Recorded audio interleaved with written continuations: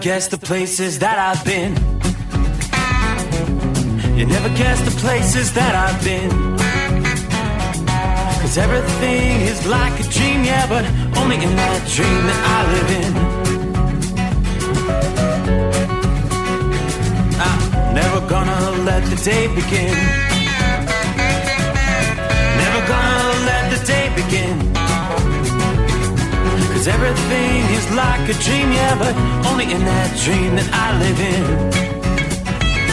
Oh, don't wake me up before you go, and I'll just make this bed my home. Oh, darling, please just let me sleep. Give me my dreams.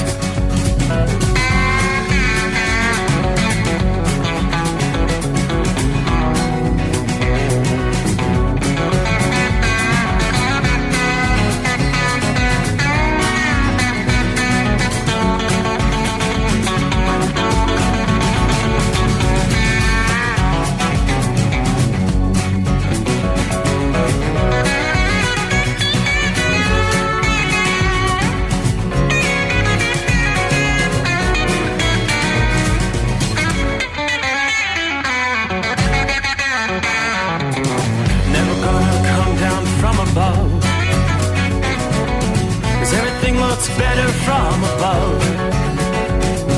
Nothing's ever as it seems, yeah, except in that world that I dream of. Never gonna lose the ones I love. Never gonna lose the ones I love. 'Cause everything is like a dream, yeah, but only in that world that I dream of. Oh, don't wake me up before you go, 'cause I can't face this day alone. Oh, darling, please just let me sleep. Give me my dreams. Give me my dreams. Give me my dreams.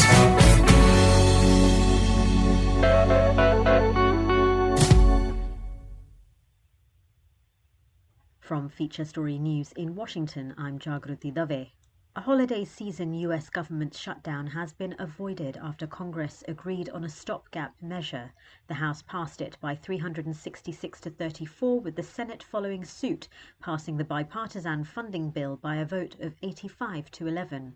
Senate Majority Leader Chuck Schumer praised the development, capping a chaotic week that saw President-elect Trump and Elon Musk cast doubt on whether an agreement could be reached. There will be no government shutdown right before Christmas. This is a good bill. It'll keep the government open. The short-term funding bill signed by President Biden includes $100 billion for disaster relief, $30 billion for farmers, and a one-year extension on the Farm Bill. It does not include Trump's demand to either raise or abolish the debt ceiling, which was not popular with many in the Republican Party. 2 US Navy pilots have been recovered after an apparent friendly fire incident over the Red Sea. US forces were engaged in strikes against Yemen's Houthi rebels. We get more from Scott Carr. Central Command says the pilot's FA-18 Super Hornet jet had just taken off from the USS Harry S. Truman aircraft carrier early Sunday when it was fired upon with a guided cruise missile from the USS Gettysburg. No explanation was given. Officials say both pilots were able to safely eject, with only one of them sustaining minor injuries. An investigation is underway. I'm Scott Carr in Washington. Homeland Security Secretary Alejandro Mayorkas is concerned about online rhetoric following the killing of United Healthcare CEO Brian Thompson. Appearing on CBS's Face the Nation, Mayorkas said his agency is watching the outpouring of support on social media for Thompson's alleged assassin. It speaks of what is really bubbling here in this country, and unfortunately, we see that manifested in violence. Luigi Mangione is accused of gunning down Thompson on the morning of December the 4th in New York City. He was arrested less than a week later with a manifesto that appears to express anger at the private health insurance industry for denying patients life-saving medical care. US Senator Ben Cardin says the country needs tougher regulations on drone flying within its borders. In an interview on Fox News Sunday, the Maryland Democrat indicated concerns over recent drone sightings across the US are being overblown. Well, in regards to the recent observations, we've been informed that there's no threat against our country. He added there are already a massive number of private drones that fly around the US at any given time, along with planes that some concerned residents have misidentified as drones. From bureaus worldwide, this is FSN. With FSN Spotlight, I'm Simon Marks, spending this week casting a gaze into our 2025 crystal ball with the help of the New York Times chief diplomatic correspondent Steve Erlinger. One of the most seasoned and nuanced observers globally, he's been talking to America's Council on Foreign Relations about the issues he will be watching over the next 12 months. October 7th, when Hamas went and invaded Israel, was like the fall of the wall in 1989. It was completely unexpected. Today, Israel and Gaza. Hamas, as we know, is devastated, but what next in Gaza? The war is pretty much over there, but Israel has failed to produce the political conclusion that would let them leave. And I'm not sure they want to leave. Iran is looking quite naked. Trump wouldn't join an Israeli attack on Iran's nuclear program, but he might sanction it. And also, he might not bother too much if Israel moves to annex more parts of the West Bank, like the Jordan Valley. So there's a lot to play for and a lot of uncertainty, but there's no question that Israel is, to some degree, setting the agenda now, and Iran is very much weakened. Tomorrow, Turkey, a huge beneficiary of the collapse of the regime of Syrian dictator Bashar al-Assad. With FSN Spotlight, I'm Simon Marks. The main headlines again. A holiday season US government shutdown has been avoided after Congress agreed on a stopgap measure. 2 US Navy pilots have been recovered after an apparent friendly fire incident over the Red Sea. And Homeland Security Secretary Alejandro Mayorkas is concerned about online rhetoric following the killing of United Healthcare CEO Brian Thompson. And that is the latest from Feature Story News. I'm Jagruti Dave in Washington. It's coming. Crisp fall mornings turn bitter cold.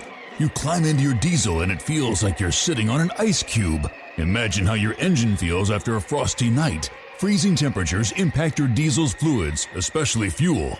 As the temperatures drop, water that is emulsified within your fuel is released, adding more water into your system. Frozen water in your fuel lines, filter, or bowl will simply slow the flow, or worse, stop the flow of fuel in your system. No fuel flow, no start. Get prepared now for the cold that is coming. Hot Shot Secret Diesel Winter Anti-Gel is a premium fuel additive that lowers your fuel's pour point to minus 65 degrees. If it's that cold out, you shouldn't be on the road. You ought to be at home in front of the fireplace. Hot Shot Secret Diesel Winter Anti-Gel Premium Fuel Additive. Available now online at HotShotSecret.com. Hot Shot Secret. Powered by science. Another dark night on the interstate. Another 100 miles in the pouring rain. These are worth all the time I've spent away. Another dark night on the interstate.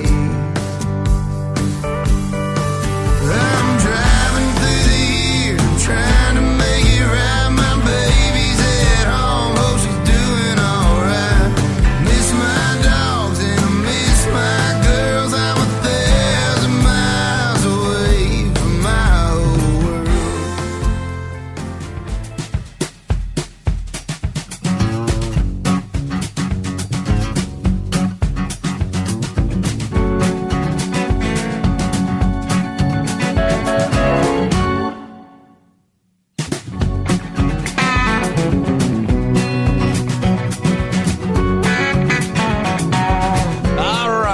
microphone. I do believe it's time to close out the weekend.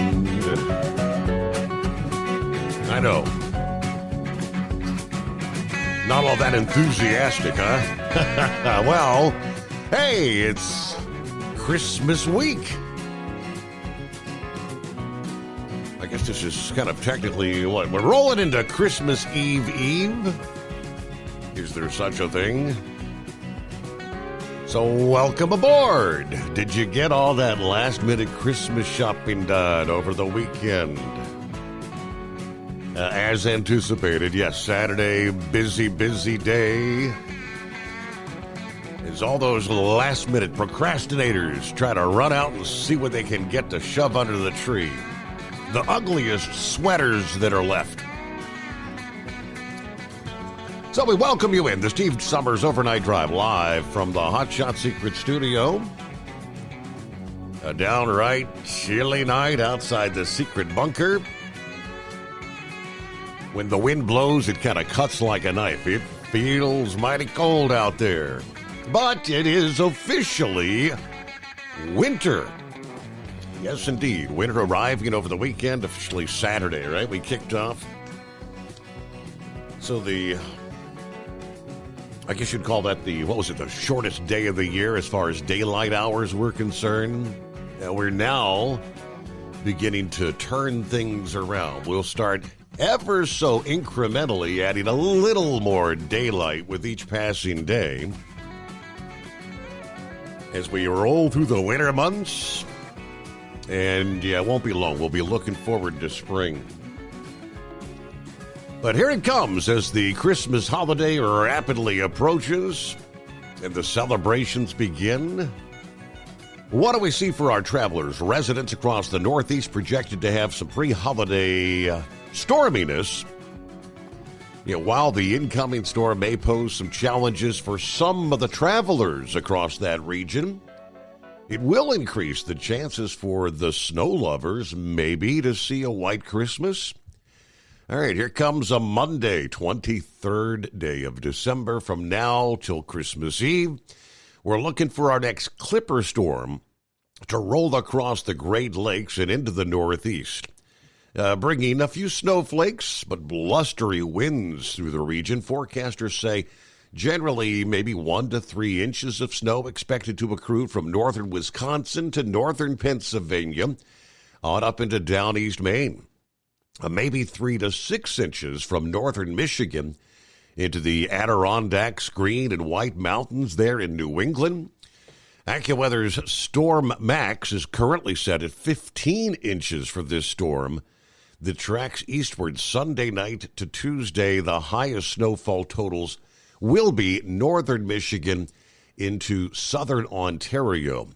Now, along the southern flank of the storm, in parts of the Ohio Valley, maybe a few wet snowflakes to mix in with the raindrops before changing over to plain old rain and showers further south. Cities like Chicago, you'll probably see maybe a mix of snow, sleet, and some freezing rain overnight into your Monday morning. As the storm advances east into the Detroit area, some rain and snow mixing in south of the city Monday afternoon. That'll change over to snow flurries Monday evening as the temperatures drop. When the precipitation begins, there also may be some ice in the Detroit area. The commuters in the region, be aware, weather aware. Watch for slick conditions, particularly on the elevated surfaces, the bridges and overpasses. The wind gusts begin to ramp up overnight tonight across the Midwest as that storm tracks from the Front Range through the Midwest, gusts ranging 30 to 40 miles per hour. You combine that with the low temperatures in the 20s and 30s. Wind chills are going to be in the teens. On into the day, Monday, a quick moving storm will continue to produce cold, blustery winds across the southern Great Lakes and the Ohio Valley, as that main piece of energy pushes from Wisconsin into Michigan. In general, similar wind gusts expected across portions of the Ohio Valley, all the way over into western New York for your Monday. Looks like Tuesday, Christmas Eve, offshore breezes will be less intense and confined to the Interstate 95 corridor, including the coastal regions from Maine down to Maryland. Now, this clipper eventually departs on Christmas Eve, moving offshore from coastal New England throughout the daytime hours on Christmas Eve. Any lingering snow showers for parts of Pennsylvania, New York, and northern New England will gradually come to an end in the afternoon and the evening hours as some of the Christmas Eve festivities really start to ramp up. Behind the storm, high pressure builds southward out of Canada over the northeast, promoting largely dry weather from the Ohio Valley through most or all of the New England locations by late Christmas Eve. Much of the interior northeast will still have cloudy skies into the evening hours. On into Christmas Day or midweek, a separate storm kind of nudges northward from the Mississippi Valley to parts of the Great Lakes, while that next storm will spread mainly rain across the region. The northern fringes could expand into the cold air with the risk of rain and snow mixing in, or maybe even plain snow showers for some across Michigan or portions of Wisconsin once again. Looks like the pattern of storms advancing out of the south central states into the Midwest will continue from midweek to late week. Another storm, Thursday to Friday, may follow a similar storm track, bringing a swath of mainly rain as temperatures trend higher than we saw this weekend and on into early this week. Monday, we'll be looking at widespread highs ranging from the 40s to 50s across the southern Great Lakes and the Ohio Valley later this week. That'll be a noticeable difference from here early this week, when temperatures are only going to be in the 20s and 30s. And, of course, the winds making it feel that much colder. It looks like 23 degrees actual air temperature outside the secret bunker tonight. Mostly clear skies, but again, those winds beginning to increase. Wind chills dropping. All right, the fall and early winter pattern have been very active out west. It's helped to alleviate the drought conditions and boosted the snowpack. Yeah, the ground is becoming saturated. Forecasters warn that the continued stormy pattern, precipitation, will increase the risk of flooding and mudslides as we roll into Christmas week. Another series of storms coming in out west. Ah, yes, and millions of people preparing for that journey over the river and through the woods. Off to grandmother's house we go, right? It is 844-844-3388 as we turn the page on the calendar, 23rd day of December. And hello to Philly Dan.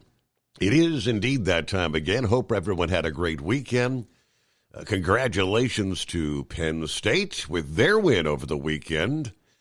Meanwhile, the Eagles losing due to the quarterback getting hurt, but it was a good game.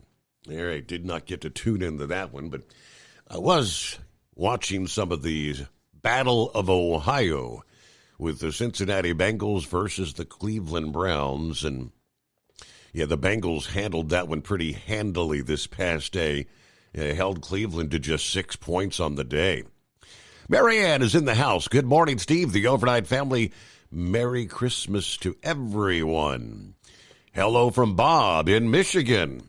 Rockpick, good morning. Steve, truckers, third shift workers, and wise old night owls. Right now at the Rochester Airport, a few clouds, 2 degrees. Yes, like 1, 2.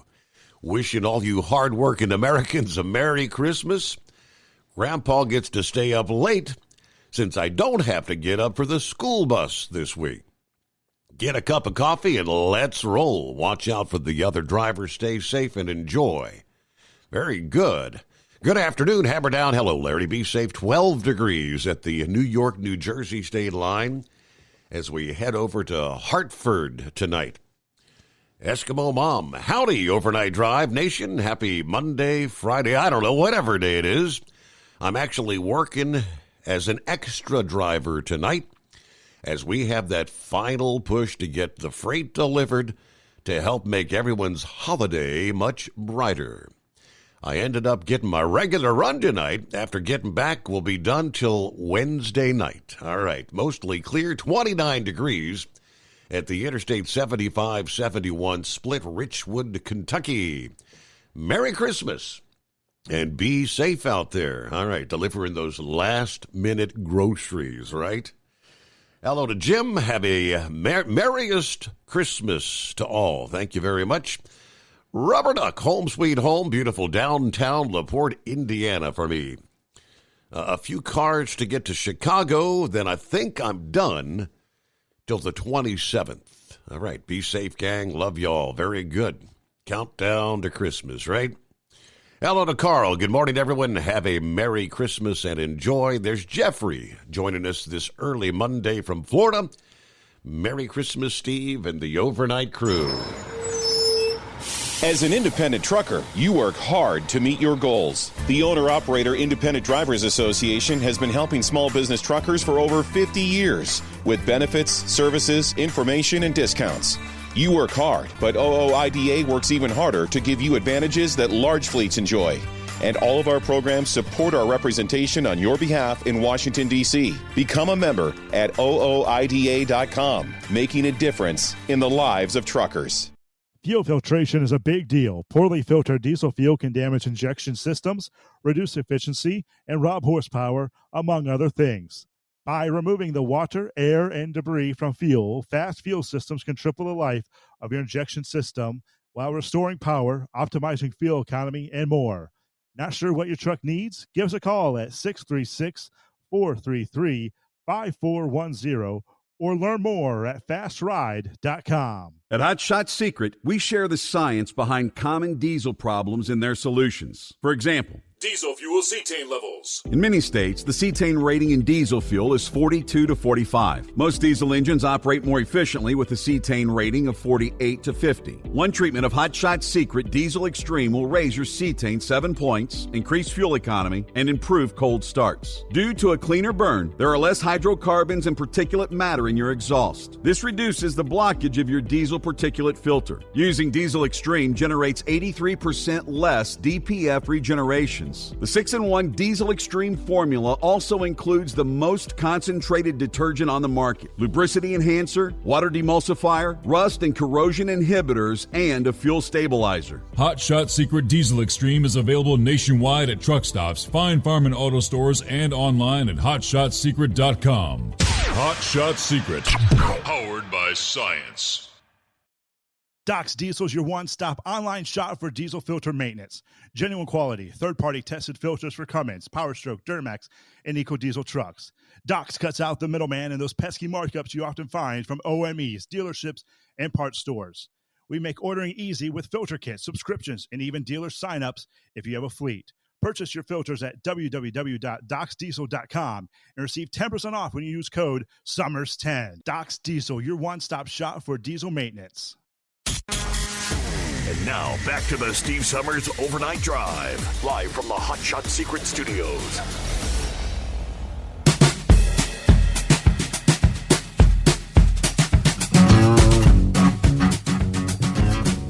Well, even though it is Christmas Eve, I suppose it's actually... Happy greatest day of the week. right on cue. Well,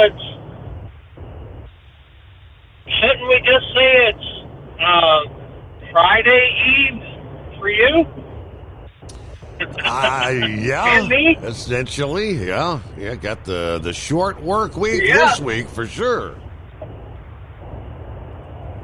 Yeah, only thing is I got to be back Thursday night, too. Of course, do the same schedule for next week. So, do you get your shopping done, or are you still procrastinating? I think we're good to go. We'll call it a done deal. Calling it done, huh? Yep. Well, I'm back into my long pants. It's supposed to be like 34 degrees when I get up there to Valdosta tonight. Really? Kind of chilly, yep. So, back to the long pants. went golfing today. That was pretty good. You don't get out to the disc golf anymore, do you? I do not. I have not. I don't know. It's hell getting old, Captain Ron. It's just. Yeah, I know. I hear you. But at least on the golf course, you can tee off from the seniors' tees. That's true. I don't think they have that for disc golf. Do they? Some places, some do. They do, yeah. Most, okay. most not though. Mostly don't. So, have you seen any of the Christmas map yet for White Christmas? I have not. Traditionally, less than 50% of the country would actually see a so-called White Christmas. Yeah, I was just kind of wondering what that was looking like. Did you see any football? I did see some football. I got to see the Bengals and the Browns this past day. Yeah, I didn't get to see any today. I was golfing and then had to sleep. Well, those college games Saturdays weren't too great, I didn't think. Well, Big Ed, the prognosticator of prognosticators, had a good weekend. He was perfect pick on the playoff games. Yeah, that's good for him. It just seemed like the other teams didn't show up. Like, I don't know, somebody stole their uniforms or something and played. Yeah. I don't know. I was kind of disappointed with the games, but maybe that's the way it's supposed to be. All right, well, I don't have much else to say for the 10 or 12 of us that's out here working tonight. Yeah, the numbers I think it's going to be slim picking. Numbers are definitely down. I could see, we're maybe half of where we would normally be with people on the app. Right. Well, if I can think of something, I'll give you a call back later. Get Big Ed on here to give us a real football report. Absolutely. Well, all right. Enjoy Thanks for taking my call. Enjoy your greatest day of the week. All right. Historical chances for a white Christmas. It's one of the big questions every year this time. The National Weather Service kind of created a historical data map from the National Climate Data Center. And it kind of depicts the normal chance or probability of a white Christmas. 3 decades of white Christmases over the entire country. And typically your areas, obviously the Mountain West, the higher elevations there in Montana, Idaho, Wyoming, on down into Colorado and Utah, the Sierra Nevada there in California. Yeah, otherwise it's really confined kind of to the northern tier of the country, the Dakotas, Wisconsin, Minnesota. Yeah, sometimes Iowa's kind of 50-50-ish, maybe on and off, but through the heart of the country and on to the east, more likely it's the higher elevations over portions of West Virginia and southwestern Pennsylvania. And then obviously central and upstate New York on up into New England. Your best probabilities of a white Christmas, and I think that's pretty much, technically they say you have to have 1 inch of snow on the ground for it to officially be considered a white Christmas. And we're not going to see that. We're not going to have any snow on the ground. It's going to be more of a rain, if anything, kind of Christmas. Soggy kind of conditions with those storms we were talking about this week. All right, rolling toward news break. Uber Ed. Ed, I got your email earlier. He's got some news to share with us. I'm not sure what happened, but not the best of news. For those maybe dreaming of striking it rich this Christmas, right on cue, the Mega Millions jackpot is approaching the $1 billion mark. It's up to $944 million, as there was no winner in Friday's drawing. The last jackpot win was all the way back on September 10, so we will have a Christmas Eve drawing. I mean, literally rolling right into Christmas Day, Tuesday night at 11 p.m. Eastern Time. Tuesday's drawing has ballooned from $862 million to now $944. Some lucky winner, if there is one, could choose to receive the lump sum, which would be $429.4 million. I think that would make for a Merry Christmas. Or you could do the annualized payments. According to CNN, December has been a lucky month for Mega Millions players over the years. We tend to see the sales go up during the holidays, according to the lead director of Mega Millions. Yeah, there's not really a product on the market for $2 out there that gives you the opportunity through the course of a few days to just kind of imagine and dream what it would be like to win that sum of money. It's just so much fun. People like to think about, especially around the holidays when there's already kind of a sense of magic in the air. 944 million Christmas Eve drawing. From Feature Story News in Washington, I'm Jagruti Dave.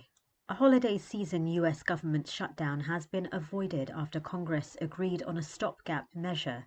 The House passed it by 366 to 34, with the Senate following suit, passing the bipartisan funding bill by a vote of 85 to 11.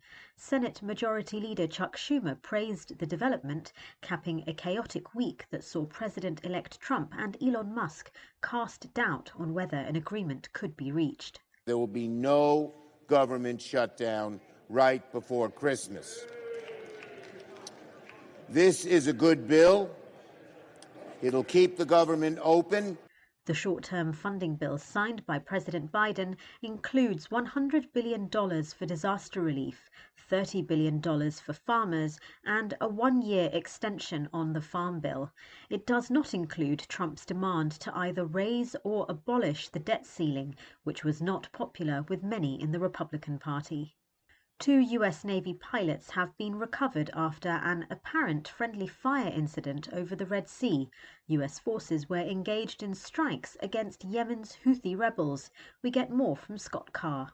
Central Command says the pilot's FA-18 Super Hornet jet had just taken off from the USS Harry S. Truman aircraft carrier early Sunday when it was fired upon with a guided cruise missile from the USS Gettysburg. No explanation was given. Officials say both pilots were able to safely eject, with only one of them sustaining minor injuries. An investigation is underway. I'm Scott Carr in Washington.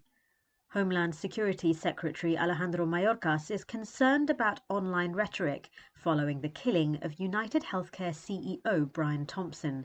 Appearing on CBS's Face the Nation, Mayorkas said his agency is watching the outpouring of support on social media for Thompson's alleged assassin.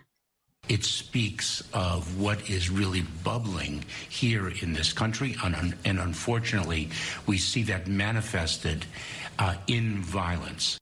Luigi Mangione is accused of gunning down Thompson on the morning of December the 4th in New York City. He was arrested less than a week later with a manifesto that appears to express anger at the private health insurance industry for denying patients life-saving medical care. US Senator Ben Cardin says the country needs tougher regulations on drone flying within its borders. In an interview on Fox News Sunday, the Maryland Democrat indicated concerns over recent drone sightings across the US are being overblown. Well, in regards to the recent observations, we've been informed that there's no threat against our country. He added there are already a massive number of private drones that fly around the US at any given time, along with planes that some concerned residents have misidentified as drones. From bureaus worldwide, this is FSN. Increase fuel economy up to 7.9% with Hot Shot Secret Gasoline Extreme, the solution to maximize your engine's performance and fuel economy. Whether you're driving a sports car or a daily commuter, Gasoline Extreme is specially formulated with PEA to deep clean. Don't settle for an average driving experience. Upgrade to Hot Shot Secret Gasoline Extreme and go further on each tank. Order now on Amazon or HotShotSecret.com. Hot Shot Secret, powered by science. At Hot Shot Secret, we share the science behind common diesel problems. For example, Ultra-low sulfur fuels. Fuel has two purposes, combustion and lubrication. Ultra-low sulfur fuels have diminished the fuel's ability to lubricate. Hot Shot Secret Everyday Diesel Treatment with LX4 restores lubricity, protects your engine, and optimizes performance. Everyday diesel treatment is available at truck stops, Tractor Supply, O'Reilly's Auto Parts, and online at HotShotSecret.com. Hot Shot Secret, powered by science. Building relationships with their team drivers and customers still matter at IBI Security Transport. Since 1966, IBI and its team of drivers have been leaders and innovators in providing white glove service to its exclusive client base for transporting high-value freight safely and securely. Much of the IBI staff have driven trucks, so they understand both the customers' and drivers' needs. If you're seeking a career that values you as a person, not just a number, and offers great benefits and good home time, then IBI is the place for you. Call 800-582-5912 to discover why we are the leaders in team freight and start building a relationship with you. Attention all truckers, are you ready to own your own truck? Lone Mountain Truck Leasing makes it easy. Our lease-to-own program puts you in the driver's seat. Our inventory is always changing, and we have a variety of rigs, including Kenworths, Freightliners, automatics, and manuals. Once you make your last payment, the truck is yours. No interest, no balloons, and no buyouts. Take the first steps towards independence and financial freedom. Visit LoneMountainTruck.com or call 866-944-0383.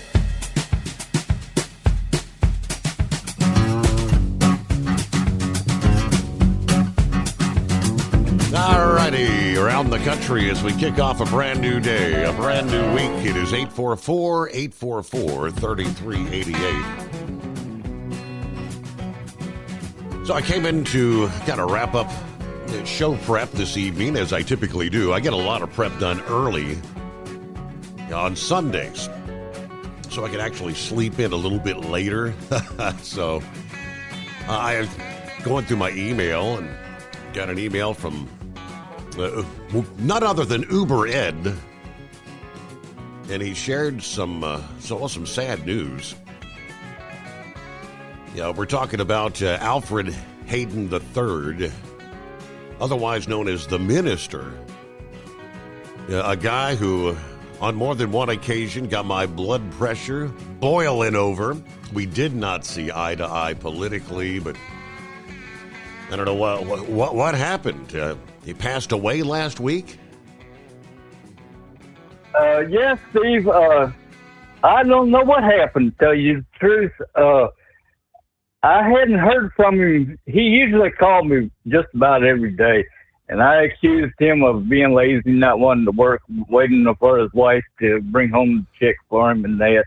And I knew he was in bad health, but I didn't know he was really in that bad of health. Yeah. And I was sitting here Friday at home, and I got a text message from his phone, and they sent me that thing that I sent you with the obituary, and it said it's from his wife. And I didn't really realize it until I read it again, and I seen where his wife said he had passed away. And because I tried to call him Friday, because I hadn't heard from him in about 3 or 4 days, and it just went straight to his voicemail. So I figured he was mad because me and him had argued about Trump and that. Right. And so I just go by, and then I got that from his wife. And the first one I texted was Brother Rambler about it. Brother Rambler found out he passed away in Little Rock. So he was on the truck. Wow. And the the visitation is going to be Friday.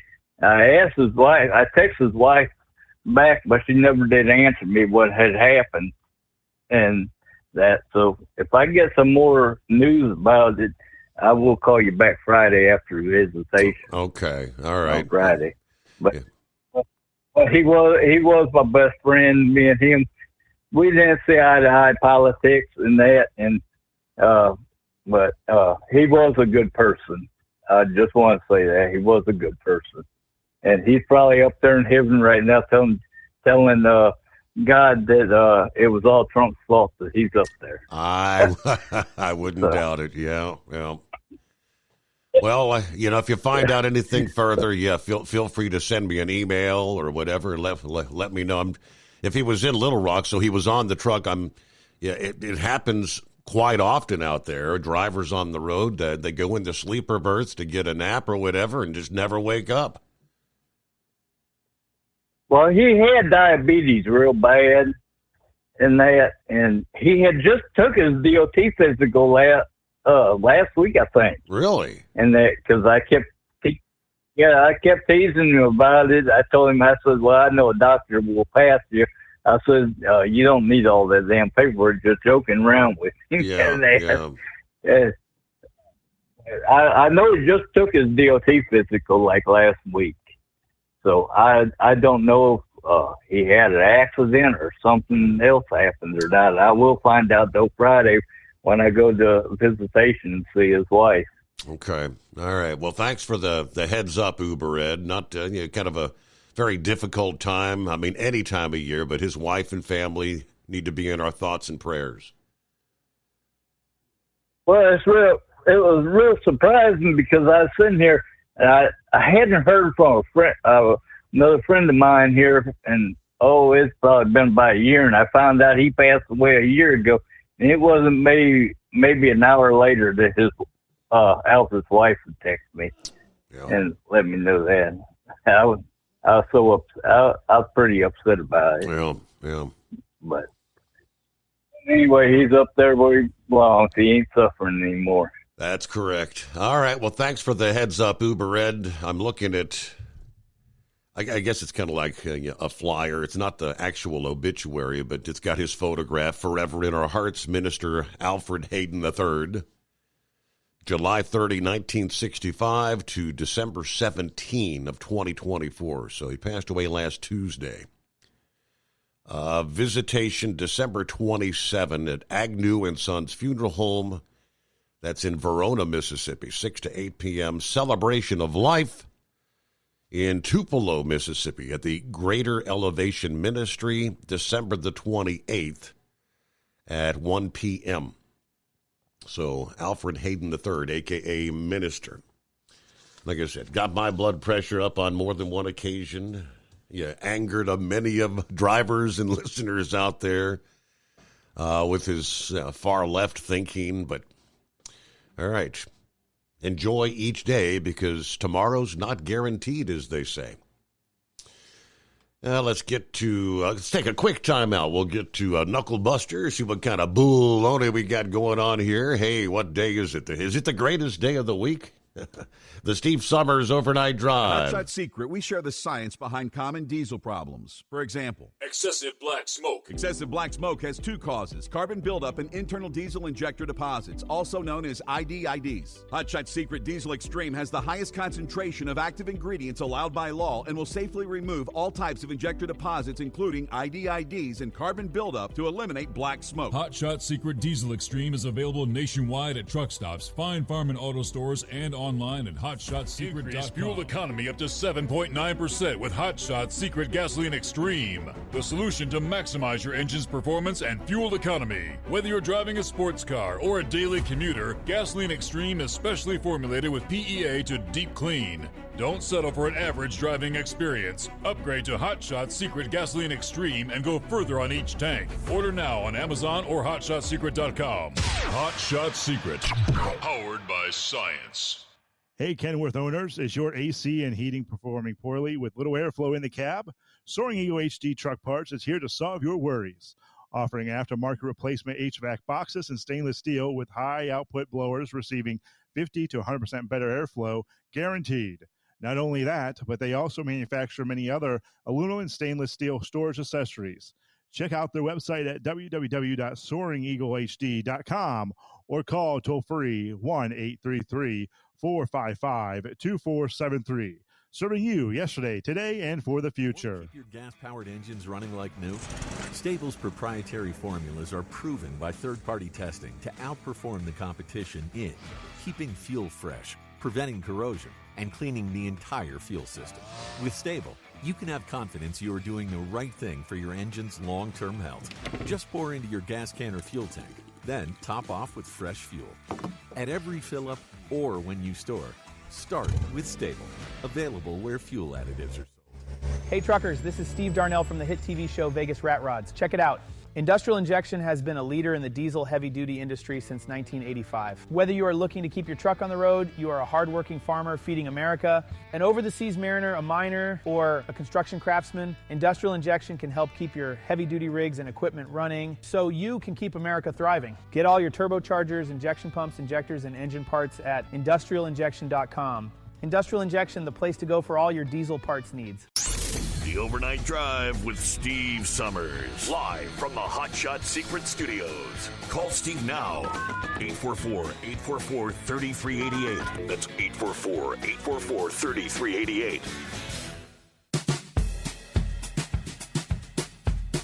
All righty, we settle in for a brand new day. Christmas week is upon us. Knuckle Buster, good morning. Yes, it is. Morning, Mr. Steve Summers. Well, all I can say is rest in peace, Minister. This is pure satire, Steve. ESPN has reported after Tennessee Volunteers' embarrassing loss to Ohio State, Tennessee mascot Smokey, a blue-tick coonhound, has entered the transfer portal. There you go. Yeah. Well, I got some trivia for you. This is the only team to play in the Super Bowl prior to Neil Armstrong's walk on the moon that has not been back to the big game since then. Who do you think it is, Steve? I'll give you a hint of who it's not. It's not the Packers, not the Colts, not the Raiders, and not the Chiefs. I heard something over the weekend. I think I heard somebody sharing that. Was it the Jets? Yeah, that's it. And they don't appear they're going to win with Aaron Rodgers either because they lost 19-9 there against the Rams there. They're only 4-11 this year. And the Bengals are not out of the playoff picture yet. They won 24-6, as you reported there. You can keep your fingers crossed and say a prayer for Joe and company. And that was one crazy touchdown pass he threw on the way to the ground. How about that? Mm-hmm. Well, let's get some bad stuff out of the way.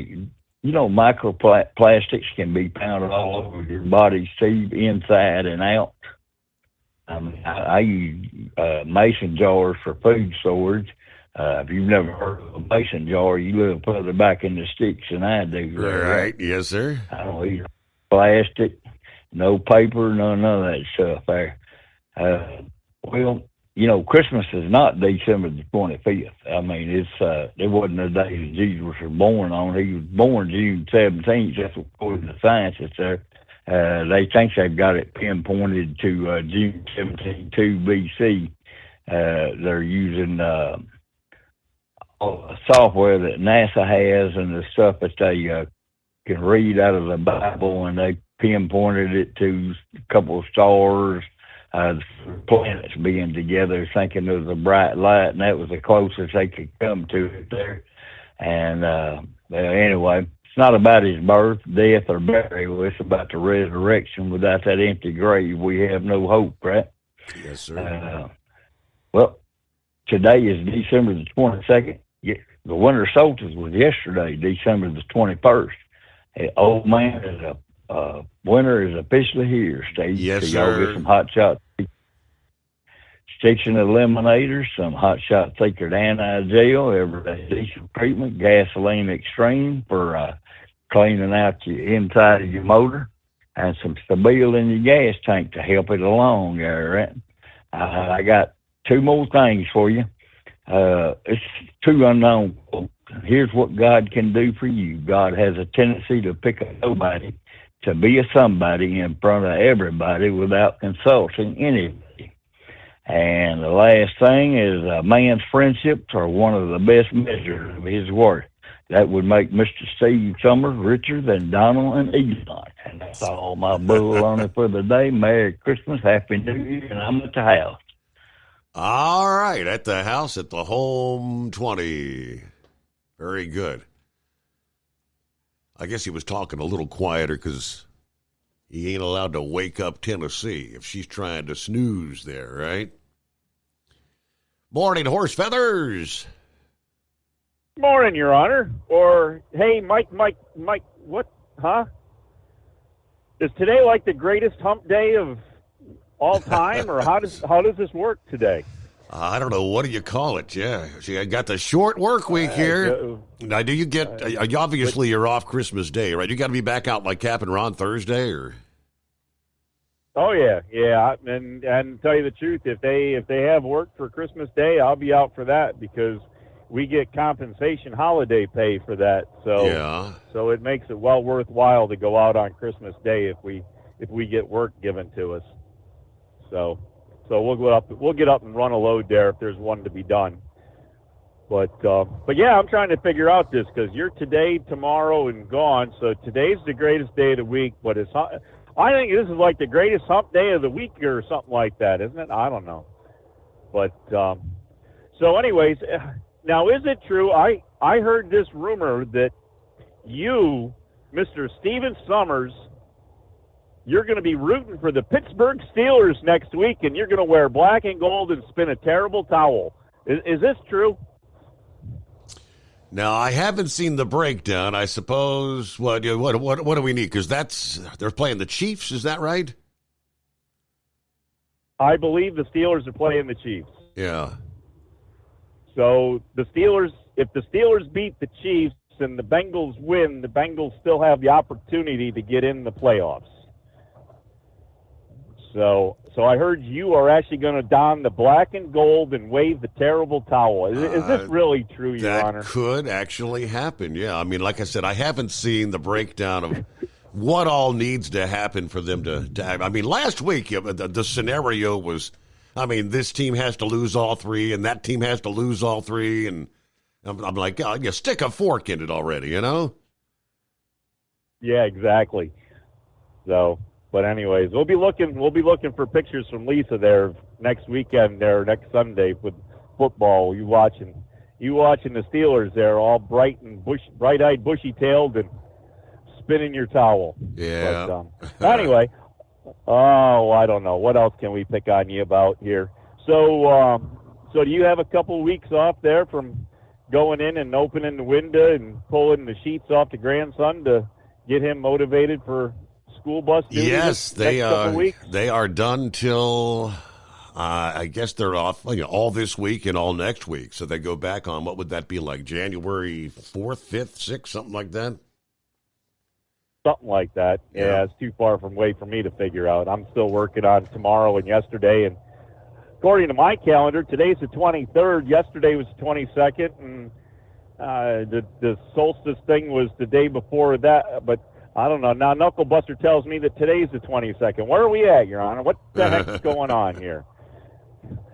Anyways, I don't know. Not a whole lot going on. I hear on your news there that one of our senators there, supposed to be your friend Ben, so he's on his way out the door. He's decided, I don't know, at the age of 198 or something, he's retiring.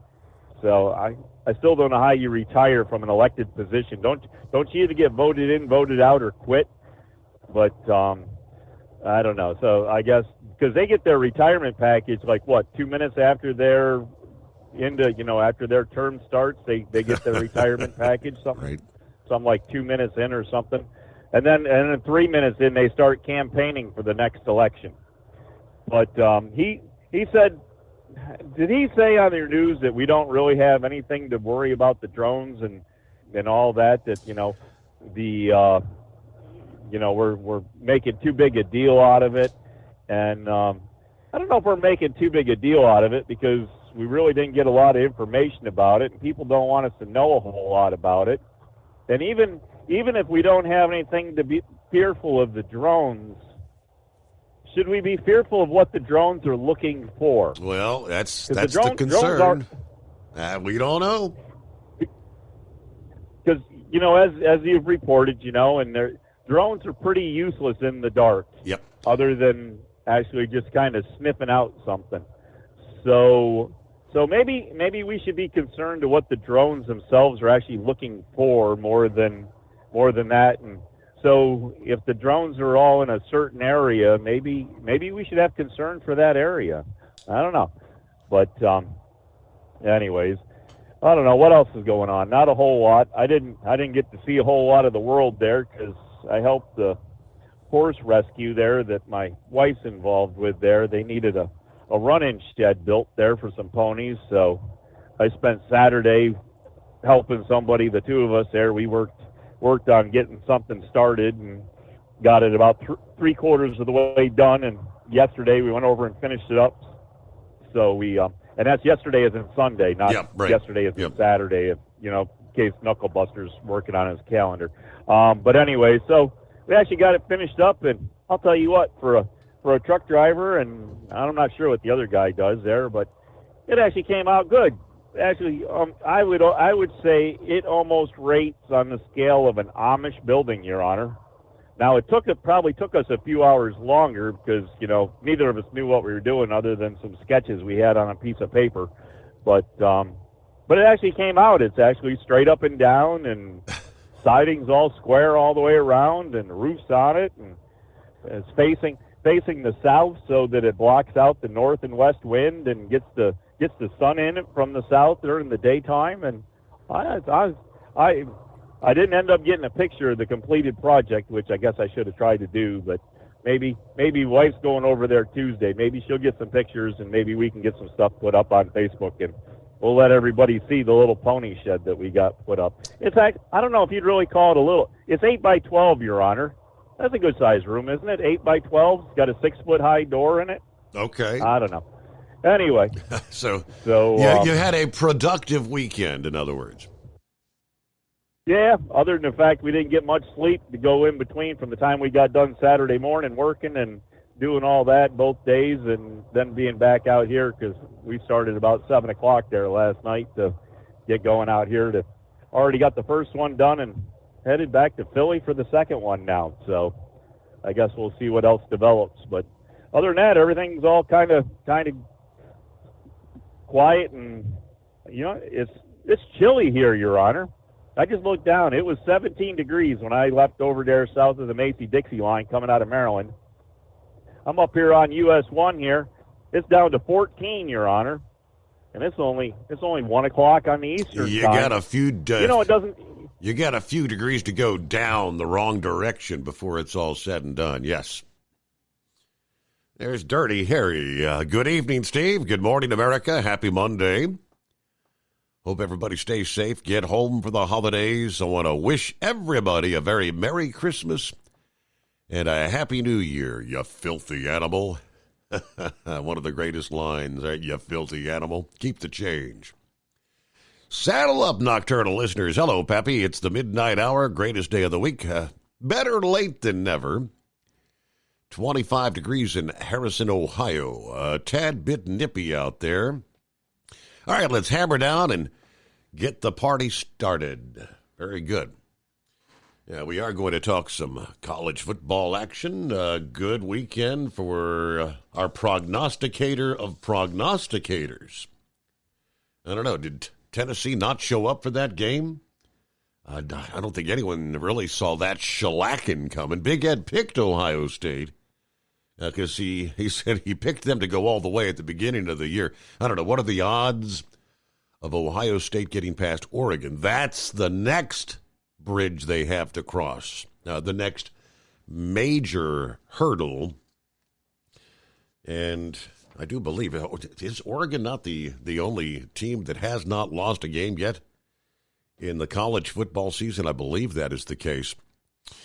All right, quickly, before we hit our news break, top of the hour, quick weather update. Looking out west with Christmas this week. More people going to be traveling by plane, train, and automobile with repeated rounds of rain and snow likely to cause people to drive more slowly and also delay airport travel. Conditions could begin to deteriorate as early as today, Monday, in cities like Seattle and Portland. Travelers immediately ahead of the Christmas holiday are going to have to contend with wet roads along much of the West Coast. From the Canadian border to California. By Monday night and through Christmas Eve and Christmas Eve night, a new storm comes ashore, and precipitation will fall, could eventually fall as far south as Los Angeles. Rain will be heaviest from Monday night to Tuesday morning across northern California, southwestern Oregon, and falling snow levels will allow rain to change to snow down to many pass levels out west. We'll return after this. Ultimate comfort on the road. That's the Bostrom difference. And why so many drivers are upgrading their seats to Bostrom seating.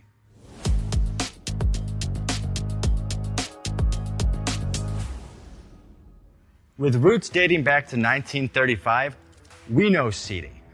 We've developed a full line of high-quality products with the right seat for your application, all made right here in the USA. From our top-of-the-line Wide Ride Plus Certa for the long-haul driver to our entry-level Baja series for the vocational driver, we provide you with the comfort you deserve at the price point you're looking for. We know you're busy. You don't have time to search every distributor and dealership for the right seat, only to find the one you want won't fit in your truck. That's why we created BostromSeating.com. It's a complete seating solution. You can build the perfect seat with the features and options you desire, and we'll help you be certain it'll fit in your cab. Once you've built the perfect seat and have the part number in hand, you can shop pricing and availability. Our Where to Buy feature allows you to pick up a seat right where you are or anywhere along the road you'll be traveling. When you install a Bostrom seat, you become part of the Bostrom family. A family that includes other drivers who recognize this is more than work. It's a ride, one that requires the next level comfort and support only Bostrom can provide. Go to BostromSeating.com to design your ride with ultimate comfort for the open road. Hands on the wheel, hands off invoicing. At Transcap, we're built for high speed and service, just like you. Our fast freight factoring helps you make more money, not chase it down, because we handle all the invoicing BS and back office work. Apply for fast funding at transcap.com/getcash. It takes just 60 seconds. Or call 888-250-TCAP. That's 888-250-TCAP. And mention Steve Summers' Overnight Drive. From Feature Story News in Hong Kong, I'm Laura Westbrook. Donald Trump has indicated he might allow TikTok to continue operating in the US following his own success on the social media platform during the election campaign. The social media app is facing a potential ban next month. Jaguti Dave reports from Washington. President-elect Trump made the comments about TikTok at a conservative event held in Phoenix, Arizona. He told the audience after seeing the large number of views his campaign had achieved on the platform, he was thinking about keeping it, quote, around for a little while. Mr. Trump didn't say how he would go about reversing the law passed by the Senate in April that would ban TikTok in the US unless it was sold by its Chinese parent company ByteDance. Congress has argued TikTok poses a national security risk and could give Beijing access to the data of America's 170 million users. TikTok has rejected these claims. Now, on January the 10th, the Supreme Court will consider whether or not the law forcing the sale of TikTok is constitutional. That's 9 days before Congress's deadline for the platform to be sold or banned. India and Kuwait have decided to upgrade their ties to a strategic partnership with a focus now on boosting trade and defence cooperation. The two leaders met on Sunday in what was the first visit by an Indian Prime Minister to Kuwait in nearly half a century. Ishan Garg reports from New Delhi. India and Kuwait have signed a new defence pact aiming to boost collaboration in supply of defence equipment, personnel training and research. The oil-rich nation of Kuwait is among India's top trading partners, and experts believe elevating ties to a strategic partnership will help build crucial momentum in this relationship. Prime Minister Narendra Modi and Amir Sheikh Mashal also discussed the ongoing conflict in the Middle East. A note from India's Ministry of External Affairs says the two leaders emphasized their shared interest in peace, security, stability and prosperity in the West Asia region. Tributes have been paid to a 9-year-old boy who was killed in an attack on a German Christmas market. Andrei Gleisner died after a car drove into a crowd of shoppers at the market in Magdeburg on Friday evening. 4 women aged between 45 and 75 also died in the attack.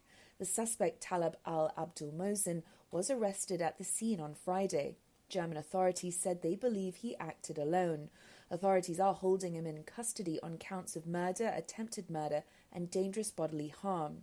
German investigators are now building a picture of the Saudi doctor who came to Germany in 2006. He began sharing advice online with other people about how to escape repressive regimes in Saudi Arabia and other Gulf states. But in recent years, he appeared to grow increasingly disgruntled with Germany and its immigration policies. From bureaus worldwide, this is FSN. With FSN Spotlight, I'm Simon Marks, spending this week casting a gaze into our 2025 crystal ball with the help of the New York Times chief diplomatic correspondent Steve Erlinger, one of the most seasoned and nuanced observers globally. He's been talking to America's Council on Foreign Relations about the issues he will be watching over the next 12 months. October 7th, when Hamas went and invaded Israel, was like the fall of the wall in 1989. It was completely unexpected. Today, Israel and Gaza. Hamas, as we know, is devastated, but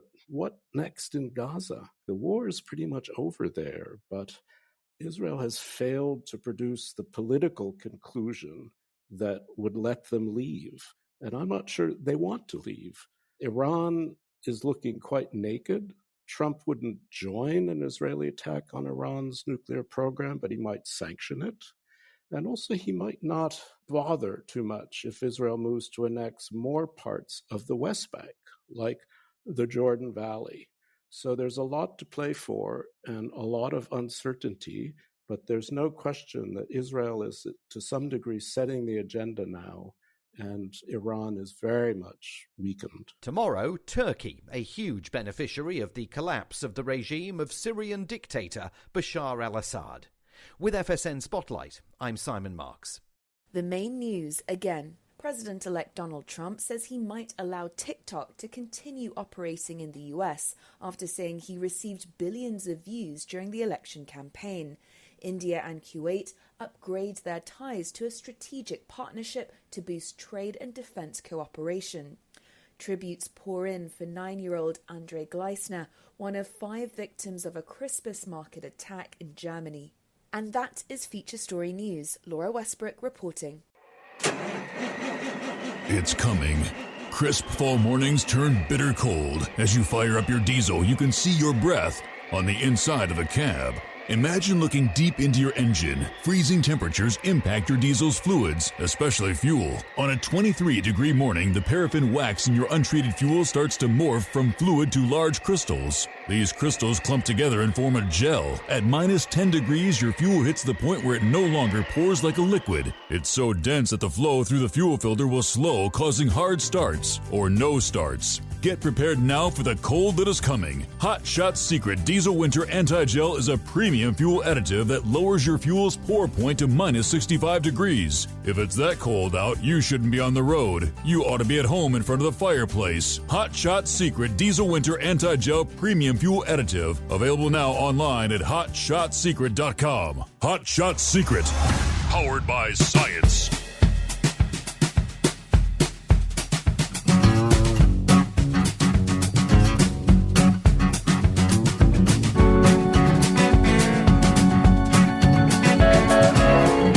Welcome back to the greatest day of the week. Christmas Eve, 23rd of December. Are you ready for Christmas? Dennis is ready for Christmas. He's on Christmas vacation. So I filled out a timesheet back in October to be off December 23rd to January the 6th. And wouldn't you know it, Dispatch sends me a load today to deliver in Chicago at 1500 hours.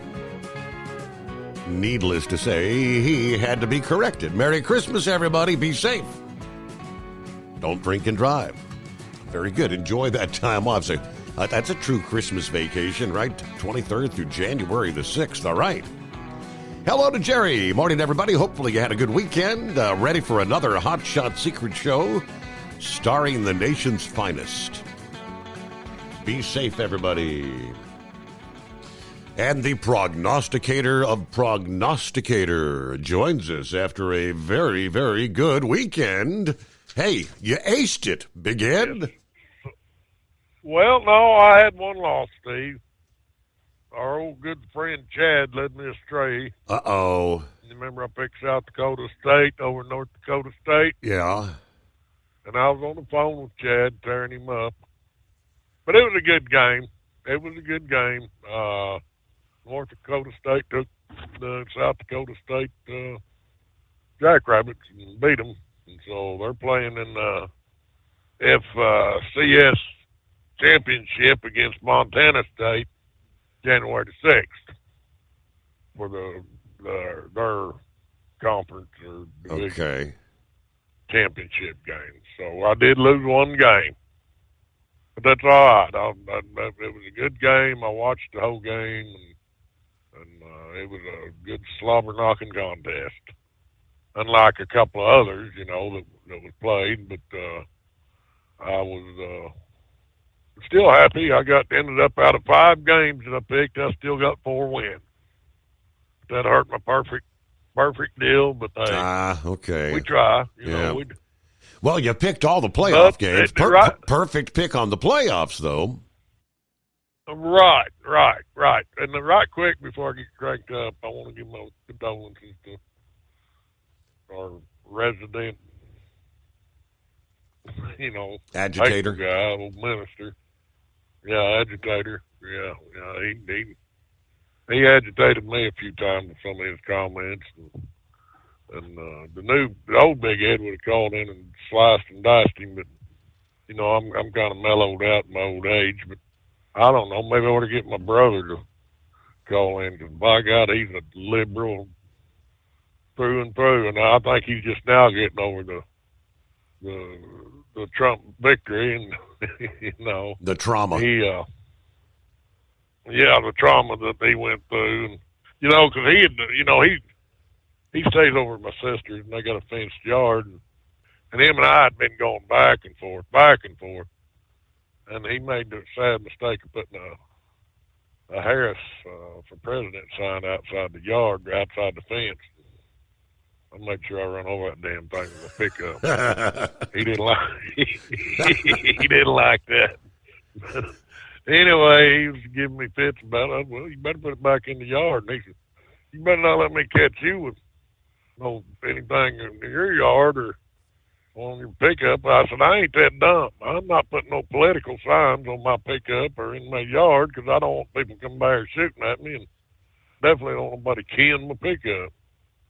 So, I don't really want to advertise who I'm leaning towards, but he's my brother, and other politics, we get along great, and we still enjoy each other's company. I got the last victory, and he's gotten over it, and now we just do our thing. We'll go out and eat or do something, and we keep politics out of the equation. And but I do want to give my condolences to, Heaton Minister was a different opinion, and that's what you want, really. You want people to have different opinions, and it's what makes the show interesting. I definitely, when I'm talking politics or anything, it's what I always say: don't attack. And it's like Uber Ed said, hey, he was a good guy. Don't attack the messenger, attack the message.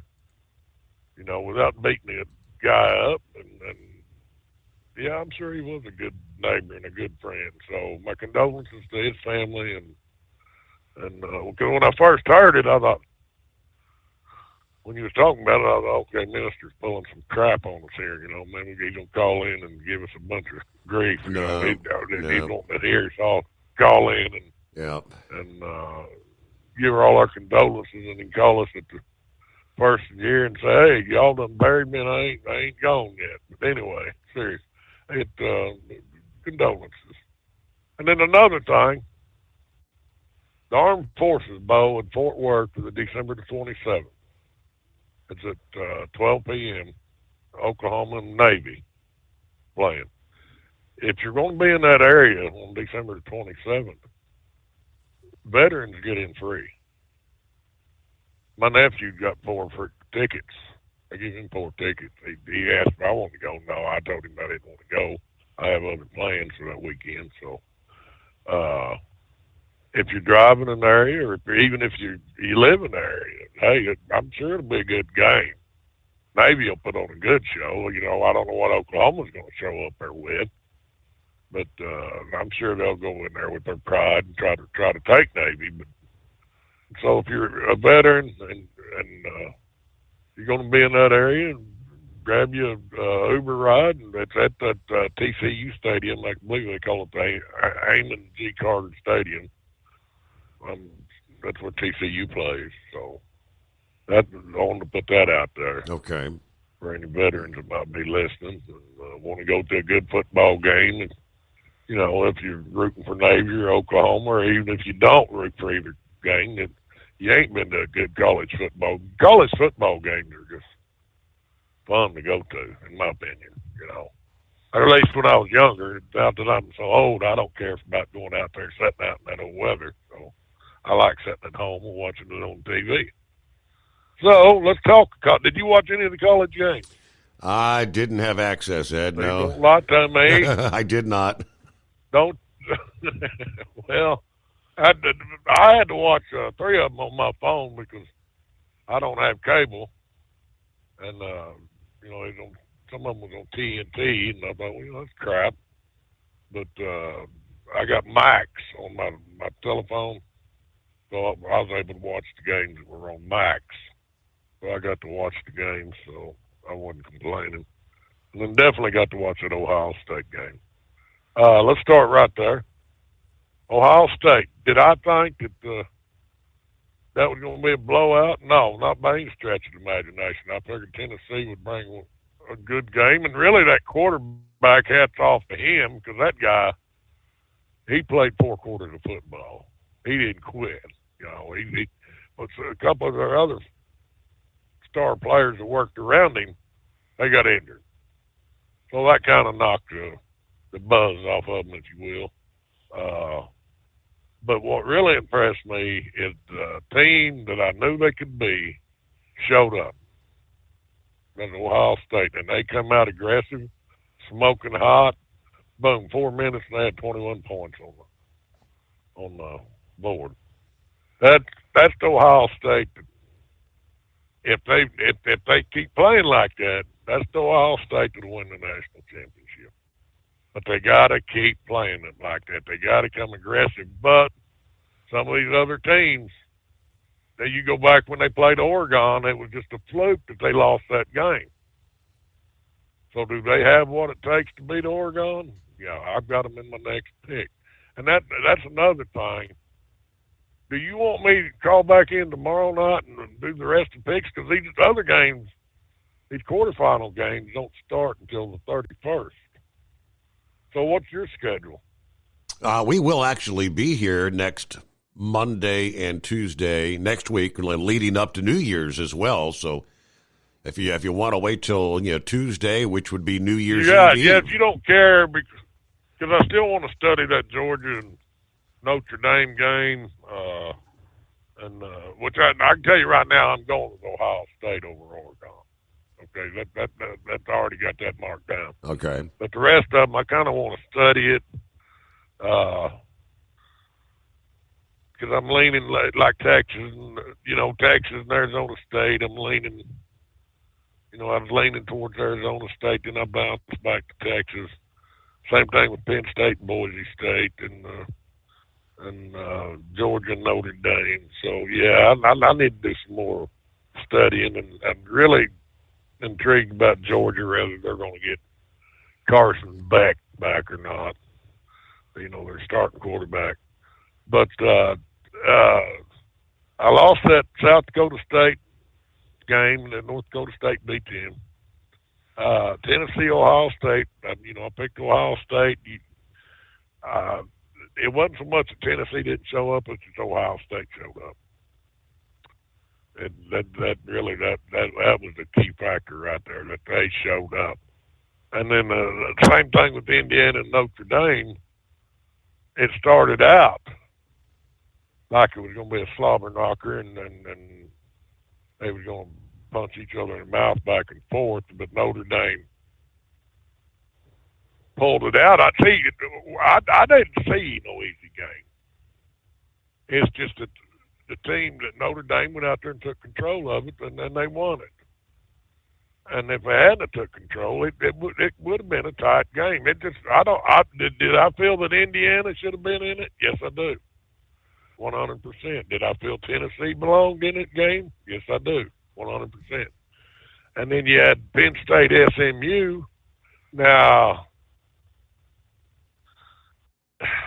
SMU, I don't know what happened there, but Penn State just, to me, they just went out there and manhandled them. Could Penn State have done that against an Ole Miss that everybody was crying around and didn't get in, or even Alabama? Yeah, I think they would have. I think they would have beat either one of those teams. But I just think SMU just they're playing up there in that cold weather, and they're not used to that cold weather. And that's a different animal when you're playing down there in nicer temperatures and you go into a cold environment. Mm-hmm. I just go back to when I played football. It's just a different animal out there when you're out there playing in that cold. So Penn State, they did what they were supposed to do. So, and I'd pick Penn State, Notre Dame, and Ohio State, and Texas. Let's talk about Texas and Clemson. Yeah, I'll save that for last. Remember our good friend Skunk Gouger? Have you talked to the Gouger about that? Yeah, he picked Clemson. No, he's hiding. Boy is hiding. He is licking his wounds. I tried to call him Saturday. He wouldn't answer. And I know he's going to say, I was duck hunting. Get out of here, you lying scoundrel. You're sitting there at your house crying in your beer, grinding his Bud Light. We'll just start calling him Bud Light Gouger from now on, Steve. Okay? Don't call him Monkey Gouger. Call him Bud Light Gouger. That right there is what I was saying. You can't pick these teams based on emotion. There was no way that Clemson was going to stack up against Texas. Just no way. And they did.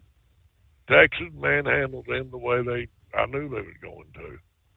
But, I ain't saying that Clemson didn't belong, because they did belong. But you got to look past the emotions of the team and look at what they bring to the table. They brought an outstanding quarterback. Klubnik, guess what? Him and Ewers, if you look at their history, they met each other in the high school playoffs out down there in Dallas. I think 2 or 3 different times.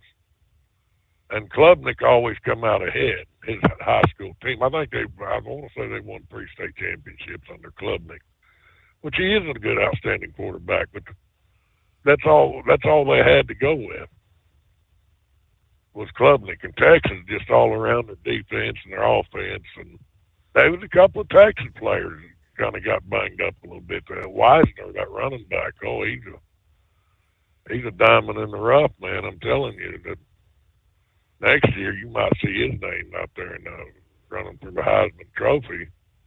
And so, but that game brought me more satisfaction of watching Texas bump around on Budweiser or Bud Light Gougers. I got to remember that Bud Light Gougers. Clemson Tigers. So when he calls there and starts crying, yeah, tell him go have a Bud Light on me.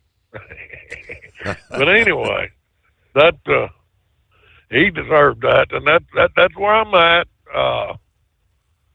So yeah, if you don't care, I'm going to wait till and you'll be back. Let's see, you're coming back when? Well, I'll be here. I'm here tomorrow night, for Tuesday morning. Then next week I'll be in Monday and Tuesday morning, just like this week. Okay, so you're going to be off once you get done tomorrow night. You're going to be off until Monday. Next Sunday, Monday. Yep.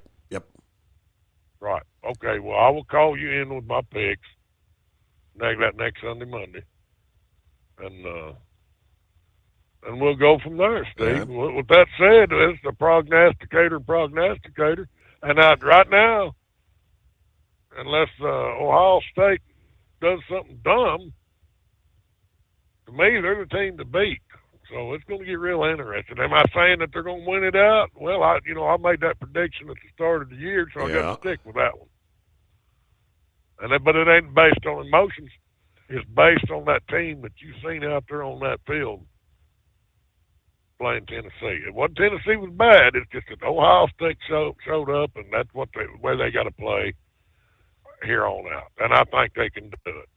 So with that said, the prognosticator and prognosticators, hey, y'all be safe. Merry Christmas to you. And I have got my last-minute shopping done, too. So God bless you, Steve. We'll talk at you later. All right. We'll chat with you. Merry Christmas, Ed. Unless he calls in tomorrow night, we won't talk till after Christmas, rolling toward the new year. What's going on, pup? Oh, not much. How are you doing tonight, Steve? I'm doing, I cannot complain. The wife's pretty much lost her voice. How excellent is that? Uh-oh. That's a perfect woman, isn't it? I didn't say that. Yeah, I did. I sent you a little video. I mean, little, like 3 or 4 second video.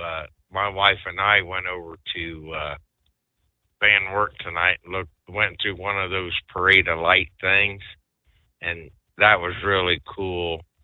But first of all, I want to tell you and your family and everybody that's listening, Merry Christmas.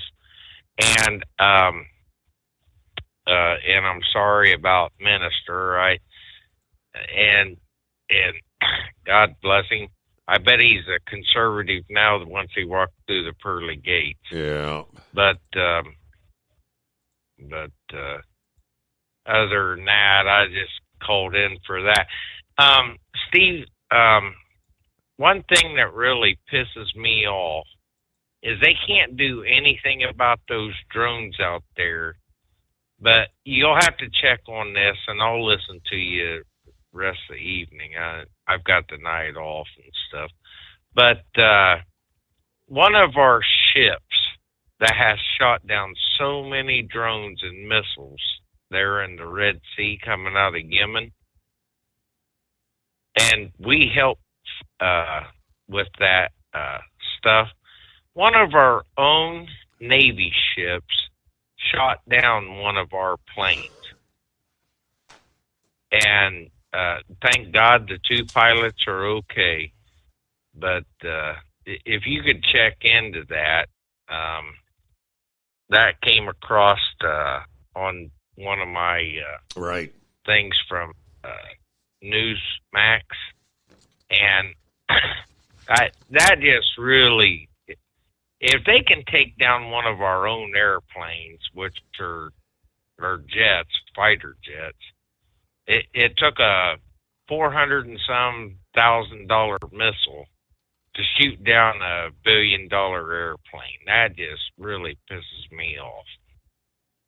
So if you could find out any more on that, I'd love to listen to it. But other than that, Steve, I wish everybody a Merry Christmas and a Happy New Year, and stay safe. Thank you very much. Bye-bye. All right, Pop, I got the I've got the full story. Yeah, at least what we know, and that was the. I'm not the military analyst. Yeah, others out there, some of you with naval experience and whatnot, may be able to shed some light, but it's described as a friendly fire incident. of, the most serious incident to threaten troops in over a year of our targeting the Houthi rebels there in Yemen. Both pilots recovered alive after ejecting. One suffered minor injuries. But this underlines just how dangerous the Red Sea corridor has become over the ongoing attacks on shipping by the Iranian-backed Houthis. Despite the U.S. and European military patrolling the area. Now, the U.S. military, they say, had conducted airstrikes targeting the Houthi rebels at the time, although the Central Command didn't elaborate on what their mission was and didn't immediately respond to questions from the AP.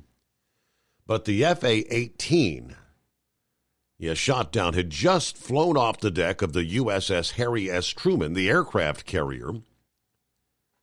And the Truman had entered the Mideast on December 15. Had not specified that the carrier and its battle group was in the Red Sea. The guided missile cruiser, the USS Gettysburg, which is part of the USS Harry S. Truman Carrier Strike Group, mistakenly fired on and hit the FA-18. Now, from the military's description, the aircraft shot down was a two-seat FA-18 Super Hornet fighter jet assigned to the Red Rippers of Strike Fighter Squadron 11 out of Naval Air Station Oceana, Virginia. Not immediately clear how the Gettysburg could mistake an FA-18 for an enemy aircraft or missile, particularly as ships in the battle group remain linked by both radar and radio communication. Hold the thought. We'll pick up there. From Feature Story News in Washington, I'm Jagruti Dave. A holiday season U.S. government shutdown has been avoided after Congress agreed on a stopgap measure. The House passed it by 366 to 34, with the Senate following suit, passing the bipartisan funding bill by a vote of 85 to 11. Senate Majority Leader Chuck Schumer praised the development, capping a chaotic week that saw President-elect Trump and Elon Musk cast doubt on whether an agreement could be reached. There will be no government shutdown right before Christmas. This is a good bill. It'll keep the government open. The short-term funding bill signed by President Biden includes $100 billion for disaster relief, $30 billion for farmers, and a one-year extension on the Farm Bill. It does not include Trump's demand to either raise or abolish the debt ceiling, which was not popular with many in the Republican Party. 2 U.S. Navy pilots have been recovered after an apparent friendly fire incident over the Red Sea. U.S. forces were engaged in strikes against Yemen's Houthi rebels. We get more from Scott Carr. Central Command says the pilot's FA-18 Super Hornet jet had just taken off from the USS Harry S. Truman aircraft carrier early Sunday when it was fired upon with a guided cruise missile from the USS Gettysburg. No explanation was given. Officials say both pilots were able to safely eject, with only one of them sustaining minor injuries. An investigation is underway. I'm Scott Carr in Washington. Homeland Security Secretary Alejandro Mayorkas is concerned about online rhetoric following the killing of United Healthcare CEO Brian Thompson. Appearing on CBS's Face the Nation, Mayorkas said his agency is watching the outpouring of support on social media for Thompson's alleged assassin. It speaks of what is really bubbling here in this country, and unfortunately, we see that manifested in violence. Luigi Mangione is accused of gunning down Thompson on the morning of December the 4th in New York City. He was arrested less than a week later with a manifesto that appears to express anger at the private health insurance industry for denying patients life-saving medical care. US Senator Ben Cardin says the country needs tougher regulations on drone flying within its borders. In an interview on Fox News Sunday, the Maryland Democrat indicated concerns over recent drone sightings across the US are being overblown. Well, in regards to the recent observations, we've been informed that there's no threat against our country. He added there are already a massive number of private drones that fly around the US at any given time, along with planes that some concerned residents have misidentified as drones. From bureaus worldwide, this is FSN.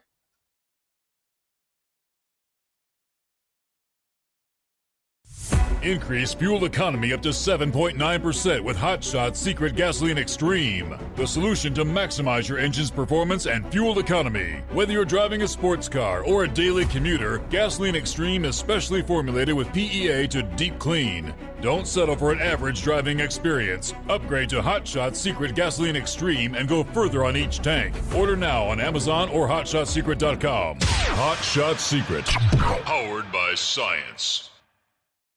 At Hot Shot Secret, we share the science behind common diesel problems. For example, ultra-low sulfur fuels. Fuel has two purposes, combustion and lubrication. Ultra-low sulfur fuels have diminished the fuel's ability to lubricate. Hot Shot Secret Everyday Diesel Treatment with LX4 restores lubricity, protects your engine, and optimizes performance. Everyday diesel treatment is available at truck stops, Tractor Supply, O'Reilly's Auto Parts, and online at HotShotSecret.com. Hot Shot Secret. Powered by science. Building relationships with their team, drivers, and customers still matter at IBI Security Transport. Since 1966, IBI and its team of drivers have been leaders and innovators in providing white glove service to its exclusive client base for transporting high-value freight safely and securely. Much of the IBI staff have driven trucks, so they understand both the customers' and drivers' needs. If you're seeking a career that values you as a person, not just a number, and offers great benefits and good home time, then IBI is the place for you. Call 800-582-5912 to discover why we are the leaders in team freight and start building a relationship with you. Attention all truckers, are you ready to own your own truck? Lone Mountain Truck Leasing makes it easy. Our lease-to-own program puts you in the driver's seat. Our inventory is always changing, and we have a variety of rigs, including Kenworths, Freightliners, automatics, and manuals.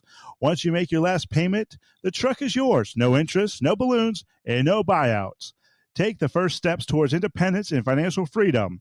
Visit LoneMountainTruck.com or call 866-944-0383.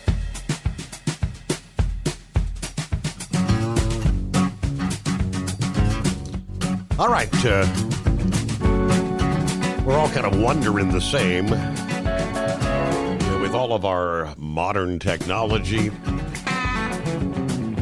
How do you mistake an FA-18 for an incoming unfriendly? That is not clear, they say. Central Command said warships and the aircraft earlier shot down multiple Houthi drones and an anti-ship cruise missile launched by the rebels. So the incoming hostile fire from the Houthis has given sailors just seconds to make decisions in the past. Now, since the Truman's arrival, the U.S. has stepped up their airstrikes targeting the Houthis and their missile fire into the Red Sea and the surrounding area, but the presence of an American warship group may spark renewed attacks from the rebels, like what the USS Dwight D. Eisenhower saw earlier this year. That deployment, they say, marked what the Navy described as the most intense combat since World War II. Now, on Saturday night and early Sunday, U.S. warplanes conducted airstrikes that shook Sana'a, the capital of Yemen, that the Houthis have been holding since 2014. Central Command described the strikes as targeting a missile storage facility and a command and control facility. The Houthi-controlled media reported strikes in both Sana'a and around the port city of Hodeidah. Didn't offer any casualty or damage information. The Sana'a strikes appeared particularly targeted at a mountainside known to be home to military installations. The Houthis later acknowledged the aircraft being shot down in the Red Sea as well.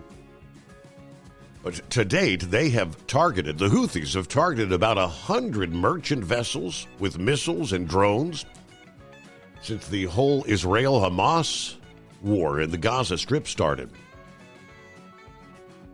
The Houthis have seized one vessel. They've sunk two in a campaign that's also killed 4 sailors.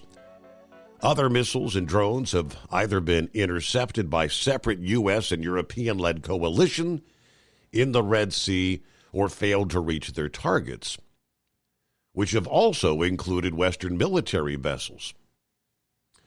The rebels maintain that they target ships that are linked to Israel, the U.S., or the U.K. for trying to force an end to Israel's campaign against Hamas. But as we know, many of the ships attacked have little or no connection to the conflict, including some that are actually bound for Iran. So obviously an inquiry is ongoing, but luckily, amazing that they were able to safely eject and be recovered. All right. Hello to Norman. Good morning. Merry Christmas, Steve, and all the listeners to the program checking in from north central Kansas. We're off duty for a few days, enjoying my time at home. There's Steve.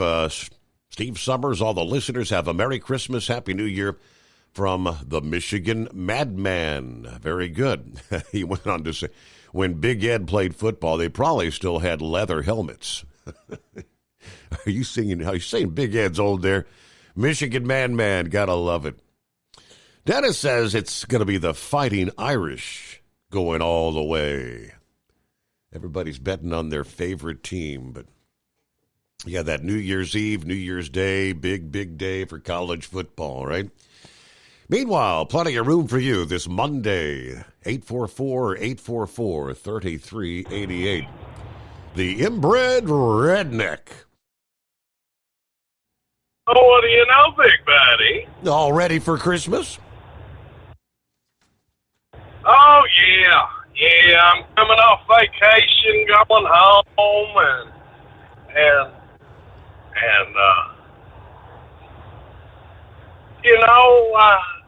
just waiting to grab up them grandchildren and throw some presents at them. You know the way it goes, buddy. Yeah. Yeah. But I've been down Florida about almost 2 months. Ever since after the election, I took off down there. I'm heading home tonight. Gonna spend me a couple weeks up in cold, snowy Kentucky, buddy. I'm hoping that you ain't made it snow so much, and kept most of that cold weather up your way, buddy. Well, I don't know. I can't say for the cold. It's going to be cold, but I think we're going to have more. Actually, we're supposed to warm up a little bit. Going to be more rain than anything else. Well, I can live with rain. I'll take what he gives us anyway. You know what I'm saying? But awful what I heard about the minister. Even if you don't agree with somebody, it doesn't mean that. Right. I mean that you hate them. You just got disagreements, And hopefully he's in a better place with no pain and misery. It's been pretty exciting the past month or two, with the election and everything, and people seem to be feeling a little bit better about the country and everything. Almost everybody you talk to is like it, buddy. But you know what? There's one thing I'm going to miss, and it sounds strange. I'm going to miss Joe Biden, buddy. Really? Yeah. You know why? If he wasn't so bad, I couldn't look so damn good. Okay. Just think about it. And old Joe Joe, he'll let anything fly over your head. I mean, he sure ain't worried about anything flying over her head. Remember the balloon that had a school bus strapped to it? All that junk, from China? Now we got the drones. Giving up equipment in Afghanistan, all kinds of good stuff like that. Joe, I'm going to miss you, buddy. It's going to be hard for me to look good in the next few years. I'll probably have to get out of politics since Joe ain't in it anymore, Yeah, I'll tell you what. Buddy, what kind of big plans you got for Christmas? You gonna hang around there and wrestle with grandchildren and drink a lot of eggnog or what? That sounds like the traditional plan, correct? Well, I hate to hear that the princess lost her voice. Buddy, what happened there? Was it like a bad accident? No, she's been dealing with the sinus infection thing, and when I laid down earlier in the day, she seemed to be fine. I get up this evening, and she can't. All she can do is whisper. Oh my God, Steve, you've got to be more attentive, buddy. You know what I do for the redneck girls, buddy? Even when I'm asleep, I set an alarm for every 30 minutes to wake up just to check on. Okay.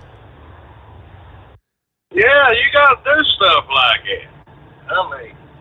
You might have a head full of gray hair afterwards, but, that's what women want. That's what they expect, yeah. You got to be careful. Go the extra mile. But, what I would do, Steve, I get me some black pepper, just like you get at the store, you put on your eggs in the morning, all that. Get some honey. And I don't think up in your neck of the woods that you probably get what I got now. You might be able to get some of that dang on moonshine. There may be a few northern Kentucky boys that make some. Mix all that together and warm it up. Give her old hot toddy, as we call it. And buddy, if that don't bring her voice back, whatever's ailing her, it's going to sweat out of her sooner or later, and it'll be back before you know it. Okay. But, yeah, the way I look at it, if you give her about a half a gallon of that stuff a day, she should be able to sing Christmas carols by Christmas. Okay. So. See how that works out. Maybe even Christmas Eve. Well, but there's some big Seeing as we got you on the line, inquiring minds would like to know, have you invested in Fartcoin? No, I seen it, but I haven't invested, buddy. I have been too busy dumping Shiba Inu. Yeah. Trying to get rid of that. But, it's been pretty exciting as far as the crypto goes. I made some money and stuff. And, made some really good investments over the years as far as that goes, while everybody else is calling me an idiot, but I think we're going into the crypto winter again, buddy. We've had our boom. Now we're going to have our bust. There'll be all kinds of cryptos come out like they usually are. That will be worth virtually nothing sooner or later, but, yeah. You got to be real careful when everything looks really, really good like it does now, I mean, you know, Bitcoin, when I checked it last on Friday, it was like 96,000. And had fallen a little bit, you know, Dogecoin and stuff like that. But I believe getting ready to go back into a crypto winter, you might see a little bump out of XRP or Ripple, whatever you want to call it, you know. I keep my eyes on that. You know, you usually have a big run with the big one, Bitcoin, and then you go into what, you know, everybody calls altcoin season, where all the coins besides coins seem to go up. And after that little altcoin rise there, it usually goes into what I call a crypto winter. And it would not surprise me in January or February to see Bitcoin down around $40,000. Really? Yeah. I mean, that's what I'm preparing for. You know, January, February, I've made my money for the next 3 or 4 years to live very comfortably. I'll put it that way. But yeah, January, February, I think it's going to be people jumping out of high rises. People wondering why they mortgaged their house by Dogecoin. Oh boy! All kinds of other stuff, buddy. Yeah, I think it's going to be bad, and people don't even realize it. But you know, it just comes with experience. I mean, it's about the third cycle of boom bust I've been through on this, and hell, you know, my first one, everybody was like, well, you know, Dogecoin will never reach a penny, and it did. So, yeah, it's crazy. It's crazy. I just tell people with any type of crypto right now, I would sell. That's my advice. Very interesting. And that's what I've been doing. Okay. So I'm almost 100% liquid. I'll put it that way. So, been a big liquidation sale. So I presume you did not get in on the ground floor with the Hawk Tuba coin.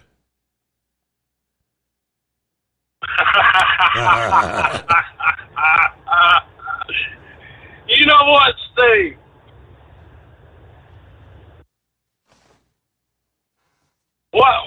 What they named the girl that they named the coin after? I tell you what, if there becomes a vacancy in the Redneck Girl lineup, I'd take her in a heartbeat. I mean, that's what the inbred redneck is looking for. Girls like that, buddy. I mean, but no, I didn't get in on. I mean, I was riding the big timers, you know. So, and as far as startups here recently, buddy, I hadn't really been focusing too much on them. I keep an eye on them. Don't get me wrong. But I wouldn't like I used to be, where I'd throw, $100 at anything coming and going just to say, yeah, I got something going, So, but yeah, that's what I'm talking about, the altcoin season, Hawk Tuba, Fartcoin and everything else. That's your altcoins. I mean, it's just far-fetched, probably worth nothing in a year's time,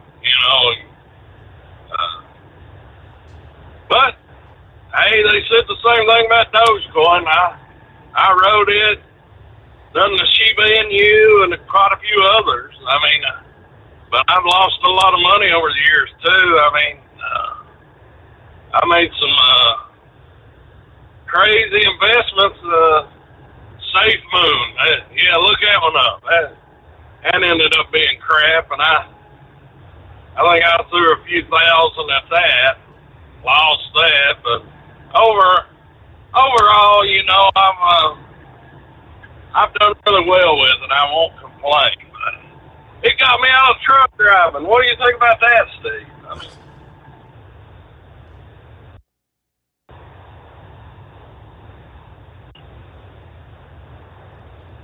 Well, Redneck, it's good to hear from you. You safe travels back to the home 20. Merry Christmas and all that good stuff. And say hello to the Redneck girls.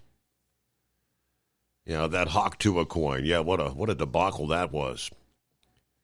That was, I mean, there's an actual inquiry going on there, and she may find herself in some legal trouble.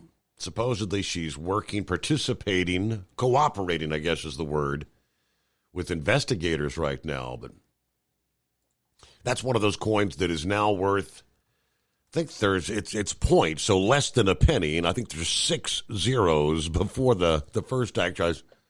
So you could buy, $1 trillion of them for a few bucks? Is that the idea? Taxes for Truckers provides full-service accounting solutions for owner-operators. Taxes for Truckers is the driver's financial co-pilot. We help independent truckers keep their taxes, filings, and bookkeeping running smoothly so they can focus on the road ahead. Drivers who want their business to run as smooth as their truck choose to partner with Taxes for Truckers for their accounting and tax filing needs. Stop overpaying taxes. Call 888-TAX-4TRK to start paying less tax today. At Hot Shot Secret, we share the science behind common diesel problems. For example, ultra-low sulfur fuels. Fuel has 2 purposes, combustion and lubrication. Ultra-low sulfur fuels have diminished the fuel's ability to lubricate. Hot Shot Secret Everyday Diesel Treatment with LX4 restores lubricity, protects your engine, and optimizes performance. Everyday Diesel Treatment is available at truck stops, Tractor Supply, O'Reilly's Auto Parts, and online at hotshotsecret.com. Hot Shot Secret, powered by science. Building relationships with their team drivers and customers still matter at IBI Security Transport. Since 1966, IBI and its team of drivers have been leaders and innovators in providing white glove service to its exclusive client base for transporting high-value freight safely and securely. Much of the IBI staff have driven trucks, so they understand both the customers' and drivers' needs. If you're seeking a career that values you as a person, not just a number, and offers great benefits and good home time, then IBI is the place for you. Call 800-582-5912 to discover why we are the leaders in team freight and start building a relationship with you. At Hot Shot Secret, we share the science behind common diesel problems. For example, fuel additives. The purpose behind most fuel additives is to impact performance of your diesel or provide protection to your fuel system. Hot Shot Secret Everyday Diesel Treatment provides both performance enhancement and protection with 6 key components. This fully formulated premium fuel treatment includes the performance-enhancing cetane boost, injector cleaner, and LX4 lubrication, as well as protection against water with a demulsifier and rust inhibitor, plus a stabilizer that minimizes fuel filter clogs. Everyday Diesel Treatment delivers a 6-in-1 premium fuel treatment for every fill-up, every time. Everyday Diesel Treatment is available at truck stops, Tractor Supply, O'Reilly's Auto Parts, and online at hotshotsecret.com. Hot Shot Secret, powered by science.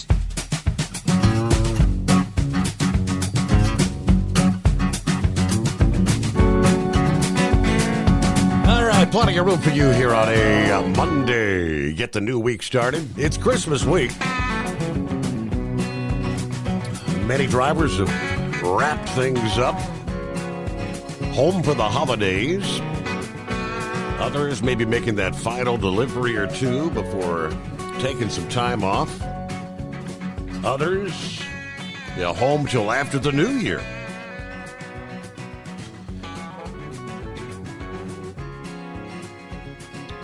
Real quick before we hit news break, top of the hour, road conditions in Wisconsin, according to the report, will be categorized differently to better reflect current conditions this winter, according to the Wisconsin Department of Transportation.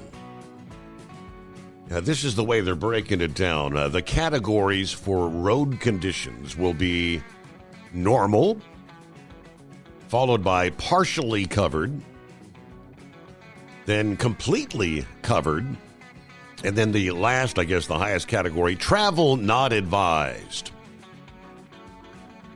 All right, state transportation officials said these classifications will make it easier for motorists to remain informed. We continually look for ways to enhance our 511 Wisconsin Travel Information Service as we prepare for another winter season.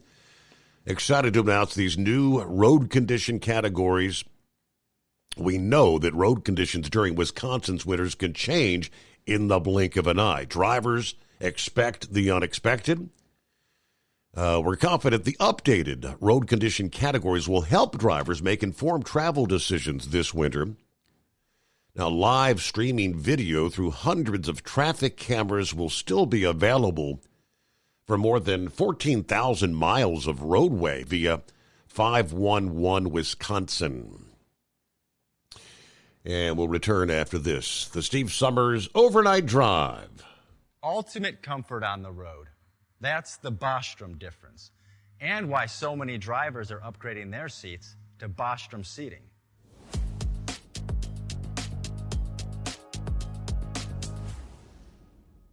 With roots dating back to 1935, we know seating.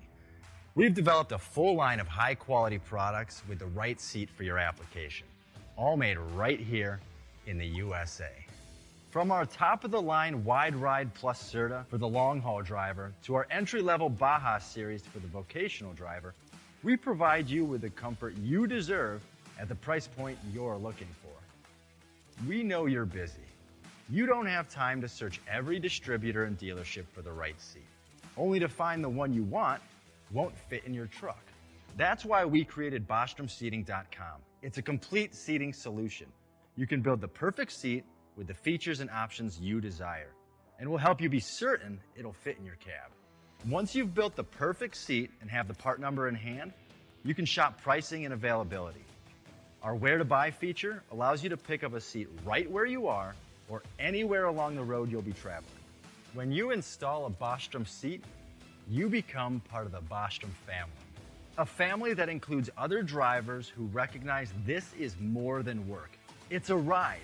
One that requires the next level comfort and support only Bostrom can provide.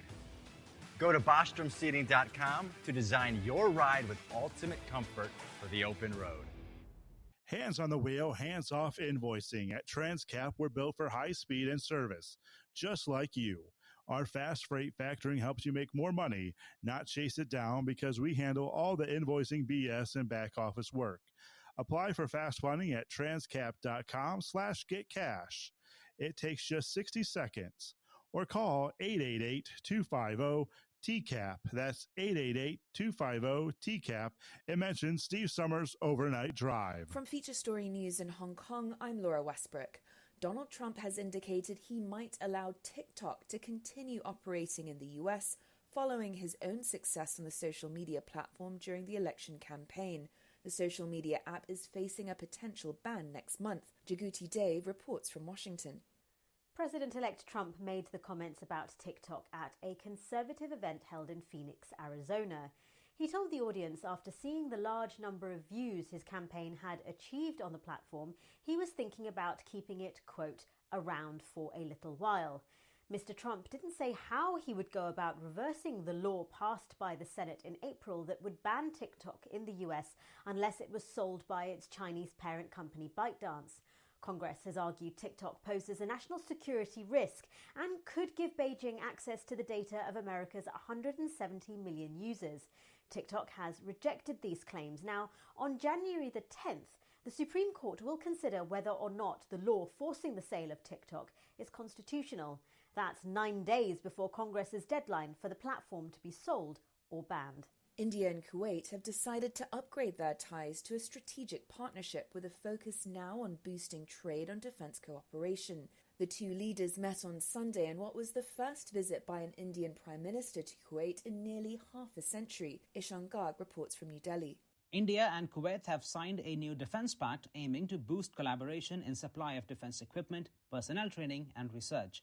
The oil-rich nation of Kuwait is among India's top trading partners, and experts believe elevating ties to a strategic partnership will help build crucial momentum in this relationship.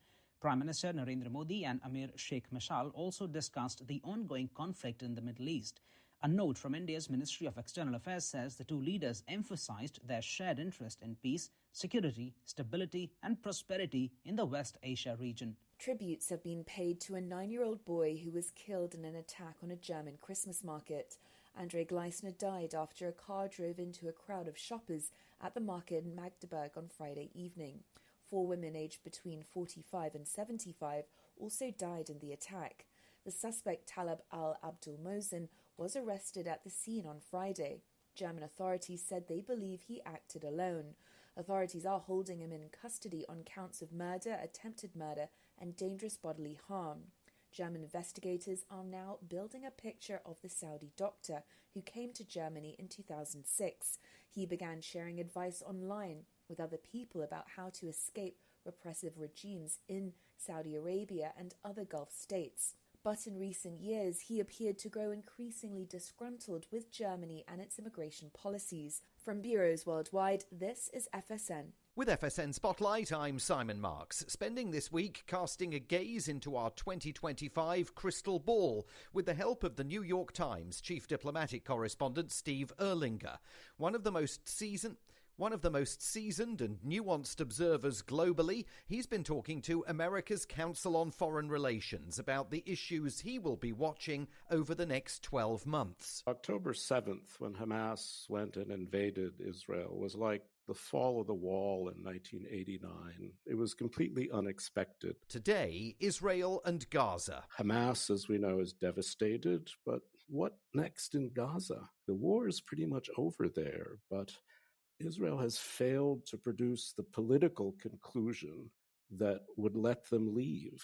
And I'm not sure they want to leave. Iran is looking quite naked. Trump wouldn't join an Israeli attack on Iran's nuclear program, but he might sanction it. And also, he might not bother too much if Israel moves to annex more parts of the West Bank, like the Jordan Valley. So there's a lot to play for and a lot of uncertainty, but there's no question that Israel is to some degree setting the agenda now, and Iran is very much weakened. Tomorrow, Turkey, a huge beneficiary of the collapse of the regime of Syrian dictator Bashar al-Assad. With FSN Spotlight, I'm Simon Marks.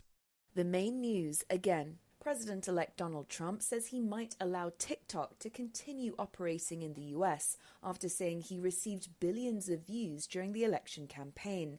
India and Kuwait upgrade their ties to a strategic partnership to boost trade and defense cooperation. Tributes pour in for 9-year-old Andrei Gleisner, one of 5 victims of a Christmas market attack in Germany. And that is Feature Story News. Laura Westbrook reporting. It's coming. Crisp fall mornings turn bitter cold. You climb into your diesel and it feels like you're sitting on an ice cube. Imagine how your engine feels after a frosty night. Freezing temperatures impact your diesel's fluids, especially fuel. As the temperatures drop, water that is emulsified within your fuel is released, adding more water into your system. Frozen water in your fuel lines, filter, or bowl will simply slow the flow, or worse, stop the flow of fuel in your system. No fuel flow, no start. Get prepared now for the cold that is coming. Hot Shot Secret Diesel Winter Anti-Gel is a premium fuel additive that lowers your fuel's pour point to minus 65 degrees. If it's that cold out, you shouldn't be on the road. You ought to be at home in front of the fireplace. Hot Shot Secret Diesel Winter Anti-Gel Premium Fuel Additive. Available now online at HotShotSecret.com. Hot Shot Secret. Powered by science.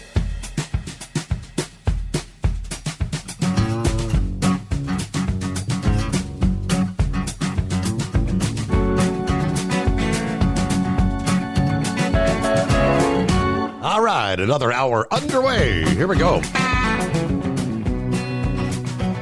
23rd day of December, Christmas Eve is, I'll refer to it.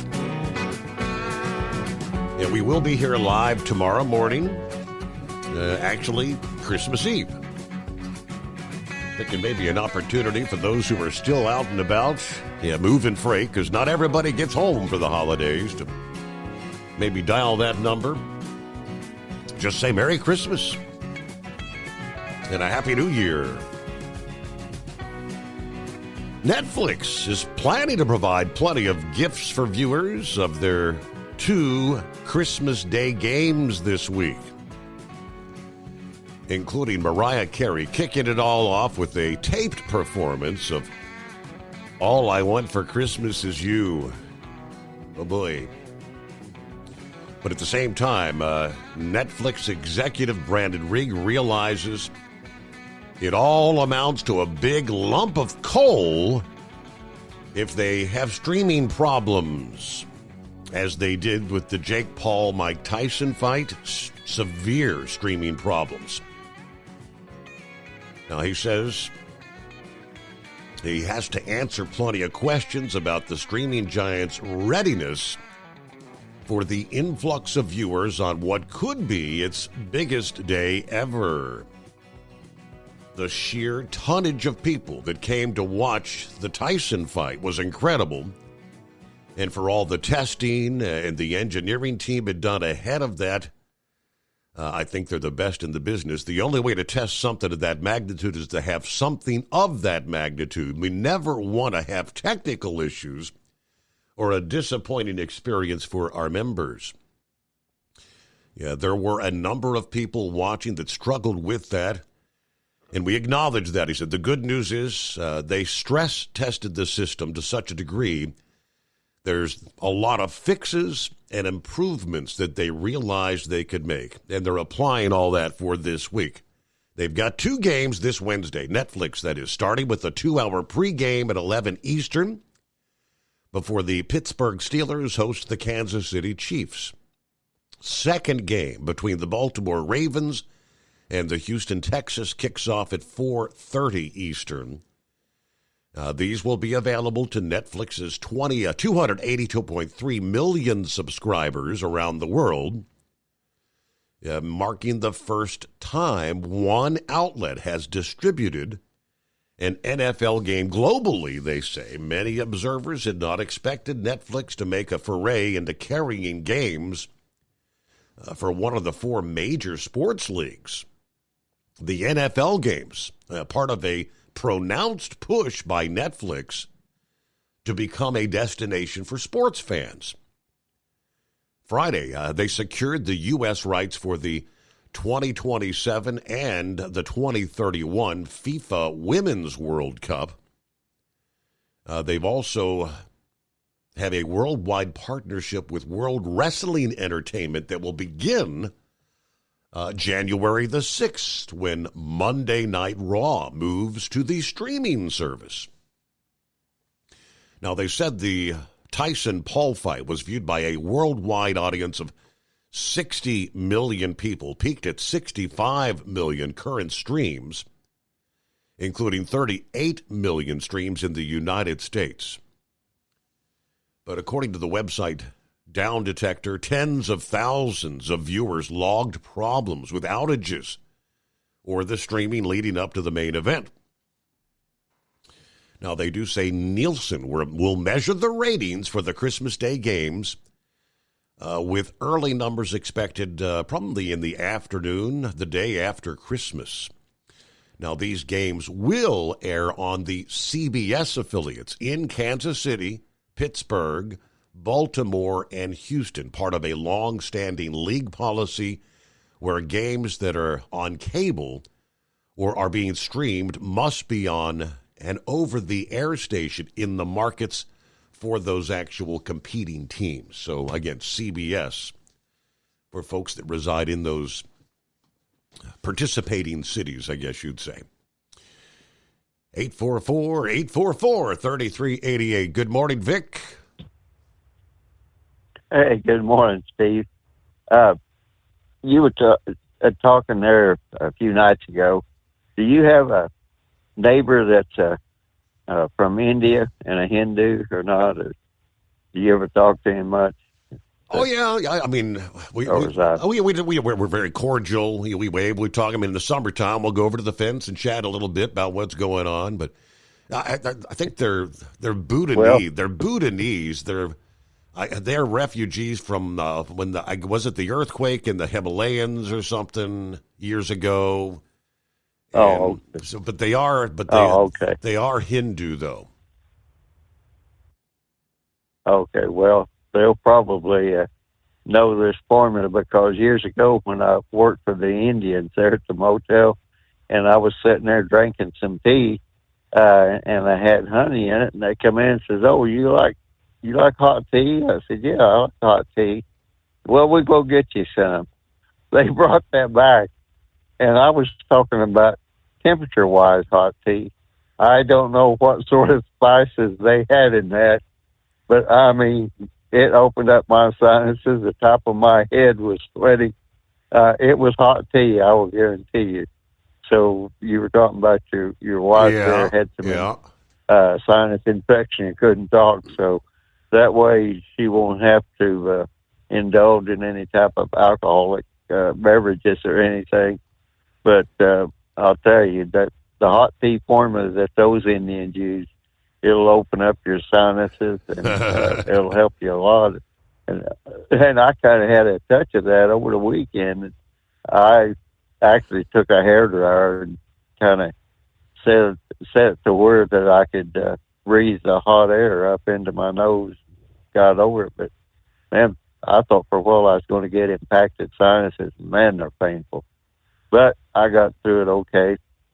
And the thing that I was really called about there was you talking about that Tennessee-Georgia game. I guess I said Tennessee-Ohio State. I guess when Ohio State was defeated by Michigan, that set off a firestorm up there in Columbus.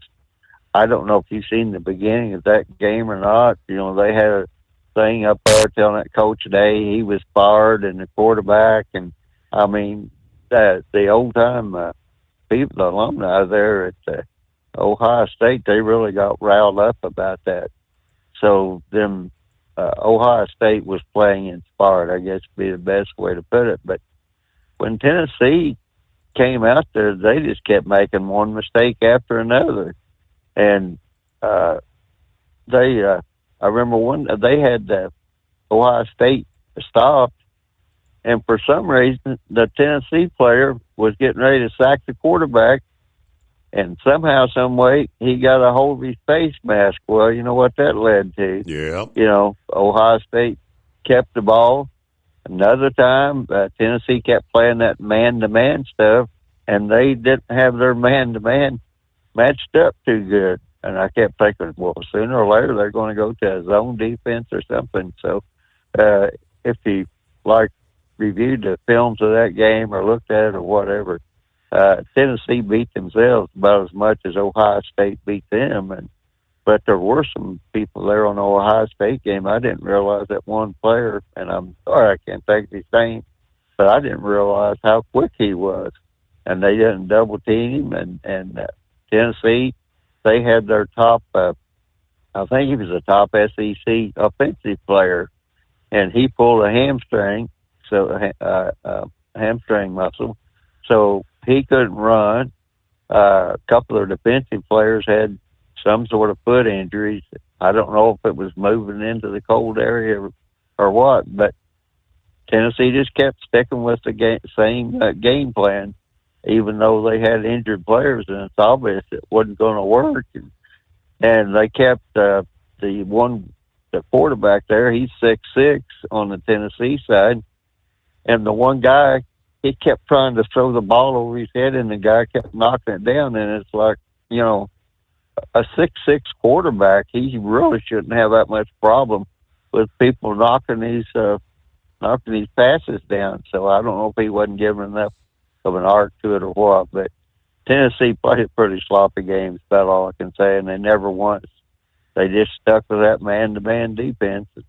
They never tried to let a guy through to get into the backfield and trap him so the quarterback could, have a open have a step up in the pocket and really throw a good pass. But the Ohio State quarterbacks on the defense, they just kept coming around that corner, one on each side, and they just, like I said, with the Tennessee players, it surprised me because basically Tennessee's defense got wore out, and I really thought that what would happen was Tennessee would be more in the run and gun thing and would wear out Ohio State's defense, but that didn't work. But enough about that because it's over and done with. But the big thing is now Ohio State and Oregon are both going. They're both Big Ten teams, and they're both going to the Rose Bowl. And if Ohio State wins the Rose Bowl, or even just going to the Rose Bowl, I guess that'll kind of pacify the alumni there at Ohio State, and they won't be wanting to fire the coach up there, Coach Day. So, and at one time, Oregon was Pac-10, and that used to be the old Rose Bowl competitors, the winner of Big Ten, Pac-10. But enough about that. You talking about there about minister and all that stuff. You know, he used to call in, was always real liberal. I never did figure out if he was a minister, you know, an actual preacher or something, or if he was a minister or something else. Because there he came down from Chicago, as I understand it, and they had certain groups that they were all, you know, they were ministers to this or that. I think it was pretty much the black Muslims. So I never did know exactly what he was, but along that line, I have an acquaintance, almost 90-year-old widow, and she will get in one of the dangest arguments. She doesn't like Trump, and it's like, you know, lady, at your age, you don't have that many friends, and I'll be darned if I'd be trying to alienate anybody, but I cannot believe how wound up people can get about Trump. And I can talk to them till I'm blue in the face, and they can't seem to understand it's about Trump's policies. It was about Obama's policies. It had nothing to do with the individual. The odds of me ever meeting was somewhere between slim and none, but their policies were going to affect me, and that was what the whole argument was about. And that's the deal there with Trump. If he gets to come in and enact his policy and not get, I think, where he's going to sue that Des Moines Register poster for defamation of character. And it's like, oh, good, you know, she's already alienated the big Democrat donors, and I don't know how she came up with that, because Iowa, you know, that there are people that have been killed by migrants out there, the illegal aliens, and lots of times they brought these different packing plants in out there, and they thought they were going to make some money. And instead, what happened was it brought drugs into a lot of those Iowa communities. So how she come up with that, I don't know. But when she said that, I thought, I don't think so. I think Trump's going to take Iowa by a landslide because it's a strong rural area, and that's just all it is to it.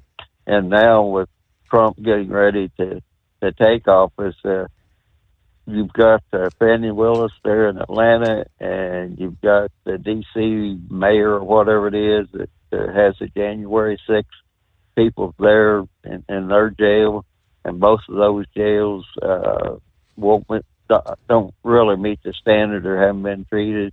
A lot of the January 6th, I guess they've never even had a hearing. So just let the Office of Civil Rights take care of those two people, and that way it'll help a lot of people in Trump, and it will also allow Trump to put D.C. back under federal control instead of these city mayors that have let it go off.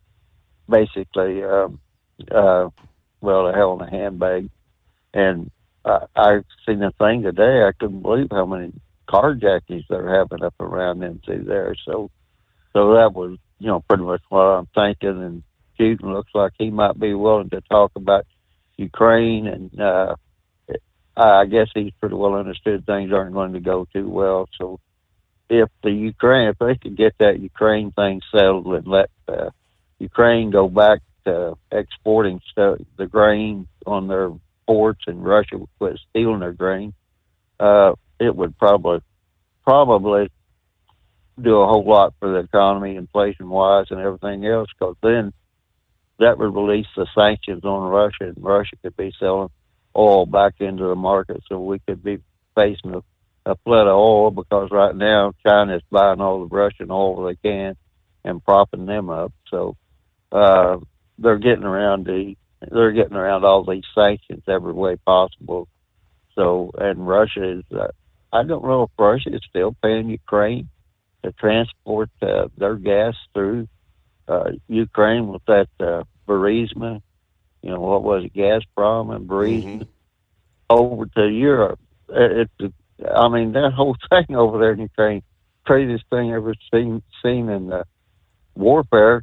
I mean, they're supporting each other, and then they turn around and they're fighting each other. So surely to goodness somebody can get in there and make some sense out of it. And then once that gets done, we'll see what happens there with Israel and Hamas. But at least Netanyahu has enough sense to say, no, we're not having a ceasefire, because that would just help Hamas and the Palestinian Authority build back up. So by and large, here in the United States, if they, with the border control thing, I can't stand to listen to Mayorkas, but he was fussing about what people were saying about that healthcare executive getting assassinated. It's like, well, it's odd you're worried about that whenever there's been all these illegal aliens in here killing people. That Lake and Riley, that's kind of the most egregious one that everybody knew about, and we're letting all these different gangs and criminals come in here, and you're worried about what people are posting on Facebook or any of the social media about health executives.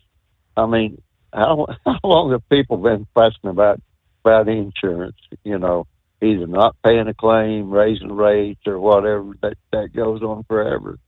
So, that's it's not a good thing that people are thinking, but whenever you're importing criminals and not trying to stop them, but instead fighting our own country from stopping them coming in here, I think that's a whole lot more serious thing, because the criminals coming in do a lot more serious damage. So hopefully when Trump gets in there and gets his team in there, they get our border straightened up. And once our border straightened up, there's a lot of good things that should happen. And and the farm bill and all this other type of stuff, that is absolutely ridiculous. People are actively farming. I've fussed about this. They don't do it like they used to. It was the individual farmer. You could participate or not participate. If you participated, you had a floor on prices. Somebody come up with a screwy deal. Well, no, you go buy insurance. Talking about insurance, you buy this insurance, and then if the price falls below a certain level, your revenue or whatever, depending on what you took out, well, then the government will pay you for it. So the government is still on the hook one way or the other. It's just that the one way, it just led up to the individual farmer. They could take an individual farmer had a price support. Now they do a community type thing to set all the price standards. So in my estimation, that farm bill just needs to go away and all that subsidized insurance. But anyway, kind of ran through there with a lot of different stuff. But by and large, if Trump just makes a good pick for it and staffs it well, and just sticks with and uses his power within the government, I think he'll be a lot happier at the end of the day, rather than having his time taken up with these personal lawsuits. He kind of seems to have a weakness there. He's like a black mamba, the snake. somebody runs over, they go wild and attack everybody in sight. So that's kind of what Trump sometimes reminds me of. I don't know if he has a feeling he has to intimidate people, but when you're president of the United States, you have an enormous amount of power if it's used properly, and it will help people at the same time. And like I said, there's going to be a lot of people across the United States. I don't know the person that's trying to put in the office of civil rights, but years ago, I know there were a lot of lawsuits saying prisons were overcrowded and they had to do this and they had to do that. And I know the Fulton County Jail down there, people have died in it and everything else. And I don't know how the D.C. jail is, but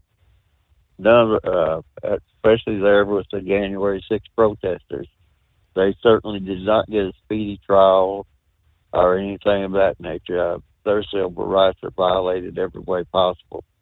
And I know Trump wants to get D.C. out of the city mayor thing and turn the control back to Congress, because of the drive-by shootings. And I'm trying to think who the person was. There was like a CIA analyst or something or whatever that her husband went to pick her up. She came here a few years back, and she was basically carjacked right in front of his eyes there or something.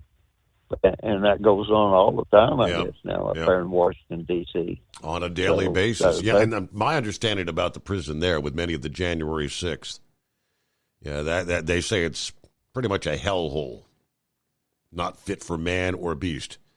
And much like the prison there in Atlanta, which they've talked about shutting that thing down forever, but all right, we're going to get a timeout here, news break, and Philip's on board. We'll check in with Philip coming up out of the news. And, of course, plenty of room for you at 844-844-3388. All right, a new week, a new day, and, of course, Christmas is upon us. It is the Steve Summers Overnight Drive. From Feature Story News in Washington, I'm Jagruti Dave. A holiday season U.S. government shutdown has been avoided after Congress agreed on a stopgap measure. The House passed it by 366 to 34, with the Senate following suit, passing the bipartisan funding bill by a vote of 85 to 11. Senate Majority Leader Chuck Schumer praised the development, capping a chaotic week that saw President-elect Trump and Elon Musk cast doubt on whether an agreement could be reached. There will be no government shutdown right before Christmas. This is a good bill. It'll keep the government open. The short-term funding bill signed by President Biden includes $100 billion for disaster relief, $30 billion for farmers, and a one-year extension on the Farm Bill. It does not include Trump's demand to either raise or abolish the debt ceiling, which was not popular with many in the Republican Party. 2 U.S. Navy pilots have been recovered after an apparent friendly fire incident over the Red Sea. U.S. forces were engaged in strikes against Yemen's Houthi rebels. We get more from Scott Carr.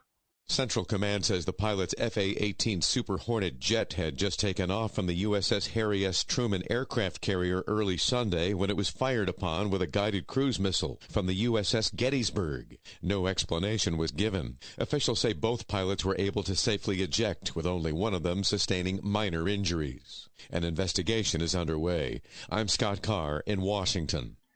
Homeland Security Secretary Alejandro Mayorkas is concerned about online rhetoric following the killing of United Healthcare CEO Brian Thompson. Appearing on CBS's Face the Nation, Mayorkas said his agency is watching the outpouring of support on social media for Thompson's alleged assassin. It speaks of what is really bubbling here in this country, and unfortunately, we see that manifested in violence. Luigi Mangione is accused of gunning down Thompson on the morning of December the 4th in New York City. He was arrested less than a week later with a manifesto that appears to express anger at the private health insurance industry for denying patients life-saving medical care. US Senator Ben Cardin says the country needs tougher regulations on drone flying within its borders. In an interview on Fox News Sunday, the Maryland Democrat indicated concerns over recent drone sightings across the US are being overblown. Well, in regards to the recent observations, we've been informed that there's no threat against our country. He added there are already a massive number of private drones that fly around the US at any given time, along with planes that some concerned residents have misidentified as drones. From bureaus worldwide, this is FSN.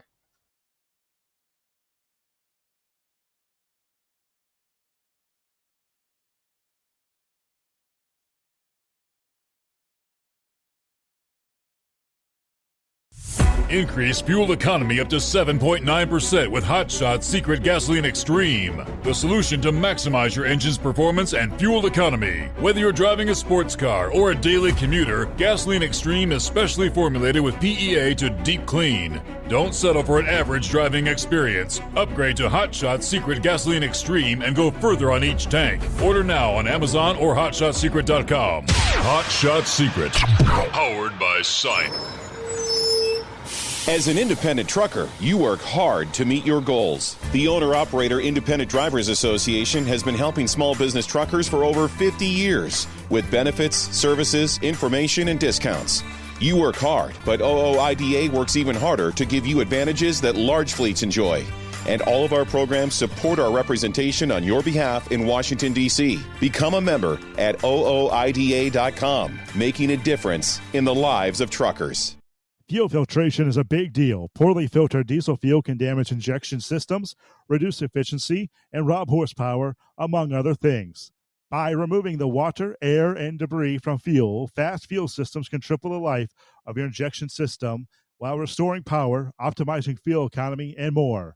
Not sure what your truck needs? Give us a call at 636-433-5410 or learn more at fastride.com. At Hot Shot Secret, we share the science behind common diesel problems. For example, excessive black smoke. Excessive black smoke has two causes: carbon buildup and internal diesel injector deposits, also known as IDIDs. Hot Shot Secret Diesel Extreme has the highest concentration of active ingredients allowed by law and will safely remove all types of injector deposits, including IDIDs and carbon buildup, to eliminate black smoke. Hot Shot Secret Diesel Extreme is available nationwide at truck stops, fine farm and auto stores, and online at HotShotSecret.com.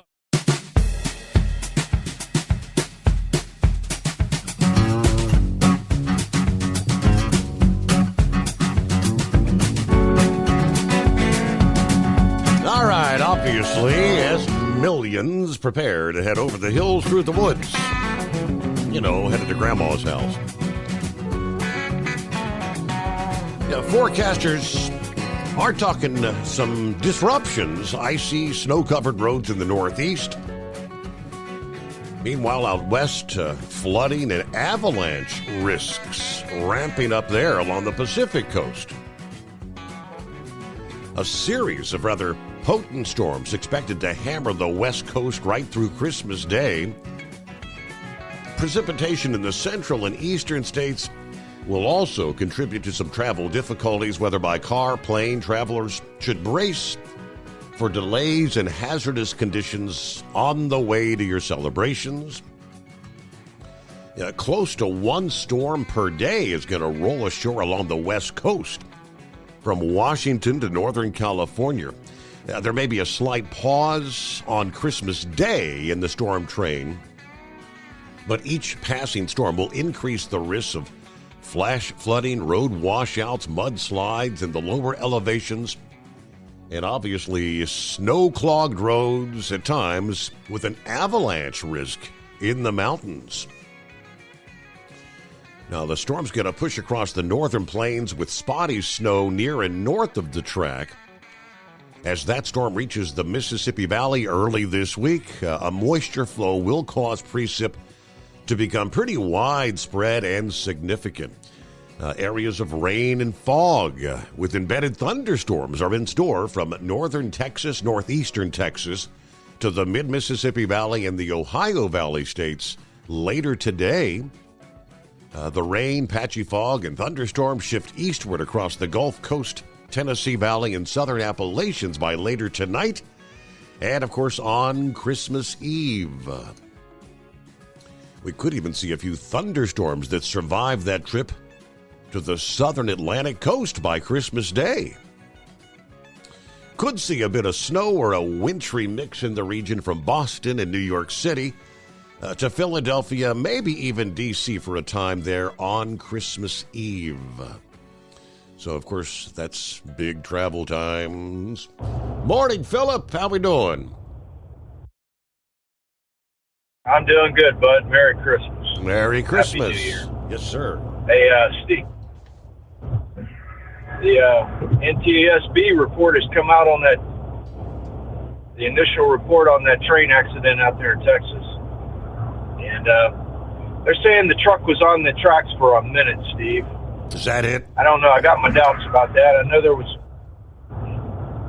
some reports about that it had been there 45 minutes. So, I don't know. I got my doubts on a minute, but if it's, that kind of timing, there's no way those guys could respond fast enough.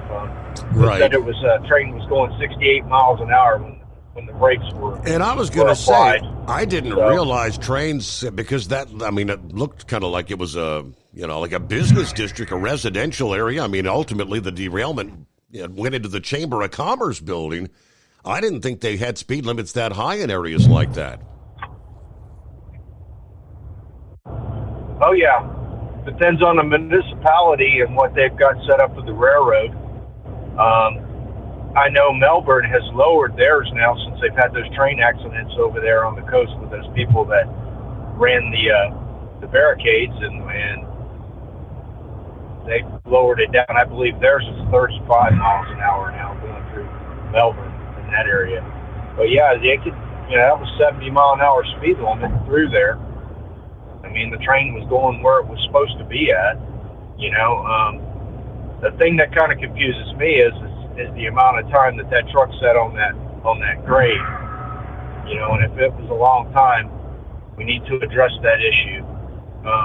But we also need to make everybody know that if it's any kind of accident on a railroad, on every one of the barricades, all the stuff that's around the intersection there's numbers everywhere, that phone number to call that number.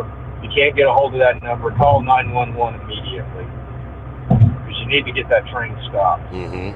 It can save a life, so.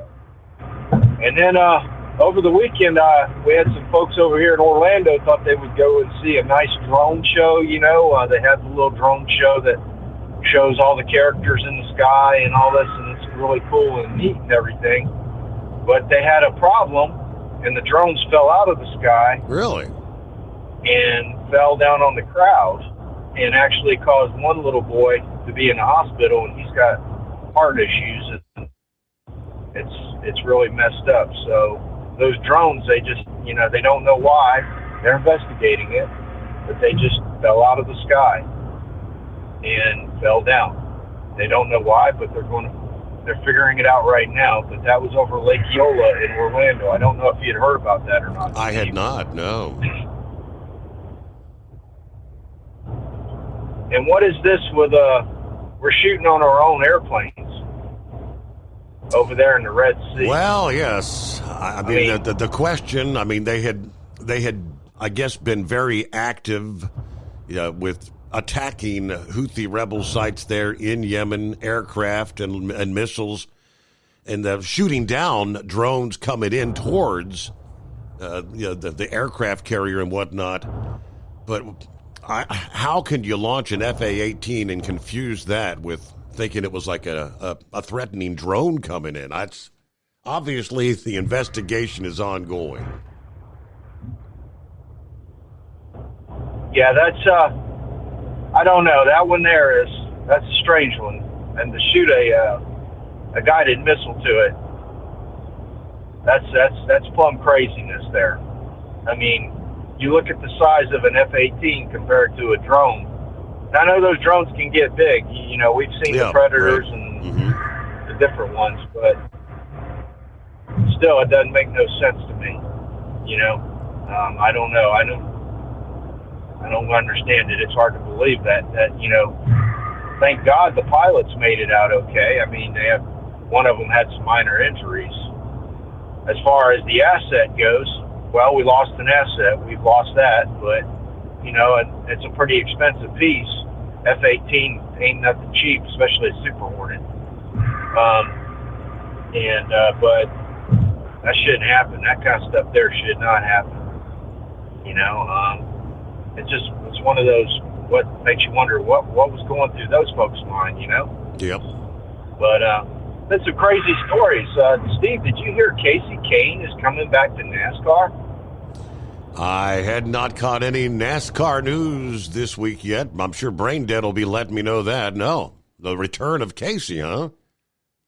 Yeah, I had heard that Casey Kane's coming back. I don't know if that's true or not. And I hear Kurt Busch is trying to get cleared to do some stuff and possibly come back racing again. So, interesting times. And Tony Stewart's at home taking care of the baby with the wifey. A lot of pictures of them out right now, and they're having a good Christmas time. So that's all I got, buddy, for today. And by the way, the New Glenn rocket, they did do some testing on it. I think Elon Musk is going to have some competition before long with the Falcon 9s. The New Glenn rocket's coming around. It's going to be, I think, Jeff Bezos is going to put as much into it as what Elon's got in the Falcon 9. And as far as me watching football games on some Netflix, that ain't happening because I don't have Netflix. And I think they're running a lot of folks away with it. There's a lot of us out here that don't pretty much. I mean, I've got some streaming services, but I don't care nothing about watching sports on a streaming service. So they won't have my cash. So y'all have a good one, Steve. We appreciate it. Thank you. Yeah, obviously the goal of any of those streaming services carrying events like that is trying to get people who are not subscribers to say, all right, it's only, I don't know, what is Netflix now? $8.99, $10.99, $12.99 a month. I don't even know what it's running these days, but yeah, they want to get you to subscribe. That's the name of the game. Yeah, I got a early Christmas present over the weekend. Go out to the mailbox. Had a little package from none other than Wheelchair Dave.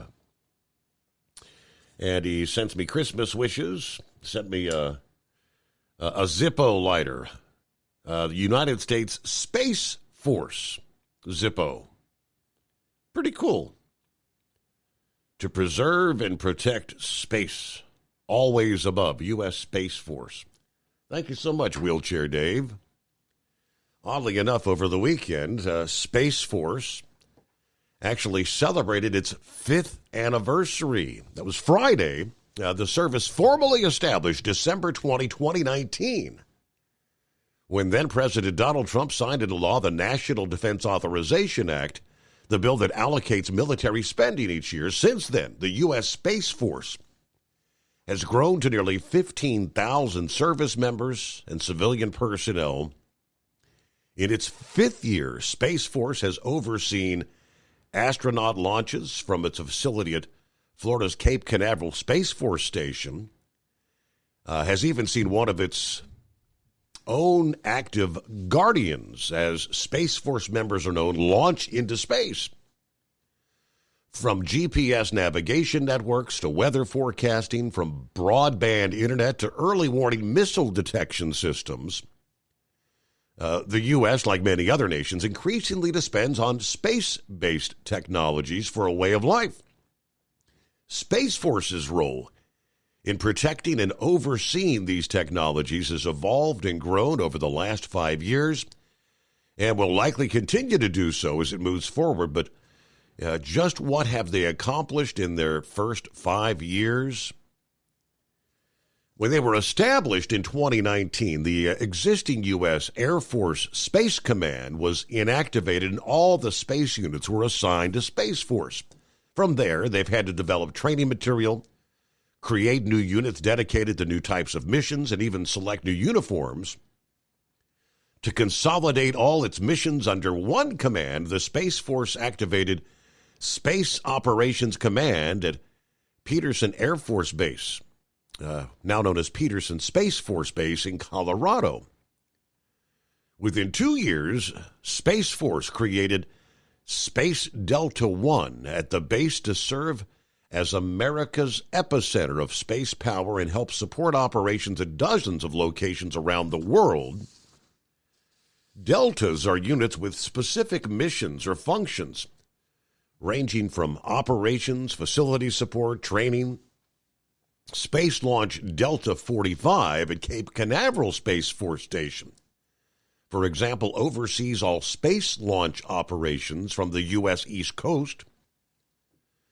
Space Force, through the Air Force Recruiting Service, began the process of recruiting new Guardians in September of 2020. By December of that year, the service saw the first 7 Guardians to enlist directly into Space Force from basic training.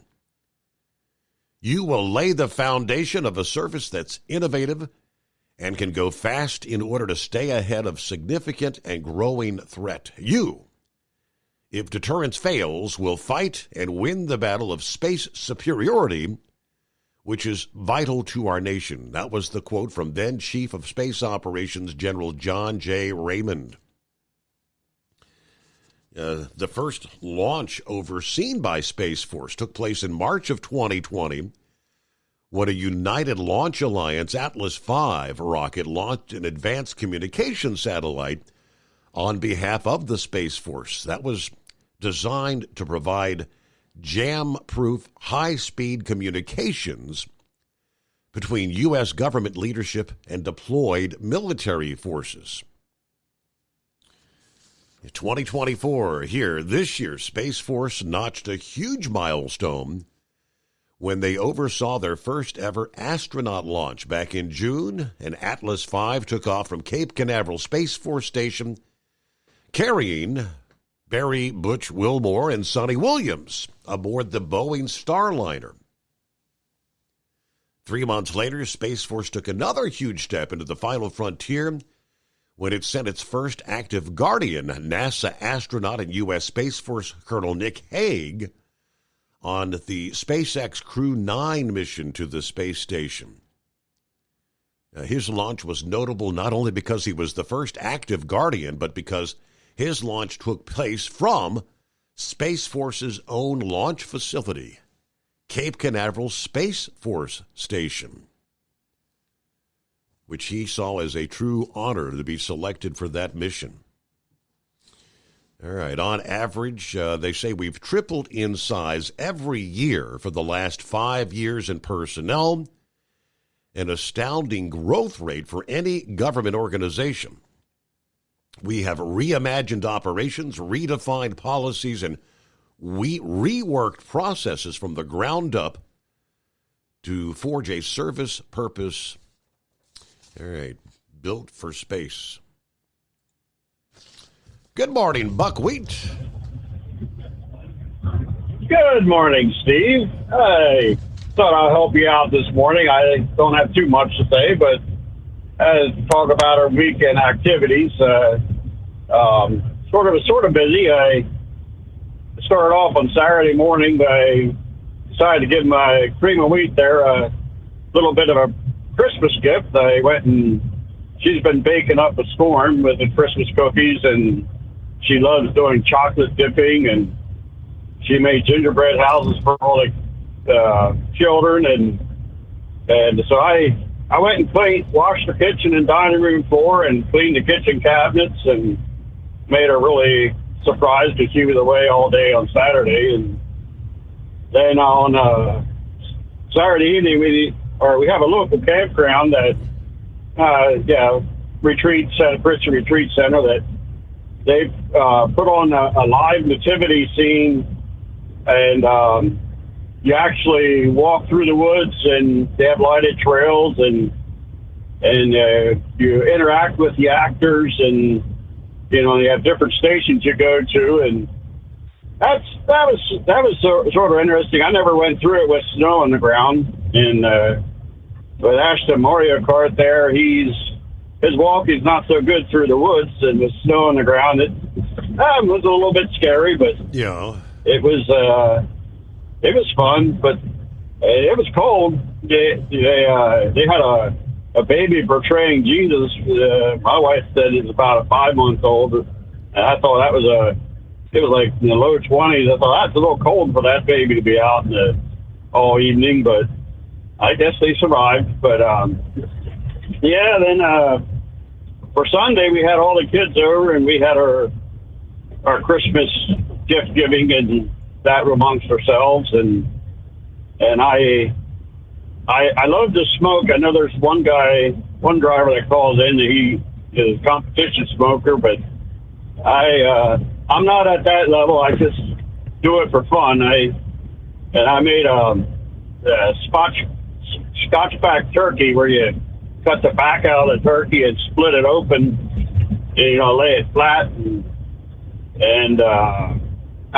we got a 23-pound turkey, and so it was a little hard to get that breastbone to break. So I decided, well, like Steve Taylor, you need more power. So I went to my toolbox, got my 2.5-pound hammer out, and we put a rubber mat down and put some cloth down and gave that turkey a good old swat, and we got that breastbone to split wide open. So,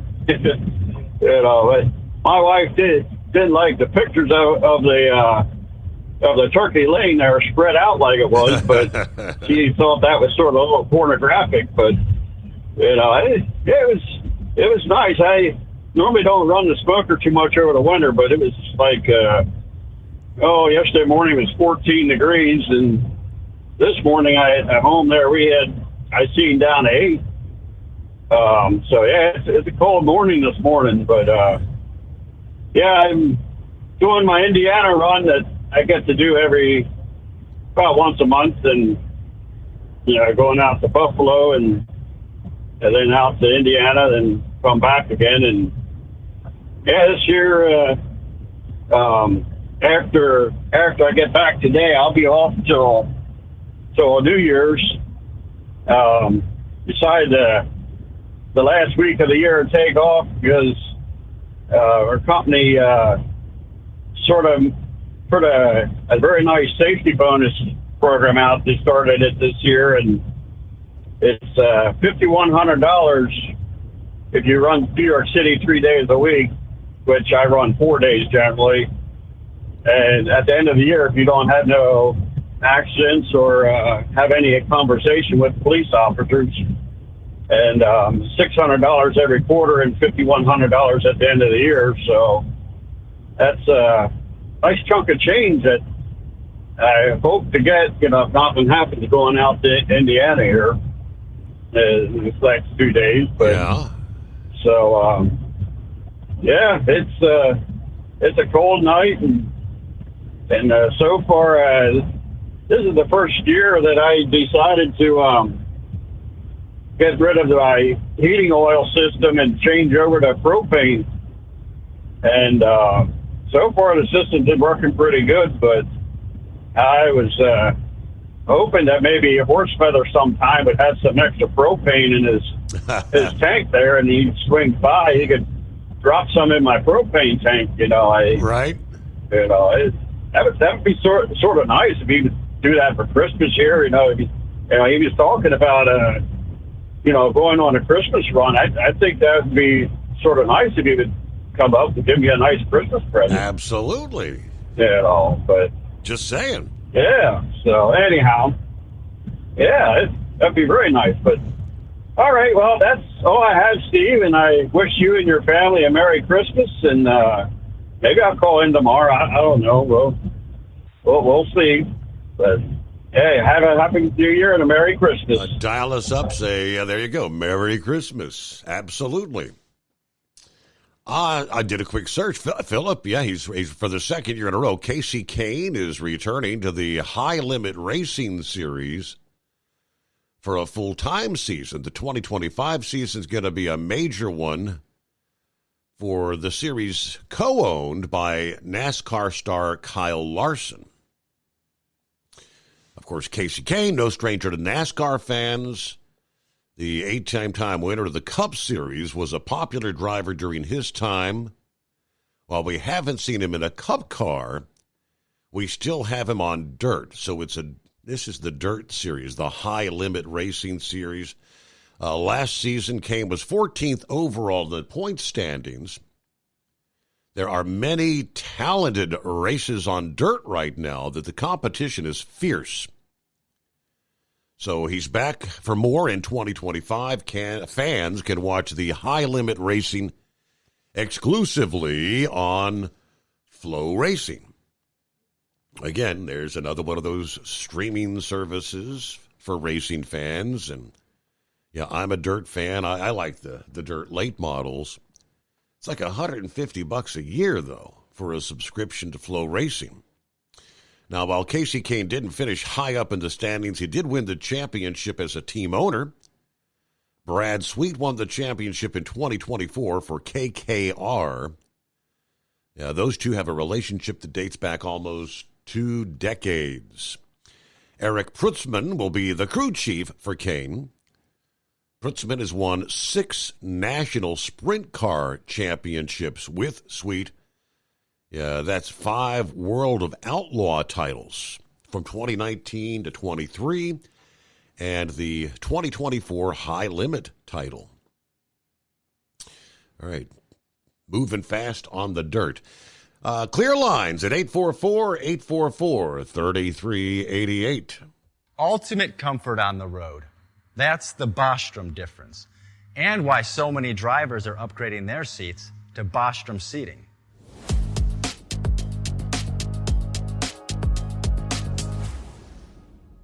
With roots dating back to 1935, we know seating. We've developed a full line of high-quality products with the right seat for your application, all made right here in the USA. From our top-of-the-line Wide Ride Plus Certa for the long-haul driver to our entry-level Baja Series for the vocational driver, we provide you with the comfort you deserve at the price point you're looking for. We know you're busy. You don't have time to search every distributor and dealership for the right seat, only to find the one you want won't fit in your truck. That's why we created BostromSeating.com. It's a complete seating solution. You can build the perfect seat with the features and options you desire, and we'll help you be certain it'll fit in your cab. Once you've built the perfect seat and have the part number in hand, you can shop pricing and availability. Our Where to Buy feature allows you to pick up a seat right where you are or anywhere along the road you'll be traveling. When you install a Bostrom seat, you become part of the Bostrom family. A family that includes other drivers who recognize this is more than work. It's a ride, one that requires the next level comfort and support only Bostrom can provide. Go to BostromSeating.com to design your ride with ultimate comfort for the open road. Hands on the wheel, hands off invoicing. At Transcap, we're built for high speed and service, just like you. Our fast freight factoring helps you make more money, not chase it down, because we handle all the invoicing BS and back office work. Apply for fast funding at transcap.com/getcash. It takes just 60 seconds. Or call 888-250-TCAP. That's 888-250-TCAP. And mention Steve Summers' Overnight Drive. From Feature Story News in London, I'm Ollie Barrett. A man's been arrested after a woman was killed by being set on fire on a subway train in New York. The suspect was arrested later on Sunday after a tip-off from high school students. Police say they don't believe the suspect and victim knew each other. China says the US is playing with fire after latest military aid for Taiwan. US President Joe Biden authorized the provision of up to $571 million in Defense Department material and services and in military education and training for self-ruled Taiwan. Laura Westbrook reports from Hong Kong. Beijing has lashed out at the United States, urging it to stop its dangerous moves that undermine peace and stability in the Taiwan Strait. China claims Taiwan as its own to be reunited by force if necessary, and has been ramping up pressure both politically and militarily on Taiwan in recent years. The United States does not recognize Taiwan as independent, but is committed to providing the island with the means to defend itself. The $571 million in military assistance comes on top of President Biden's authorization of $567 million for the same purposes in late September. Laura Westbrook, Hong Kong. India and Kuwait have decided to upgrade their ties to a strategic partnership with a focus now on boosting trade and defence cooperation. India's Prime Minister Narendra Modi met Kuwait's Emir Sheikh Meshal Al Ahmad Al Jaber Al Sabah on Sunday, in the first visit by an Indian PM to Kuwait in nearly half a century. Ishan Garg reports from New Delhi. India and Kuwait have signed a new defence pact aiming to boost collaboration in supply of defence equipment, personnel training and research. The oil-rich nation of Kuwait is among India's top trading partners. Prime Minister Narendra Modi and Emir Sheikh Meshal also discussed the ongoing conflict in the Middle East. A note from India's Ministry of External Affairs says the two leaders emphasised their shared interest in peace, security, stability and prosperity in the West Asia region. Ishan Garg, New Delhi. Donald Trump's indicated he might allow TikTok to continue operating in the US following his own success on the social media platform during the election campaign. The social media app is facing a potential ban from next month. Jagruti Dave reports from Washington. President-elect Trump made the comments about TikTok at a conservative event held in Phoenix, Arizona. He told the audience after seeing the large number of views his campaign had achieved on the platform, he was thinking about keeping it, quote, around for a little while. Mr. Trump didn't say how he would go about reversing the law passed by the Senate in April that would ban TikTok in the US unless it was sold by its Chinese parent company ByteDance. From Bureaus Worldwide, this is FSN. With FSN Spotlight, I'm Simon Marks, spending this week casting a gaze into our 2025 crystal ball with the help of the New York Times chief diplomatic correspondent Steve Erlinger, one of the most seasoned and nuanced observers globally. He's been talking to America's Council on Foreign Relations about the issues he will be watching over the next 12 months. October 7th, when Hamas went and invaded Israel, was like the fall of the wall in 1989. It was completely unexpected. Today, Israel and Gaza. Hamas, as we know, is devastated, but what next in Gaza? The war is pretty much over there, but Israel has failed to produce the political conclusion that would let them leave. And I'm not sure they want to leave. Iran is looking quite naked. Trump wouldn't join an Israeli attack on Iran's nuclear program, but he might sanction it. And also, he might not bother too much if Israel moves to annex more parts of the West Bank, like the Jordan Valley. So there's a lot to play for and a lot of uncertainty, but there's no question that Israel is, to some degree, setting the agenda now, and Iran is very much weakened. Tomorrow, Turkey, a huge beneficiary of the collapse of the regime of Syrian dictator Bashar al-Assad. I'm Simon Marks. To recap the top stories, a man's been arrested after a woman was killed by being set on fire on a subway train in New York. China says the US is playing with fire after military aid for Taiwan was agreed. India and Kuwait have decided to upgrade ties with a focus on trade and defence, and Donald Trump's indicated he might allow TikTok to continue operating in the US after his own success on the platform in the election campaign. That's the latest feature story news. Ollie Barrett reporting. It's coming. Crisp fall mornings turn bitter cold. As you fire up your diesel, you can see your breath on the inside of a cab.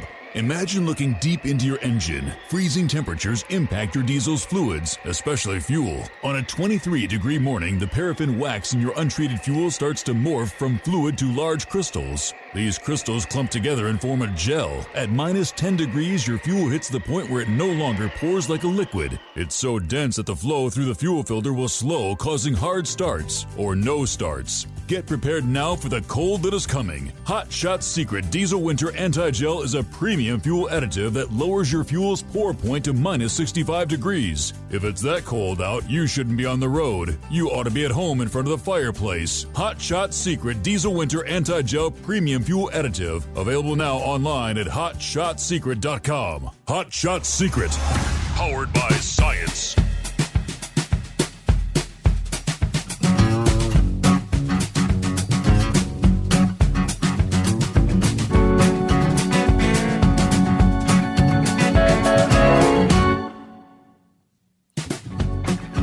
As we cross over the midnight hour on the West Coast, welcome into a Monday. Hope you had a good weekend. Got all that last-minute Christmas shopping taken care of. Ready to celebrate the birth of our Lord and Savior. Wednesday, Christmas Day, around the world. I've seen numerous law enforcement agencies sharing this latest scam they're talking about. Finally, yesterday I said, I'm going to read the rest of the story. The headline is Beware of the Brushing Scam. Never heard of it. A recent scam has been showing up in many states, they say. A brushing scam is when somebody receives an unexpected gift or something you hadn't really ordered. You receive it in the mail from like Amazon or other companies. Examples of gifts. It might be a ring, a bracelet, a necklace, a Bluetooth speaker. The gift will have the recipient's address, but not include the sender's information. Or it'll be from an unknown retailer. When you open the package and see what it is and possibly who sent it, there's what they call a QR code that you scanned supposedly to find out who sent you the gift. Do not scan that code. Once the code is scanned, all the information from that phone gets sent to the scammers. They receive all access to your phone. All personal and financial information is accessible to the scammers, and oftentimes your bank account is drained. So if you receive a gift like that, well, keep the gift. Do not scan the QR code for any reason. Now, they say these QR code scams are nothing new. These scams show up in all places, including parking meters, they say. Tell your family members about the scam. Avoid scanning any unknown QR codes that might be included in a package you receive.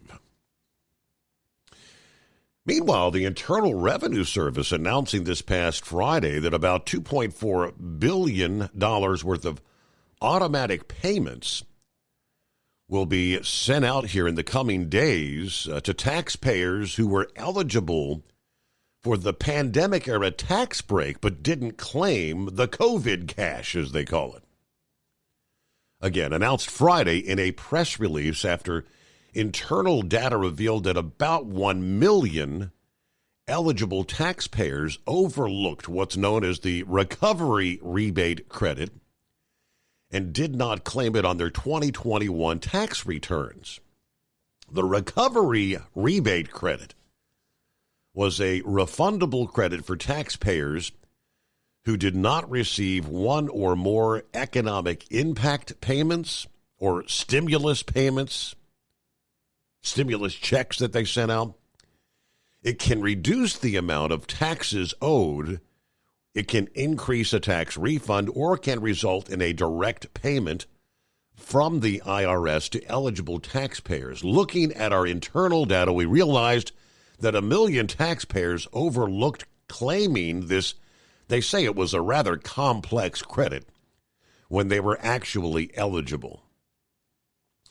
Qualified recipients include taxpayers who filed a 2021 tax return and either left the recovery rebate credit field blank or entered 0 despite being eligible for the credit. Normally, people who didn't claim the recovery rebate credit would have to file an amended tax return in order to collect it.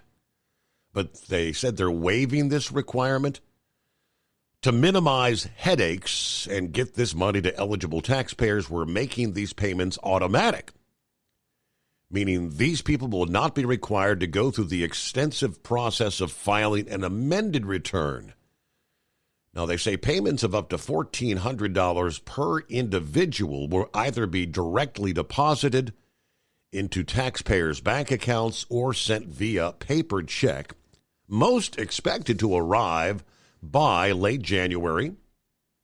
Additionally, taxpayers will receive a separate letter notifying them of their payment. Individuals who've not yet filed their 21 tax returns may still be eligible for their credit, according to the IRS. Now, those taxpayers must file their returns by April 15 of this year, 2025 rather, to claim the credit and any other potential refunds. For those who qualify, payments will either be sent to the bank account or the mailing address associated with your 2023 tax return. If a bank account listed on file has been closed, the payment will be reissued to the taxpayer's address of record. Now, they said no additional steps are required from taxpayers in these cases. All right, they say claiming the recovery rebate credit will not impact eligibility for federal benefit programs, including supplemental security income and supplemental nutrition assistance or food stamps. As the 2025 tax season approaches, the IRS, they say, is ramping up efforts to inform taxpayers about various credits and deductions, including those introduced as part of the pandemic-related relief measures. Okay, so maybe a surprise for some out there. Meanwhile, 844-844-3388. A quiet Monday. See what's going on with Jack this morning. Hi there. Y'all ready for Christmas, Jack? A little bit. It's kind of like it's just another day for me this year. So what's going on this morning? On my way back to Harrisburg from Pittsburgh right now. Did a little extra work for a Sunday night. Okay. I kind of agree with Philip on the train derailment. I feel like the truck was probably on the tracks longer than that minute. But who would that ultimately fall on? Because I know they got to get oversized permits from the state for like a permitted route. Correct. So I'm just kind of curious if that would fall on the driver, the escorts, or maybe whoever handed out the permits for that route. That's a good question. I have no idea who ultimately would be responsible, but I mean, obviously, like I said, that was a big time. That was an oversized load, but undoubtedly he high-centered on the railroad track. It's all too common these days. Happens a lot. Yeah, I never hauled oversized, so I don't know much about it. So, I want to ask you how does that $60 code work? I called in first time a couple weeks ago, and I never got like a text on it at all. Has it been that long? Okay, well, yeah, probably about a week and a half. I'm not sure. Okay, well, I maybe I'll resubmit your phone number there. You should have received it by now if I turned it in. So. Okay. I will email. I forget what her name is, but I'll email her later this morning. I'm pretty sure everybody's working like Monday and Tuesday this week. I think it's Courtney. Obviously, they're off like Wednesday through the end of the week there at the headquarters for Christmas. Okay. Well, yeah, I guess those scammers are starting to get more clever now, too. Right. With those packages. Yeah, I've never heard of one like that before. Yeah, the idea, because, I mean, those QR code things, everywhere you look, yeah, they got the QR codes to scan, and most people don't think twice about scanning them. No, I'll take a free gift, though. Right? Yeah, so just if you get something in the mail, don't scan the QR code. Just, keep the gift. I don't know. Hey, great to hear from you, Jack. Thank you so much. Merry Christmas. and a Happy New Year, and I'll get that submitted here again later this morning. Yeah, talking to the inbred redneck earlier, he got a real chuckle out of I said, you didn't get it on the ground floor of the Hawk-Tua meme? The Hawk-Tua coin. And there's a big-time controversy brewing with that. Haley Welch, known as the Hawk-Tua girl, finally addressing the allegations surrounding the catastrophic collapse of her meme cryptocurrency. It was the Hawk coin. It's like a $, HAWK, Hawk. After weeks of silence, she broke her hibernation Friday morning, taking to social media to declare she's cooperating with legal investigators aimed at holding the, quote, responsible parties accountable. However, many remain unconvinced, with both critics and investors alike accusing her of dodging responsibility in one of what has become the most controversial crypto scandals of the year. Her statement comes on the heels of mounting public outrage following the coin's spectacular rise and then disastrous fall earlier this month. Launched on December 4th, the meme coin initially saw a meteoric 900% surge, with the market valuation nearing $500 million. Within days, however, the cryptocurrency plummeted by 95%, leaving countless investors in financial ruin, igniting accusations of what they call the classic rug pull scheme orchestrated by its developers. That fallout intensified as she remained conspicuously absent from public view, kind of fueling suspicion of her involvement. That backlash reached a fever pitch during an X Spaces stream, where after downplaying the crisis, she signed off with a now infamous line, which was, quote, "Anywho, I'm going to go to bed." Her dismissive tone enraged investors, sparking a wave of memes and calls for accountability across social media. Well, Friday, she posted a statement to her 2.4 million followers on X, her first public acknowledgement of the scandal since she disappeared, describing the situation as, quote, extremely serious, reiterating her commitment to working with legal teams represented affected investors. She encouraged those impacted to contact Berwick Law. That's the firm leading the class action lawsuit against the alleged perpetrators.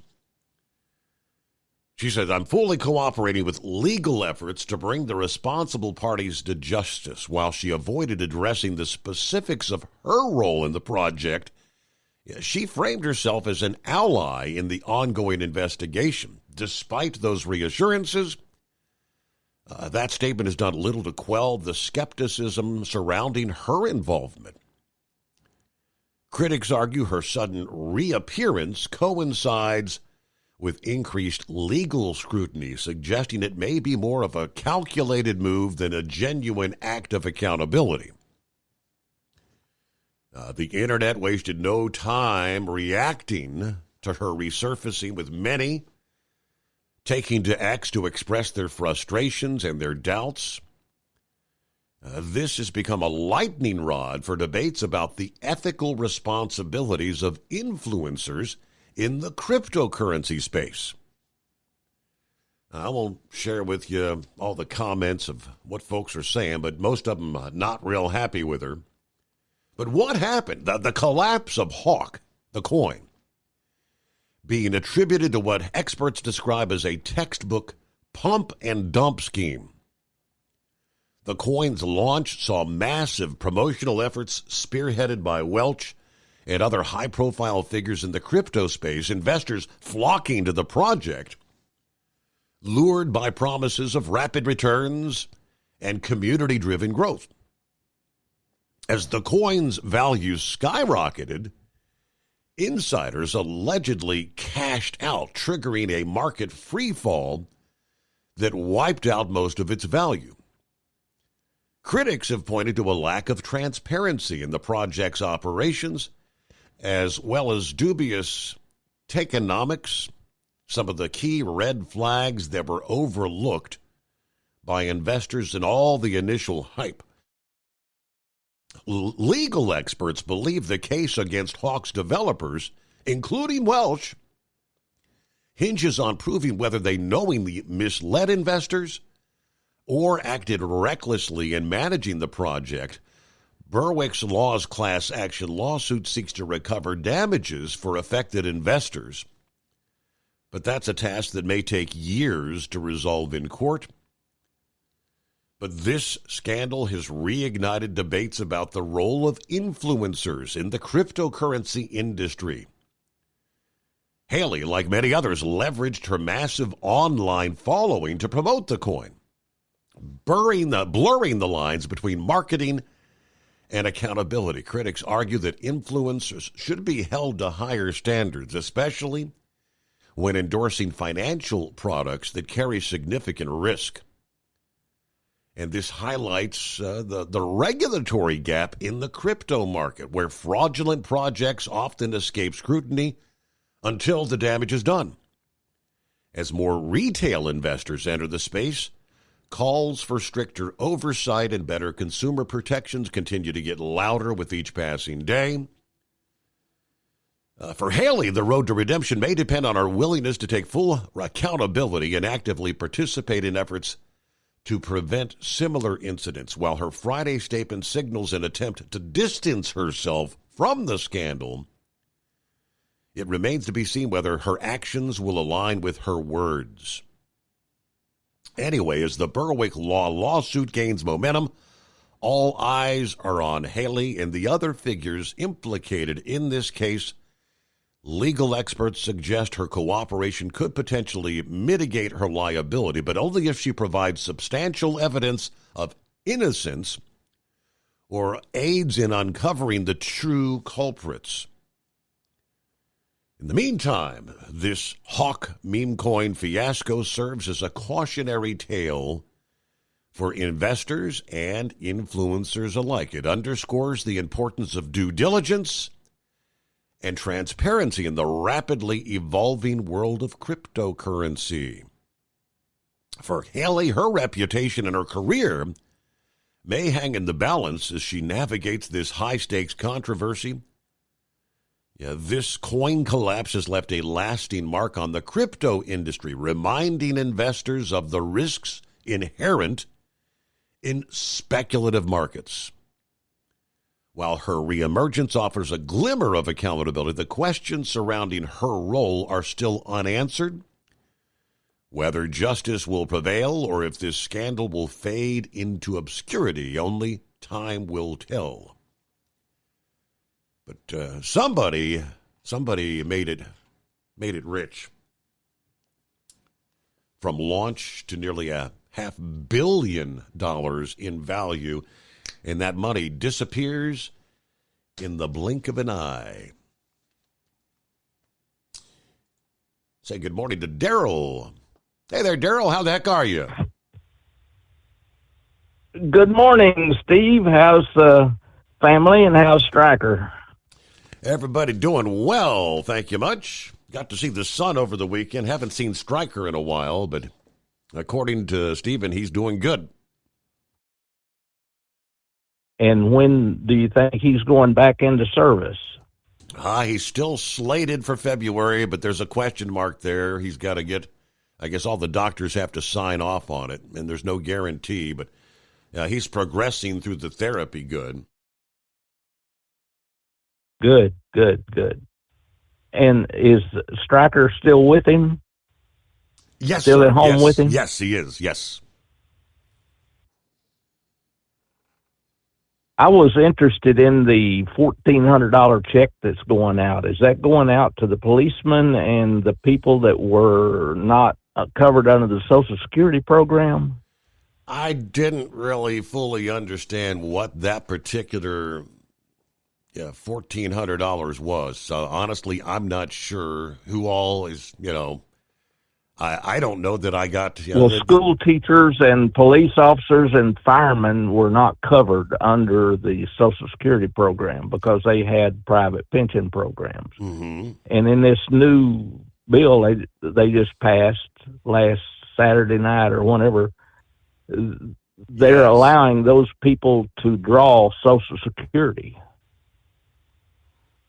And they were denied Social Security because they had a state pension or a federal pension. Yes, I'm wondering if that's the people I believe that might be the people getting the $1,400. I don't think there's any correlation because the IRS announced that deal on Friday, and they didn't pass that legislation till like Saturday evening, right? Was it Friday? Correct. It was Saturday Correct. night. Okay, as the countdown clock was ticking, But I did see that's interesting how they're making, I don't know how many folks out there that had pensions that will now be eligible. The idea was they didn't want to like double dip and take an SS and a pension at the same time, supposedly. That is correct. That is correct. My wife falls under that category. She was a teacher for 33 years, and she could not draw any Social Security when she retired because she had a state, they call it STRS in Ohio. Okay. And so I'm wondering if they're going to allow them to start drawing a little bit of Social Security now. That's what it sounds like. It'll be interesting how they work it all out. Are you traveling for Christmas?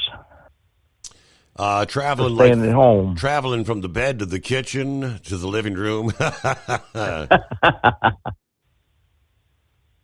When I drove a truck at all the 76 stations, they would have a Christmas tree at the end of the counter. They all had lunch areas in them, and they would have safety pins or clothespins that you could pin $1 or a $5 or $10 bill to for the ladies that work behind the counter. Yeah. And I was always fascinated to walk in there and see that tree loaded down with dollars, and I thought that was a neat idea. It was a way to wish the waitresses a Merry Christmas. Absolutely. And a lot of those waitresses had pins that said 20 years, 15 years, 10 years, and they had stars and different. And you knew that you were getting They'd been there a long time, yeah, serving the customers. Hey, we got to pause there. From Feature Story News in London, I'm Ollie Barrett. A man's been arrested after a woman was killed by being set on fire on a subway train in New York. The suspect was arrested later on Sunday after a tip-off from high school students. Police say they don't believe the suspect and victim knew each other. China says the US is playing with fire after latest military aid for Taiwan.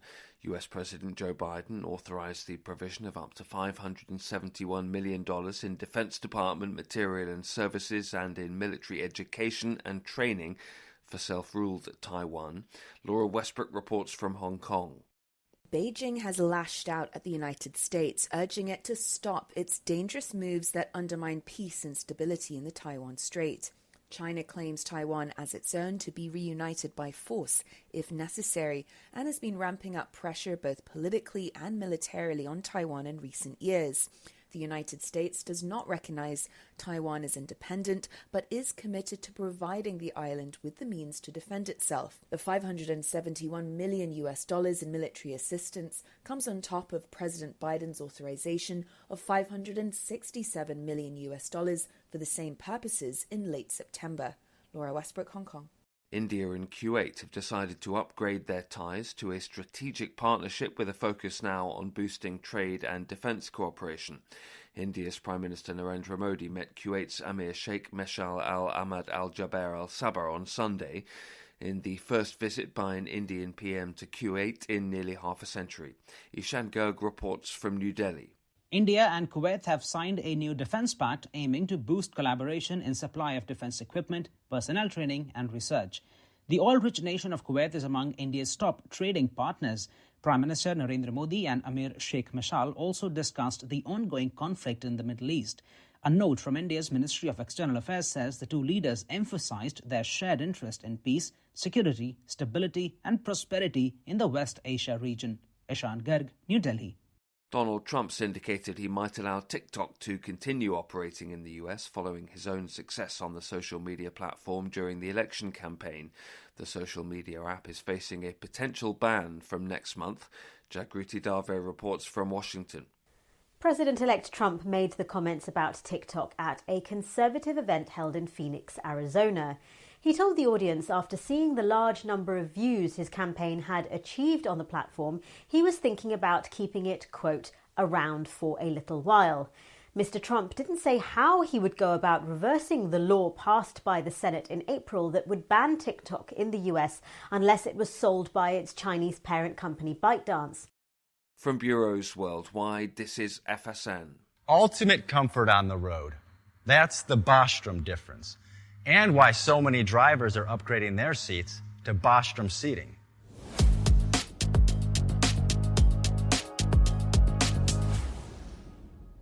With roots dating back to 1935, we know seating. We've developed a full line of high-quality products with the right seat for your application, all made right here in the USA. From our top-of-the-line Wide Ride Plus Certa for the long-haul driver to our entry-level Baja series for the vocational driver, we provide you with the comfort you deserve at the price point you're looking for. We know you're busy. You don't have time to search every distributor and dealership for the right seat, only to find the one you want won't fit in your truck. That's why we created BostromSeating.com. It's a complete seating solution.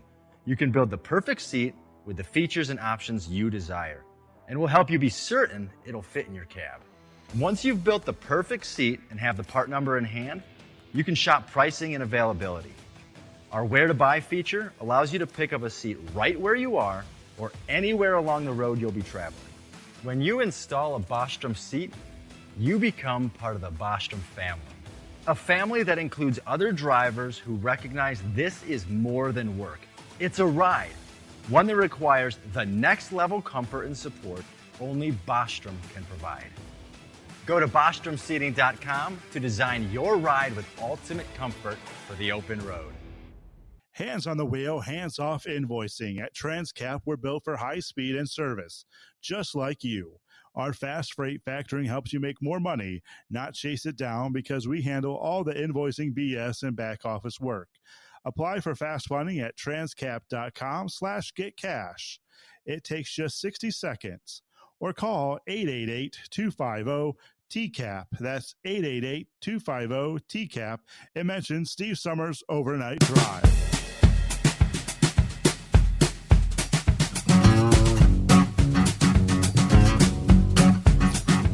All righty, back at it here. I was not in the correct proximity to get a view, but thousands of people across Kansas, Arkansas, Tennessee, Missouri, Louisiana, Mississippi, even Florida, to name a few, reported a large, I believe it was a satellite. Some say it could have been a meteor burning up, breaking apart in the sky over the weekend. Yeah, created a stunning display of fragments scattered across the sky, leaving a bright glowing trail of debris visible for miles. Witnesses described vibrant colors flashing overhead, speculating about its origin. Yeah, some officials attributed to either a large meteor, and I'm more inclined to be with the others suggesting it was a satellite of some sort breaking up in the atmosphere.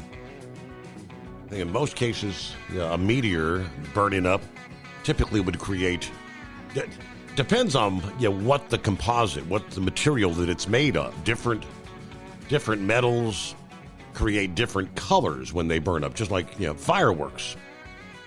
They create them using different chemicals. And based on all the different colors being seen, I think there were different types of metal as the satellite broke apart, burning with different colors. A lot of folks caught it on video as well, and that was quite the spectacular sight. Yes, indeed. All right, we left off there with Daryl. Thanks for hanging in there. Have you figured out where the drones are coming from over New Jersey? No, sir. What do you think they are? You have any answers? I think they're our military for whatever reason. Well, that's what many of the congressmen believe, that they think it's from somebody, probably some private company is trying these things out to see if they work or not. I was at a camp out one night with a group of men, and I saw Musk satellites go by, and it looked like a Pullman train going through the sky. It was the most spectacular thing I ever witnessed. And if he has those things up there, I could understand private companies putting something up. But I haven't heard that much about it in the last week. Have you? Things seem to have kind of calmed down a bit, like over the past weekend. Not hearing nearly as many reports, not as many people posting on social media like they were. Do you know what your head size is? Now that for a hat, I would have no clue. I never had. Well, my son sent me a text wanting to know what my head size was. Yeah, he's wanting to buy me a hat, and I said, "Son, I just go and try on hats till I find one that fits." Yeah. He said, "Well, I think it's 7 3/8." Well, I don't know. I've never. How do you measure your head? I would have to do some research on that. I know that if you're like when you do a cowboy hat, right? You got to measure and make sure it fits correctly. If you're going to pay $200 or $300 for a Stetson hat, you want it to fit. That is correct. Yeah.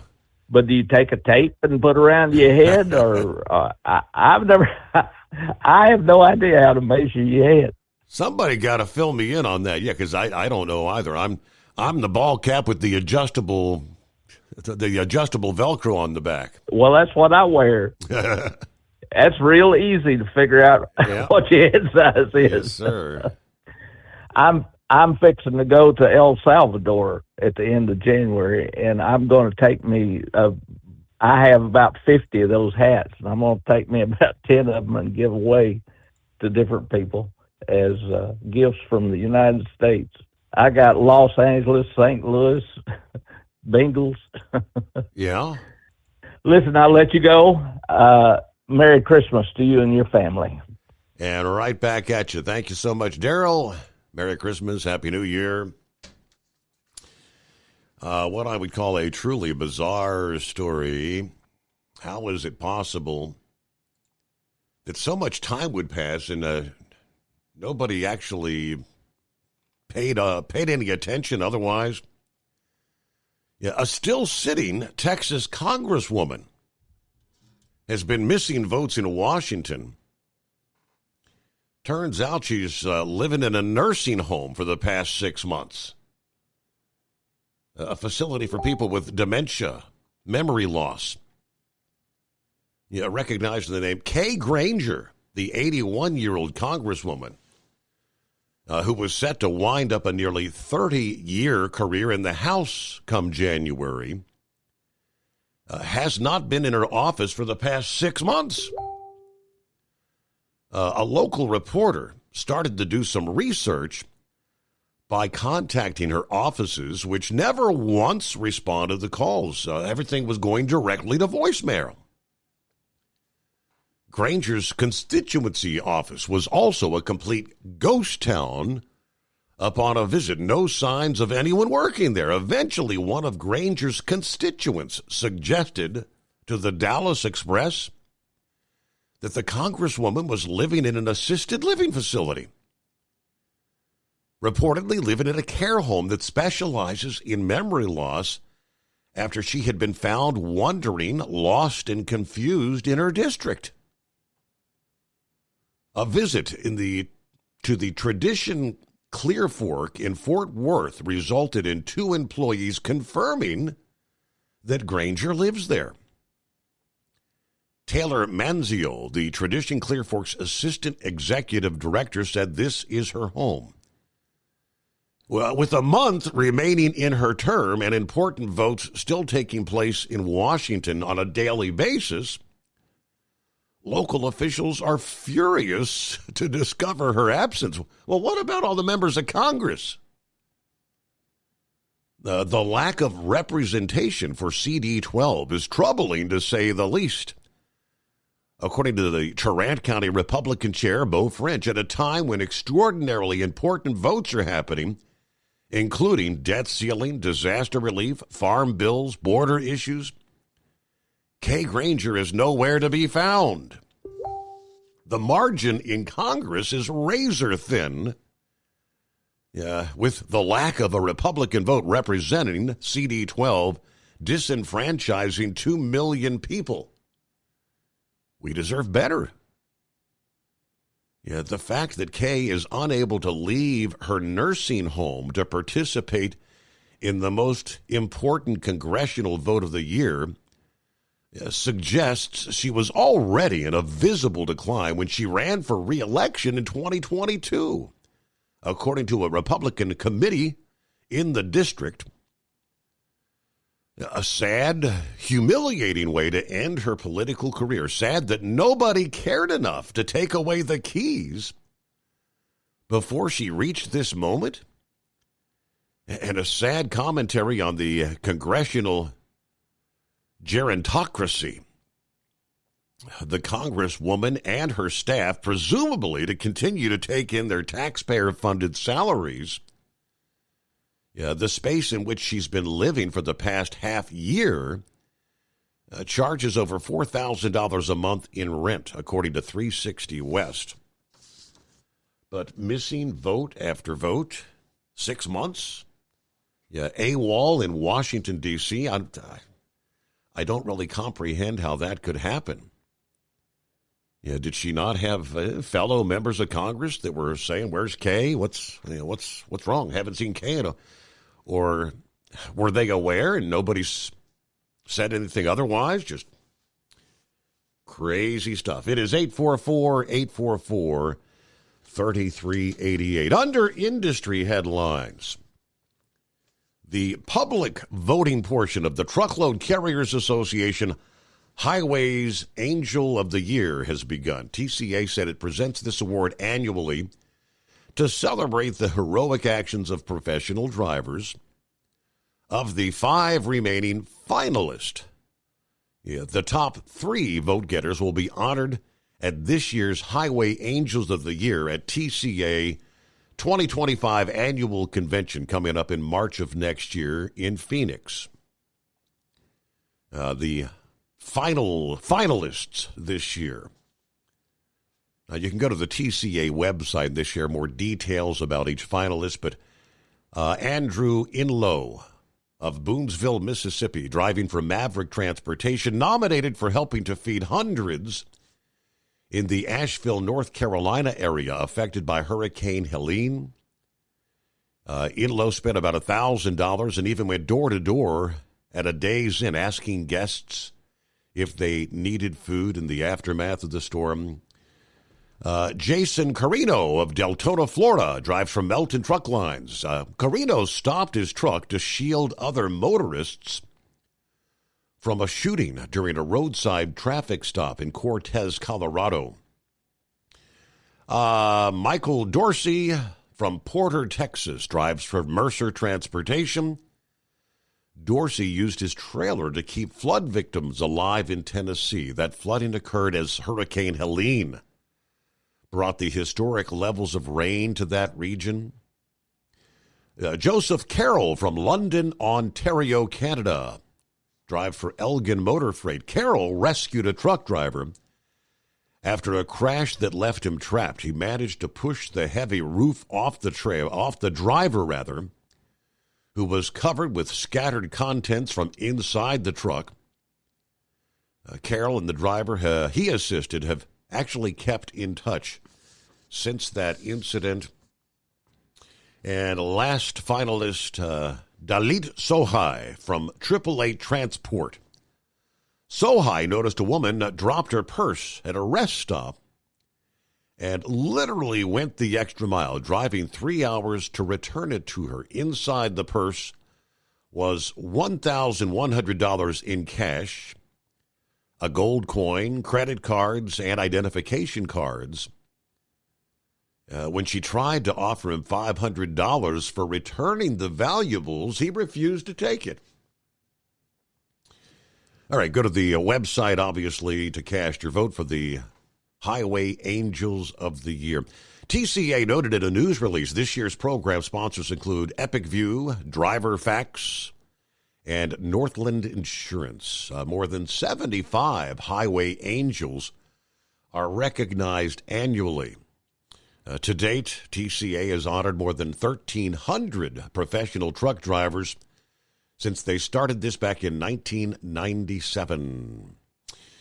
Our number, 844-844-3388. The Steve Summers Overnight Drive. Taxes for Truckers provides full-service accounting solutions for owner-operators. Taxes for Truckers is the driver's financial co-pilot. We help independent truckers keep their taxes, filings, and bookkeeping running smoothly so they can focus on the road ahead. Drivers who want their business to run as smooth as their truck choose to partner with Taxes for Truckers for their accounting and tax filing needs. Stop overpaying taxes. Call 888-TAX-4TRK to start paying less tax today. At Hot Shot Secret, we share the science behind common diesel problems. For example, ultra-low sulfur fuels. Fuel has two purposes, combustion and lubrication. Ultra-low sulfur fuels have diminished the fuel's ability to lubricate. Hot Shot Secret Everyday Diesel Treatment with LX4 restores lubricity, protects your engine, and optimizes performance. Everyday diesel treatment is available at truck stops, Tractor Supply, O'Reilly's Auto Parts, and online at hotshotsecret.com. Hot Shot Secret, powered by science. Building relationships with their team drivers and customers still matter at IBI Security Transport. Since 1966, IBI and its team of drivers have been leaders and innovators in providing white glove service to its exclusive client base for transporting high-value freight safely and securely. Much of the IBI staff have driven trucks, so they understand both the customers' and drivers' needs. If you're seeking a career that values you as a person, not just a number, and offers great benefits and good home time, then IBI is the place for you. Call 800-582-5912 to discover why we are the leaders in team freight and start building a relationship with you. At Hot Shot Secret, we share the science behind common diesel problems. For example, fuel additives. The purpose behind most fuel additives is to impact performance of your diesel or provide protection to your fuel system. Hot Shot Secret Everyday Diesel Treatment provides both performance enhancement and protection with 6 key components. This fully formulated premium fuel treatment includes the performance-enhancing cetane boost, injector cleaner, and LX4 lubrication, as well as protection against water with a demulsifier and rust inhibitor, plus a stabilizer that minimizes fuel filter clogs. Everyday Diesel Treatment delivers a 6-in-1 premium fuel treatment for every fill-up, every time. Everyday Diesel Treatment is available at truck stops, Tractor Supply, O'Reilly's Auto Parts, and online at hotshotsecret.com. Hot Shot Secret, powered by science. Fuel filtration is a big deal. Poorly filtered diesel fuel can damage injector systems, reduce efficiency, and rob horsepower, among other things.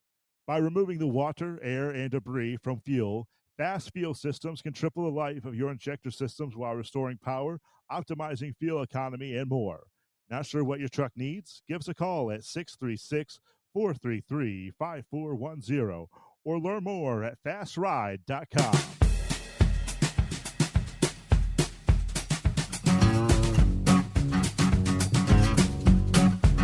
All right, well, come Tuesday evening,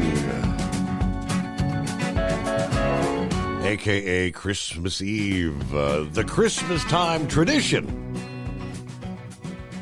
has become nearly global in scope. Children from around the world tracking Santa Claus as he sweeps across the earth, delivering presents defying time. Every year, at least 100,000 kids call into the North American Aerospace Defense Command to inquire about Santa's location. Millions more follow online in 9 different languages, from English to Japanese. On any other night, NORAD is scanning the heavens for potential threats, like last year's Chinese spy balloon. But on Christmas Eve, volunteers in Colorado Springs are fielding questions like, when is Santa coming to my house? Or am I on the naughty or the nice list? There are screams and giggles and laughter, according to 63-year-old Bob Summers, a civilian contractor and NORAD volunteer. Summers often says on the call that everyone must be asleep before Santa arrives, prompting parents to say, do you hear what he said? We got to go to bed early. NORAD's annual tracking of Santa has actually endured since the Cold War, predating ugly sweater parties, Mariah Carey classics. Here's how it all started and why the phones keep ringing. It started with a child's accidental phone call in 1955. The Colorado Springs newspaper printed a Sears advertisement that encouraged children to call Santa, listing a phone number. Well, a little boy called, but he reached the Continental Air Defense Command, now known as NORAD, a joint U.S. and Canadian effort to spot potential enemy attacks.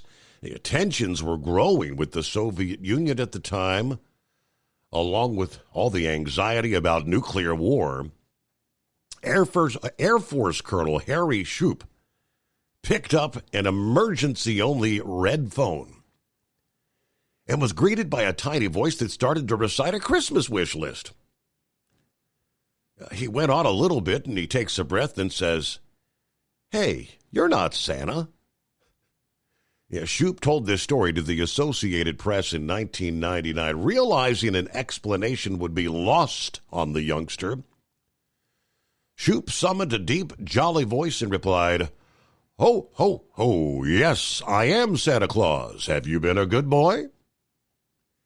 He said he learned from the boy's mother that Sears mistakenly printed the top-secret number. He hung up, but the phone soon rang again with a young girl reciting her Christmas list. 50 calls a day followed, he said. Now, in the pre-digital age, the agency used a 60 by 80-foot plexiglass map of North America to track unidentified objects. A staff member jokingly drew Santa and his sleigh over the North Pole. Thus, the tradition was born. Note to the kiddies began an Associated Press story from Colorado Springs, December 23 of 1955. Santa Claus Friday was assured safe passage into the United States by the Continental Air Defense Command. Likely referencing to the Soviets, the article noted that Santa was guarded against possible attack from those who do not believe in Christmas. Since Grinchy journalists have nitpicked Shoup's story, questioning whether a misprint or a misdial prompted the boy's call, in 2014, the tech news site Gizmodo cited an International News Service story from December 1 of 1955 about a child's call to Shoup. Published in the Pasadena Independent, the article said the child reversed 2 digits that was in the Sears number. When a childish voice asked the COC commander, Harry Shoup, if there was a Santa Claus at the North Pole, he answered much more roughly than he should, considering the season. There may be a guy called Santa Claus at the North Pole, but he's not the one I worry about coming from that direction. In 2015, the Atlantic magazine doubted that the flood of calls to the secret line was noting that Shoup had a flair for public relations.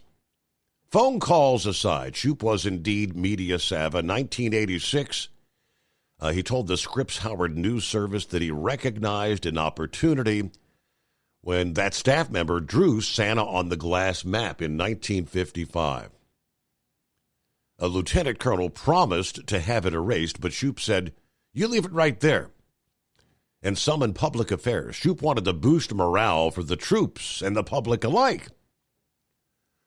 Yeah, why? It made the military look good, like we're not a bunch of snobs that don't care about Santa Claus. Shoup died in 2009. His children told the StoryCorps podcast in 2014 that it was a misprinted Sears ad that prompted the phone calls. Later in life, he got letters from all over the world. People saying, "Thank you, Colonel, for having, this sense of humor. Yeah, NORAD's tradition is one of the few modern additions to the centuries-old Santa story that have endured. Ad campaigns or movies try to kidnap Santa for commercial purposes. NORAD takes the essential element of Santa's story and views it through the technological lens. Now, he leaves the North Pole, typically heads for the International Dateline in the Pacific Ocean. From there, he moves west, following the night. That's when the satellite systems we use to track and identify targets of interest every single day start to kick in. Probably little-known fact is that Rudolph's nose that glows red actually emanates a lot of heat. And so those satellites track Santa through the heat source. Yes, indeed. Millions of children will be tuning in, and I know there's a Fox channel that's actually going to be carrying live coverage like from 9 to midnight there on Christmas Eve, just to fill some time, Clear lines at 844-844-3388. Ultimate comfort on the road. That's the Bostrom difference, and why so many drivers are upgrading their seats to Bostrom seating.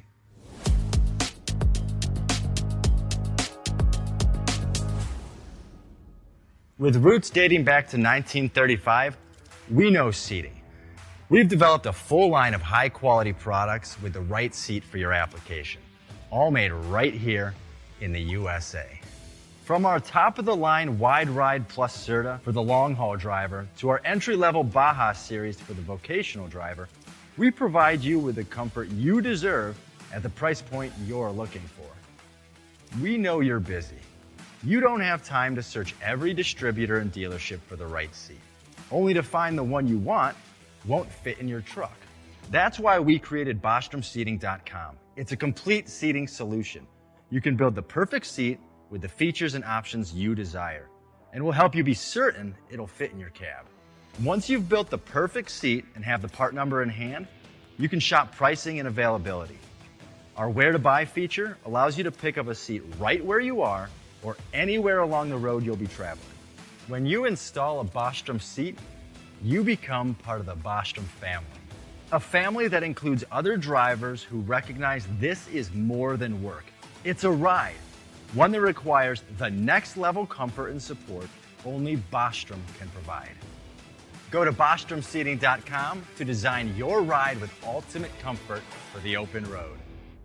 Hands on the wheel, hands off invoicing. At Transcap, we're built for high speed and service, just like you. Our fast freight factoring helps you make more money, not chase it down, because we handle all the invoicing BS and back office work. Apply for fast funding at transcap.com/getcash. It takes just 60 seconds. Or call 888-250-TCAP. That's 888-250-TCAP. And mention Steve Summers' Overnight Drive. From Feature Story News in London, I'm Ollie Barrett.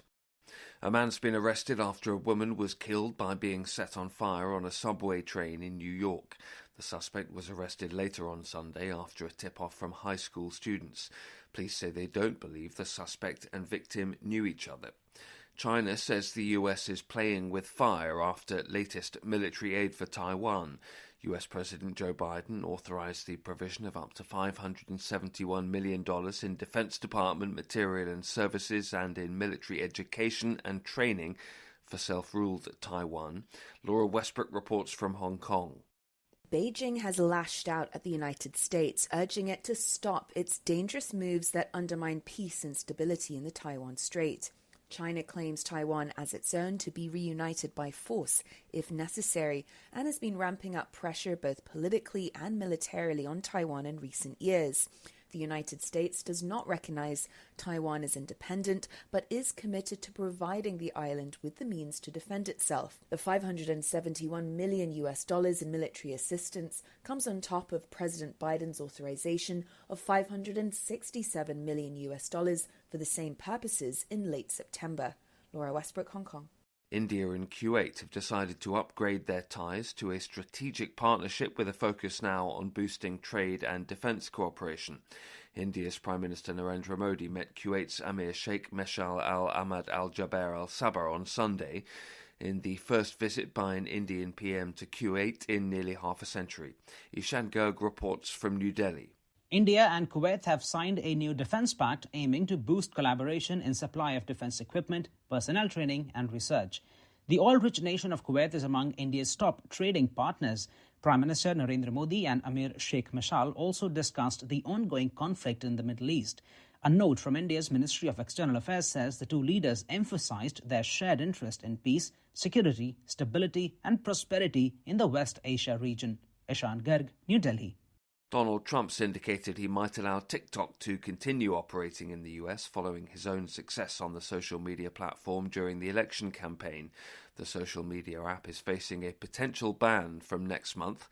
Jagruti Dave reports from Washington. President-elect Trump made the comments about TikTok at a conservative event held in Phoenix, Arizona. He told the audience after seeing the large number of views his campaign had achieved on the platform, he was thinking about keeping it, quote, around for a little while. Mr. Trump didn't say how he would go about reversing the law passed by the Senate in April that would ban TikTok in the US unless it was sold by its Chinese parent company ByteDance. From Bureaus Worldwide, this is FSN. With FSN Spotlight, I'm Simon Marks, spending this week casting a gaze into our 2025 crystal ball with the help of the New York Times chief diplomatic correspondent Steve Erlinger, one of the most seasoned and nuanced observers globally. He's been talking to America's Council on Foreign Relations about the issues he will be watching over the next 12 months. October 7th, when Hamas went and invaded Israel, was like the fall of the wall in 1989. It was completely unexpected. Today, Israel and Gaza. Hamas, as we know, is devastated, but what next in Gaza? The war is pretty much over there, but Israel has failed to produce the political conclusion that would let them leave. And I'm not sure they want to leave. Iran is looking quite naked. Trump wouldn't join an Israeli attack on Iran's nuclear program, but he might sanction it. And also, he might not bother too much if Israel moves to annex more parts of the West Bank, like the Jordan Valley. So there's a lot to play for and a lot of uncertainty, but there's no question that Israel is, to some degree, setting the agenda now, and Iran is very much weakened. Tomorrow, Turkey, a huge beneficiary of the collapse of the regime of Syrian dictator Bashar al-Assad. I'm Simon Marks. To recap the top stories, a man's been arrested after a woman was killed by being set on fire on a subway train in New York. China says the US is playing with fire after military aid for Taiwan was agreed. India and Kuwait have decided to upgrade ties with a focus on trade and defence, and Donald Trump's indicated he might allow TikTok to continue operating in the US after his own success on the platform in the election campaign. That's the latest feature story news. Ollie Barrett reporting. It's coming. Crisp fall mornings turn bitter cold. As you fire up your diesel, you can see your breath on the inside of a cab. Imagine looking deep into your engine. Freezing temperatures impact your diesel's fluids, especially fuel. On a 23-degree morning, the paraffin wax in your untreated fuel starts to morph from fluid to large crystals. These crystals clump together and form a gel. At minus 10 degrees, your fuel hits the point where it no longer pours like a liquid. It's so dense that the flow through the fuel filter will slow, causing hard starts or no starts. Get prepared now for the cold that is coming. Hot Shot Secret Diesel Winter Anti-Gel is a premium fuel additive that lowers your fuel's pour point to minus 65 degrees. If it's that cold out, you shouldn't be on the road. You ought to be at home in front of the fireplace. Hot Shot Secret Diesel Winter Anti-Gel Premium Fuel Additive. Available now online at hotshotsecret.com. Hot Shot Secret. Powered by science.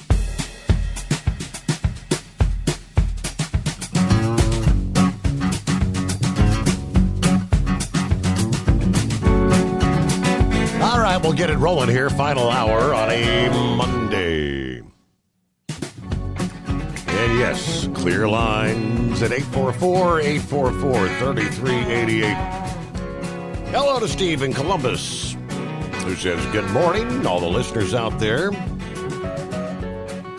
Yes, the weekend went by way too fast. As usual, it was restful, got to spend some time with family. But here we go. The coffee's hot, the car's warmed up. Time to head into town to see what kind of work we can get into today. All right, everybody enjoy. So we had the big game, big college football playoff weekend now in the books. For those who maybe weren't with us in our, I guess it was technically hour number 2 before we got to Big Ed, the prognosticator of prognosticators. Perfect pick when it comes to the playoff games. Ed last Friday had predicted Notre Dame over Indiana. Correct. Penn State over SMU. Texas over Clemson. And yes, seemed like almost begrudgingly, seeing as at the start of the season, he picked Ohio State to go all the way. He wasn't overly confident, but he picked Ohio State over Tennessee. And undoubtedly, Tennessee fans did not see what was coming their way. And an interesting story out of Columbus over the weekend. One University of Tennessee football fan is choosing to boycott the entire state of Ohio following Saturday night's college football playoff game. Tennessee fans, they tell us, arrived in droves in Columbus this past weekend. The Vols had more than 30,000 fans in attendance at the Horseshoe Saturday night. Prior to kickoff, Tennessee fans had renamed Ohio Stadium as Neyland North on Apple Maps. The Horseshoe was littered with checkers of orange. But then the game started. Ohio State shellacked Tennessee 42-17 in a game that was never really close. The Buckeyes raced out to a 21-0 lead over the Volunteers. Things got a little bit competitive at halftime when Tennessee made it an 11-point game. But the Buckeyes dominated the second half on the way to a blowout. Of course, Tennessee fans had to make that long 5-hour drive back to Knoxville in miserable fashion. One Tennessee fan had such a miserable time at the game that he's boycotting the entire state of Ohio moving forward. He's vowed to never return to the Buckeye State. While exiting the stadium, he says, I'm never coming back to Ohio. This is hell. I thought LSU was brutal. This place is unforgivable. Of course, Ohio State and the Buckeyes can be proud of that. Ryan Day's team are rebounding nicely after a regular season-ending loss to Michigan. The Buckeyes are now set to face Oregon in the Rose Bowl, New Year's Day. Day said, I think it's a combination of things when you go back and look at the season. We were a different team when we lost Seth McLaughlin. We really didn't play great on offense in the Indiana game. We called this game way more aggressively. No question about that. We did some things in this game to maximize our strengths. I also thought Will Howard was excellent in the game as well. Howard was certainly excellent, throwing for 311 yards, 2 touchdowns, completing 24 of 29 passes. But yes, the Buckeyes are not done. Although Ohio State and Oregon are scheduled to meet New Year's Day, that'll be a 5 p.m. Eastern time game on ESPN. So there you go. I ain't never coming back to Ohio. This place is unforgiving. This is hell. All right, see what's going on with, I don't know. We got Doug on board. Hello there. Good morning. Good morning. Steve, I just wanted to wish you and your family a Merry Christmas and a heartfelt thank you so much for being on the radio. Means a lot that you're there. Can't tell you how much. So Merry Christmas to everybody, and thank you, Steve. Well, Doug, thank you for being a dedicated listener. Thanks for chiming in from time to time when you get the opportunity. And right back at you. You have a wonderful Christmas. Okay. While we're talking about Ohio sports teams, let me jump over to on the NFL side. I mean, I guess where there's a chance, there's always a chance. Yeah, the Bengals are thinking their playoff hopes are still alive with the 24-6 win this past day over the Browns at Paycor Stadium. NFL.com has upgraded the Bengals' playoff probability, chances of making postseason, to 10%. Not good odds, right? There's so many things that have to happen. The Bengals will still need to win their final 2 games. First of all, at home against Denver on Saturday the 28th and in Pittsburgh in week number 18. The Bengals also need the Broncos to lose in Denver to the Kansas City Chiefs in week 18. They also need the Dolphins and the Indianapolis Colts to lose at least one more game. Now, Indianapolis' remaining schedule includes the New York Giants on the road and Jacksonville at home. Miami's remaining schedule includes the Browns in Cleveland and the Jets in New York. So many things that have to come together, but I guess for true dedicated fans, where there's a will, there's a way, there's hope.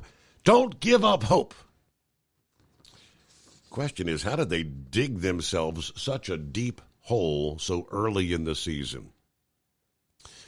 All right, Christmas time is upon us, and there's a new video that captures the incredible journey of the U.S. Capitol Christmas tree as it traveled by barge and by truck from Alaska to our nation's capital. This year, the Capitol Christmas tree was harvested from the Tongass National Forest in Alaska. Beginning that cross-country journey, believe it or not, before Halloween, back on October the 26th in Wrangell, Alaska. From there, a pair of Linden transport drivers transported the tree over 4,000 miles from Seattle to Washington, D.C., stopping at many community events all along the way.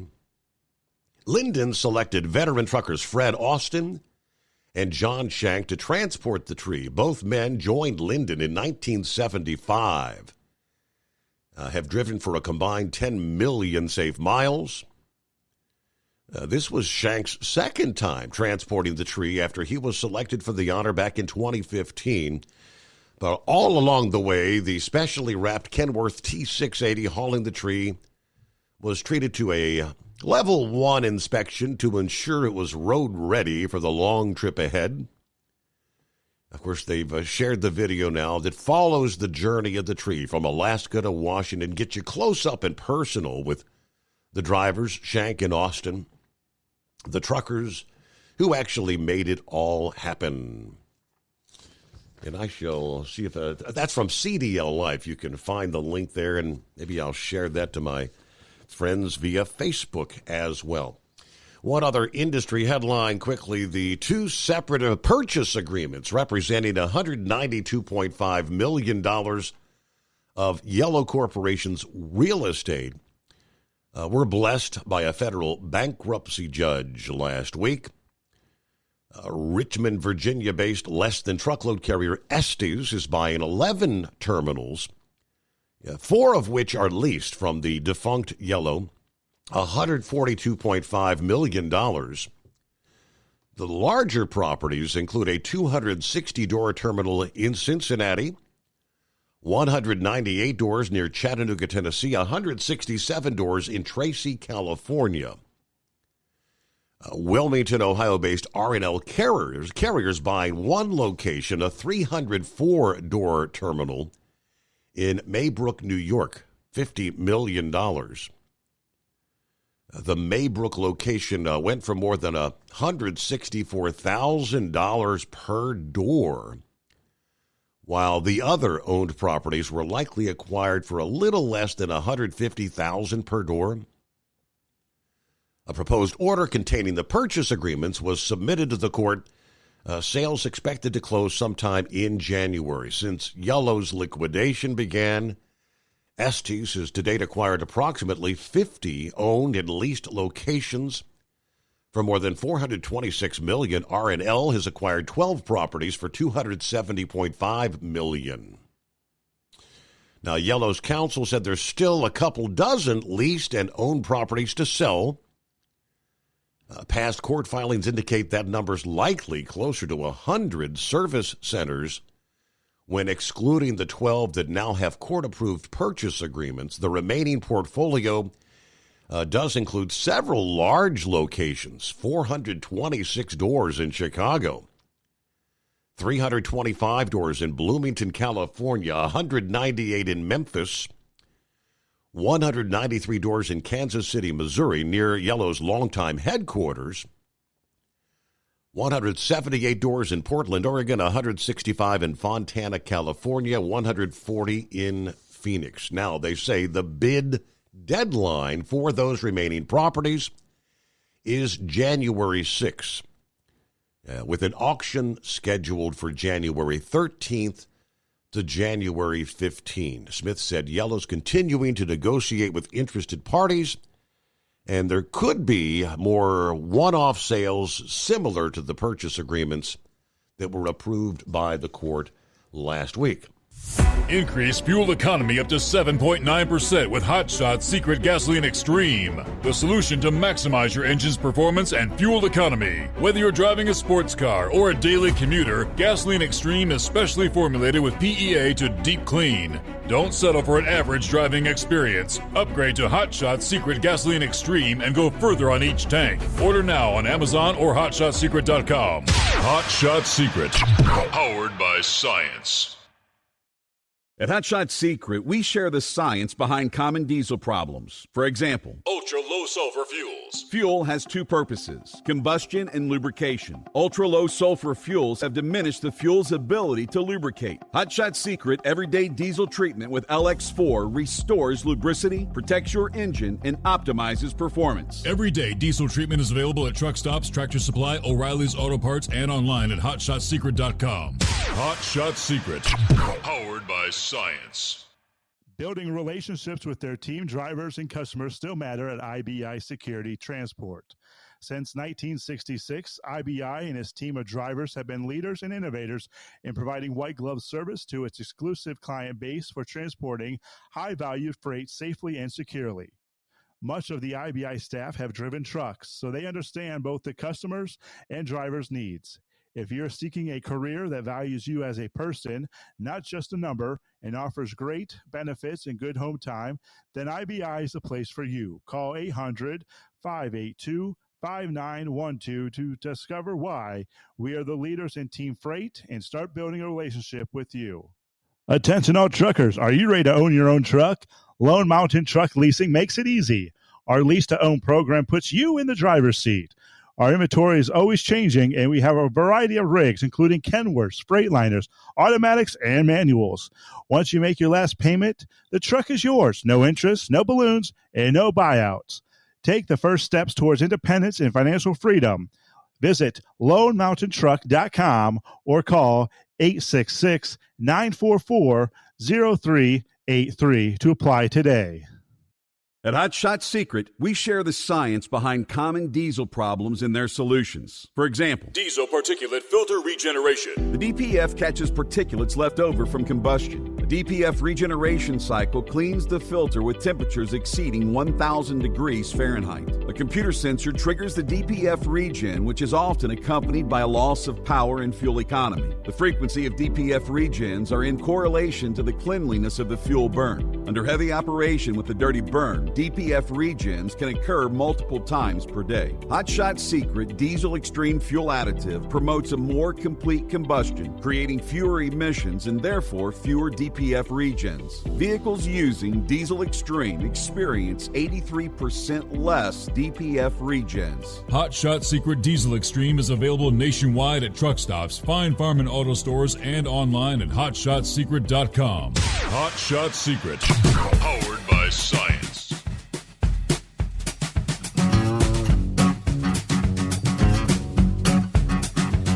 All right, Daryl, if you're still on board, let me see. I got a message from Richard. Looking at your measuring for your cowboy hat. So you put the measuring tape around the head for cowboy hat size, and he said 59 centimeters would be a 7 1/4. Okay. So I guess somewhere online, you could do a quick Google search. How to measure for a cowboy hat size, right? Everything's on the internet. Meanwhile, see what's going on with the anonymous hippopotamus. Yes, sir. Yeah. Welcome to the loneliest hour, Your Honor. Indeed. On a Monday, no less. I don't know. It may be even worse there for Christmas Eve. I don't know. Yeah, we'll have to see what all comes down the pike there. But anyways, we're still tooling along here, and I guess I was just getting back into the things after getting loaded there. We had a little delay at the oil refinery there because they had too many trucks and not enough spaces at the loading rack, so we were a little under the delay type situation there. But by the time we got back in the truck, I believe you were talking to Philip and talking about that oversized that was hauling, a piece of pipe of some sort? Correct. Down there in Yeah, Texas? the train crash, yeah. So has there been any more details come out? Now, they said there was 2 fatalities? Yeah, both of the train, I guess, you had a conductor and an engineer. I don't know, there was 2 people on the train, and they both died, yes. Okay. Yeah, at this point, that's about the normal crew on trains. You know, back in the day when they drug the cabooses around with them there, they used to have about 14 people on a train. And it got whittled down with, not sure if exactly when the caboose went away, but they got down to like 6 or 7 on a train. And then probably 15 years ago, they were riding around with 3. They'd have the engineer, the conductor, and what they called the brakeman. And the brakeman pretty much did the job of hooking and unhooking the cars. And anyway, so they decided that the conductor could unhook and hook cars. So then they pretty much decided to do away with the brakeman position at this point. Mm-hmm. So I guess the longshoremen who think that their jobs in the union, because, rail unions are pretty strong, it's the longshoremen think their jobs are going to be safe just because of wanting to do this strike. I got news for them. They better be careful what they try to do, because automation is coming no matter what they want. But anyways, with this oversized, now some of the oversized I did, permit loads and that, I've run it kind of depends on the dimensions, and every state has their own oversized rules. So, I go from Maryland to Pennsylvania, you got to read their rules, and then you go from Pennsylvania to Delaware, and you got to read their rules, and you go from Delaware to New Jersey, you got to read their rules. So every state, there isn't any, set uniform code of how to haul, what the legality is of hauling oversized down the road. Now, in some of the permit situations, especially if you're extremely over dimension, over length, over height, where you might be interfering with, utilities or, infrastructure or stuff like that, they actually require, at least some states that I've been involved with, actually require you to go out and pre-travel the route so you can make sure that your load, even though you have a permit to do it given to you by the state saying this is the way they want you to go and these are the roads that you can travel on, they also want you to go out and, before you take the load down the road, go out and make sure that all the clearances and tolerances are, actually what will fit your vehicle going down the road. So, like these guys with the really tall loads, like some of the generators and that are 15 and 16 feet tall, and they require a pole car to go down through to make sure they're not going to catch wires. They actually are required to actually go out and pre-route that trip before they actually haul the load down through there. And so they'll actually, that's the way it's supposed to be, but there's also no enforcement to make sure that people do that. So if you just get your permit and roll with it, well, you can skate by a lot of times, but you get to one time there's a low wire or a low bridge, and you clip that, and of course, as you said, we've been having a lot of these high center issues. So I'm not sure if they say anything about ground clearance in the permits that you have to go out and measure ground clearance because what your trailer span is. We had the caller asking about who's responsible. Is it the trucking company? Is it the escort company? Is it whoever issued the permit with the route being approved? The thing is that the people issuing the permit and don't know trucks. They just know what they've been told is the permit route, and they either approve it or don't approve it. And if there's road closures, and they have to give an amended route. But the thing is that, as I say, in some permits, there's a clause that's in the permit that says that the carrier doing it, or if you hire an escort service, that they require you to go out and pre-travel the route to make sure that even though you have the permit, that you will fit and can clear what you need to. The big thing is about the high center is it's the length of trailer. So a short trailer, if it's only 8 inches off the ground, because the truck wheels and the trailer wheels aren't too far apart, it doesn't have a lot of times problems getting over some stuff.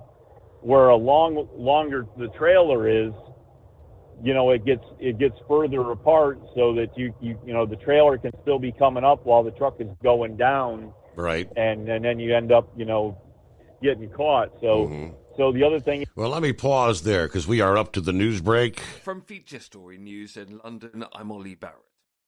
A man's been arrested after a woman was killed by being set on fire on a subway train in New York.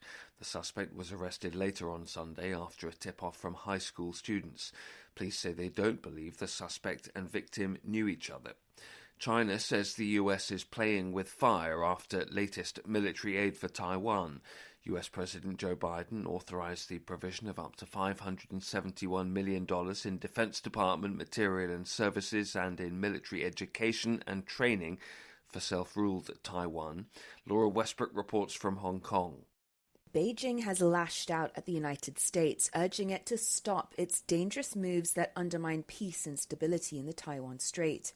China claims Taiwan as its own to be reunited by force if necessary, and has been ramping up pressure both politically and militarily on Taiwan in recent years. The United States does not recognize Taiwan as independent, but is committed to providing the island with the means to defend itself. The $571 million in military assistance comes on top of President Biden's authorization of $567 million for the same purposes in late September. Laura Westbrook, Hong Kong. India and Kuwait have decided to upgrade their ties to a strategic partnership with a focus now on boosting trade and defence cooperation. India's Prime Minister Narendra Modi met Kuwait's Emir Sheikh Meshal Al Ahmad Al Jaber Al Sabah on Sunday, in the first visit by an Indian PM to Kuwait in nearly half a century. Ishan Garg reports from New Delhi. India and Kuwait have signed a new defence pact aiming to boost collaboration in supply of defence equipment, personnel training and research. The oil-rich nation of Kuwait is among India's top trading partners. Prime Minister Narendra Modi and Emir Sheikh Meshal also discussed the ongoing conflict in the Middle East. A note from India's Ministry of External Affairs says the two leaders emphasized their shared interest in peace, security, stability and prosperity in the West Asia region. Ishan Garg, New Delhi. Donald Trump's indicated he might allow TikTok to continue operating in the US following his own success on the social media platform during the election campaign. The social media app is facing a potential ban from next month. Jagruti Dave reports from Washington. President-elect Trump made the comments about TikTok at a conservative event held in Phoenix, Arizona. He told the audience after seeing the large number of views his campaign had achieved on the platform, he was thinking about keeping it, quote, around for a little while. Mr. Trump didn't say how he would go about reversing the law passed by the Senate in April that would ban TikTok in the US unless it was sold by its Chinese parent company ByteDance. From Bureaus Worldwide, this is FSN. Ultimate comfort on the road. That's the Bostrom difference. And why so many drivers are upgrading their seats to Bostrom seating.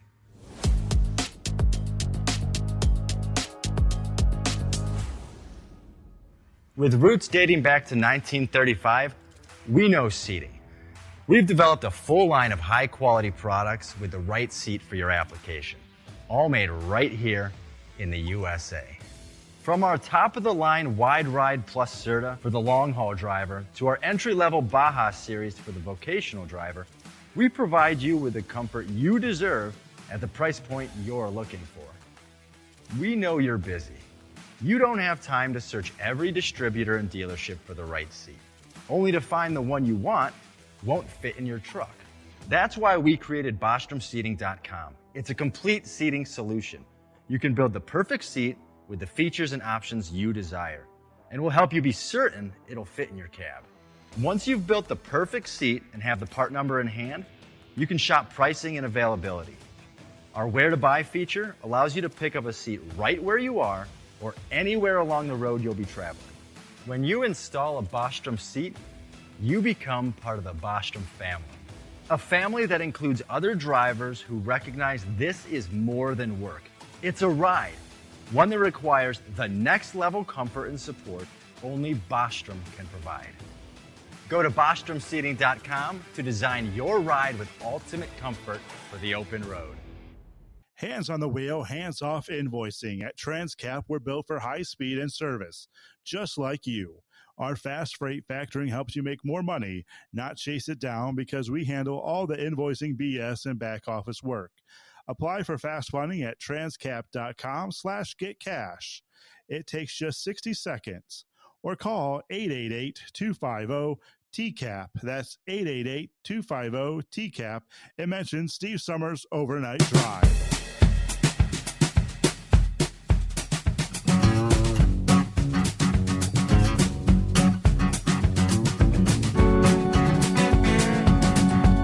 All right, we'll pick it back up there. Here on a Monday, greatest day of the week, says Captain Ron.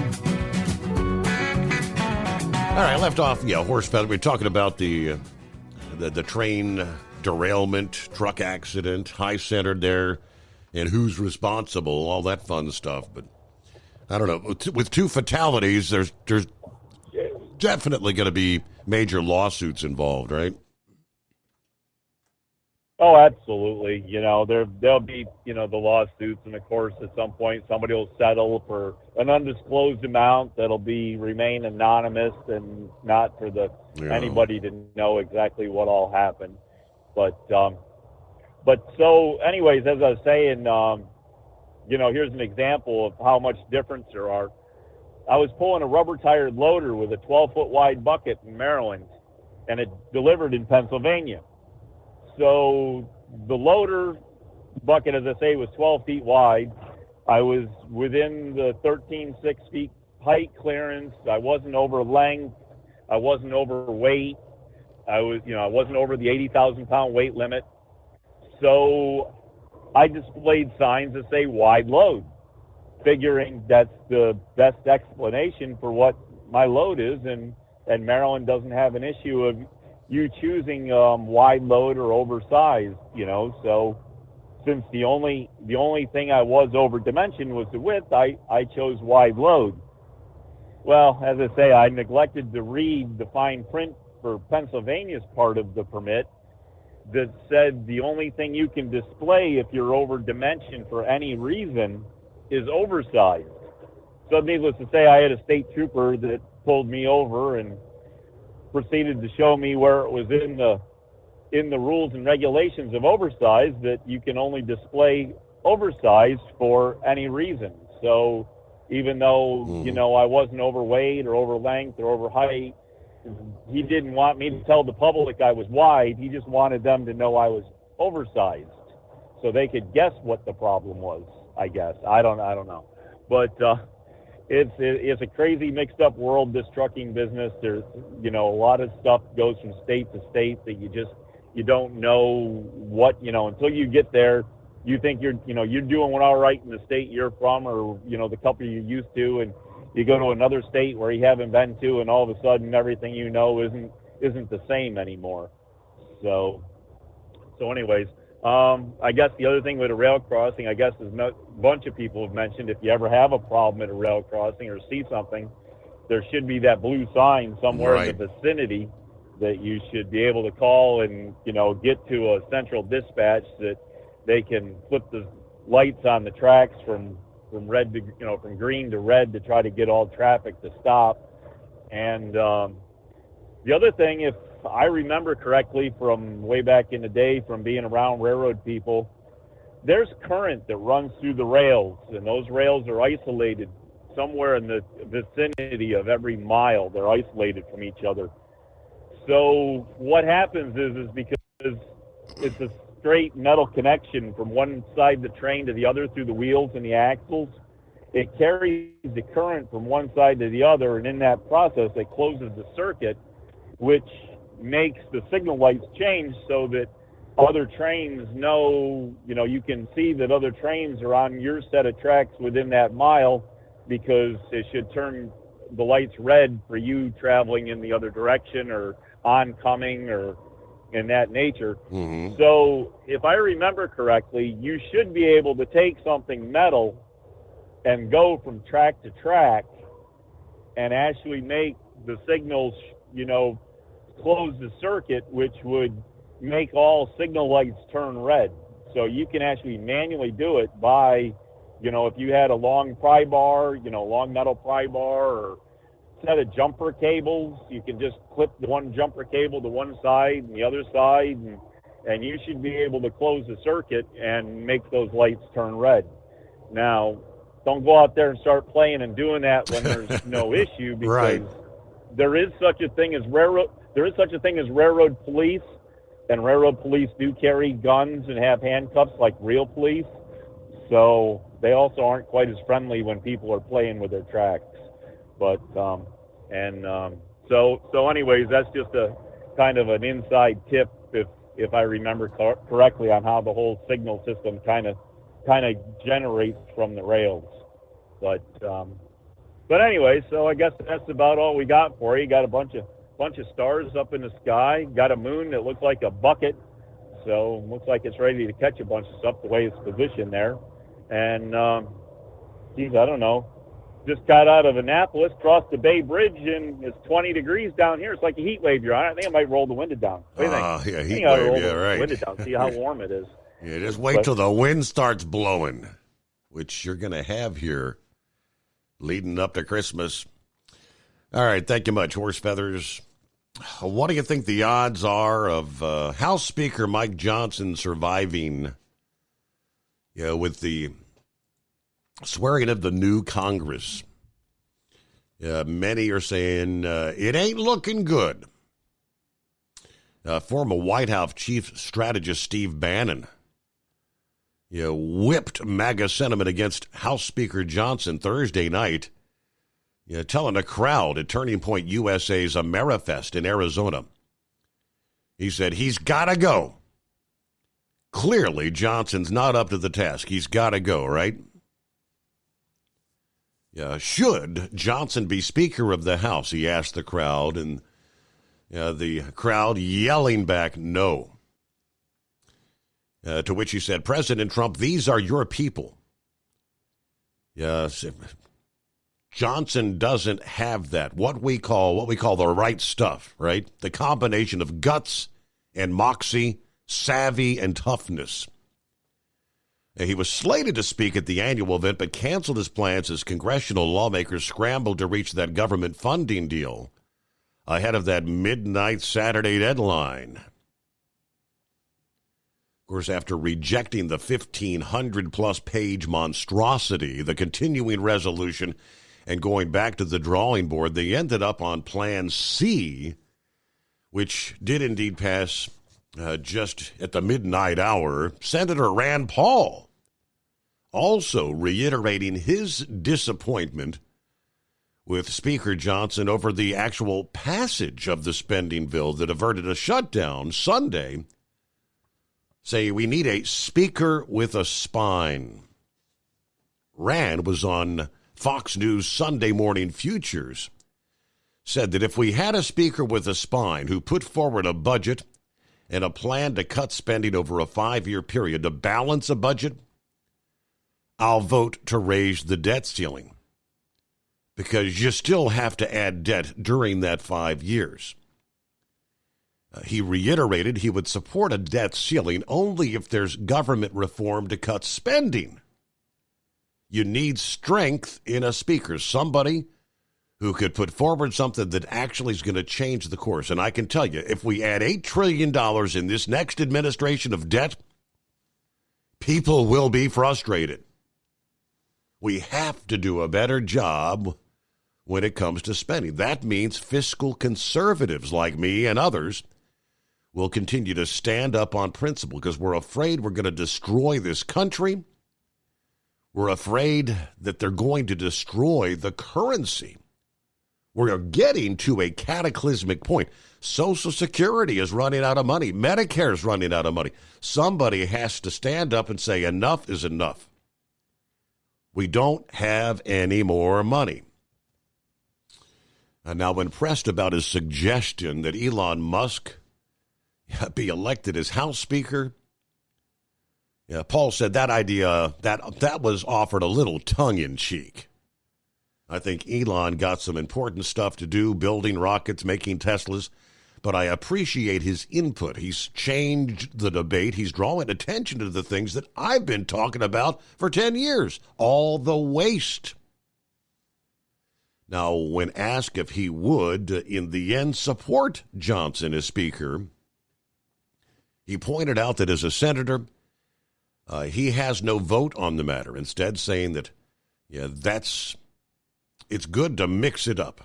Let them know we're not happy with the job they're doing. But, he doesn't have a say as a senator as far as Speaker of the House, right? Meanwhile, while we're on politics briefly, Matt Gaetz, the former representative Matt Gaetz, was it a joke? Yeah, he joked potentially with a tinge of serious consideration. He could not get confirmed to be President-elect Trump's attorney general by the Senate. So perhaps if he can't beat them, he'll just join them. What's he mean by that? He said, it seems I may not have had enough support in the United States Senate. Maybe I'll just run for Marco Rubio's vacant seat in the Senate and join some of those folks.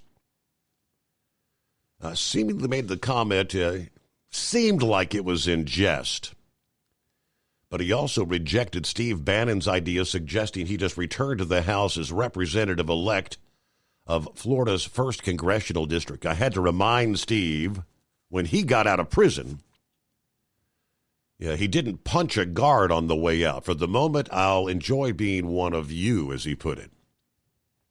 But he said being a U.S. citizen is a powerful thing. He pointed out former President James Madison, constitutional founder, agreed when he said it was the most powerful position in America. Yeah, not that of congressman, senator, or even president, but that of American citizen, because we put such obligation on the citizens to ignite the patriotism this country needs. All right. I don't think that's going anywhere. He's not going to be throwing his hat in the ring. I don't think Ron DeSantis would even look at appointing him to that Senate seat. It did sound over the weekend, I believe I saw where Laura Trump had actually taken her name off the list. There's been a lot of speculation that Laura Trump may get the nod from Governor DeSantis to fill that Senate seat held by Marco Rubio. Yeah, we're supposed to get an announcement on that sometime early in January, in the next couple of weeks. But yes, it appears Laura has taken her name off that list for contention and did allude to some sort of a big announcement coming up in January. What she has on the plate, I'm not exactly sure. All right, we'll return after this. The Steve Summers Overnight Drive, live from the Hot Shot Secret Studios. Full-service accounting solutions for owner-operators. Taxes for Truckers is the driver's financial co-pilot. We help independent truckers keep their taxes, filings, and bookkeeping running smoothly so they can focus on the road ahead.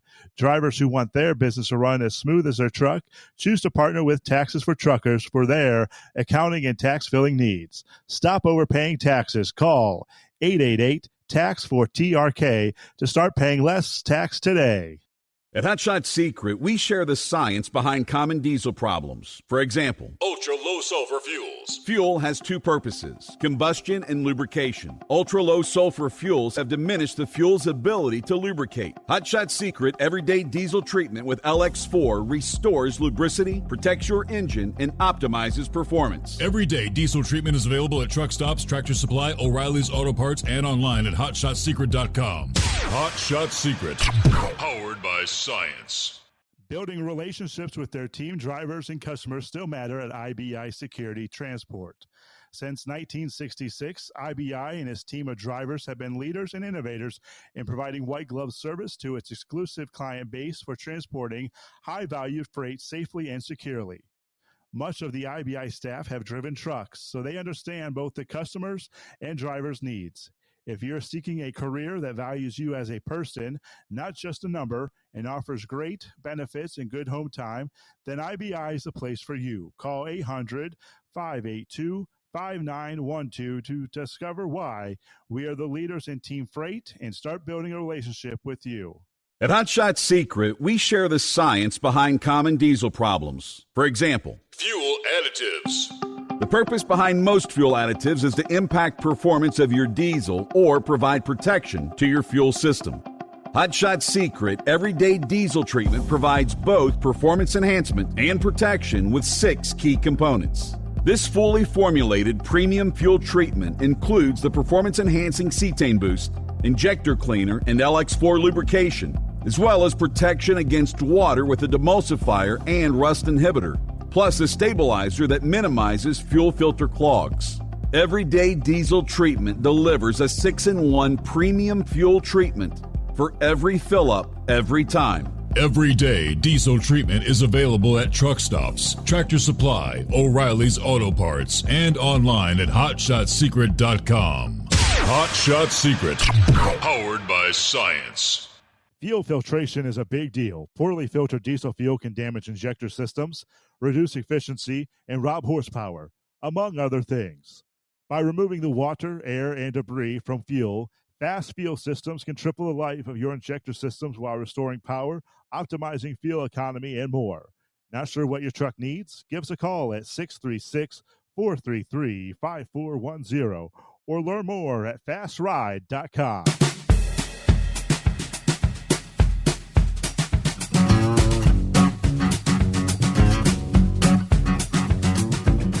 All right, rolling down the home stretch on a Monday.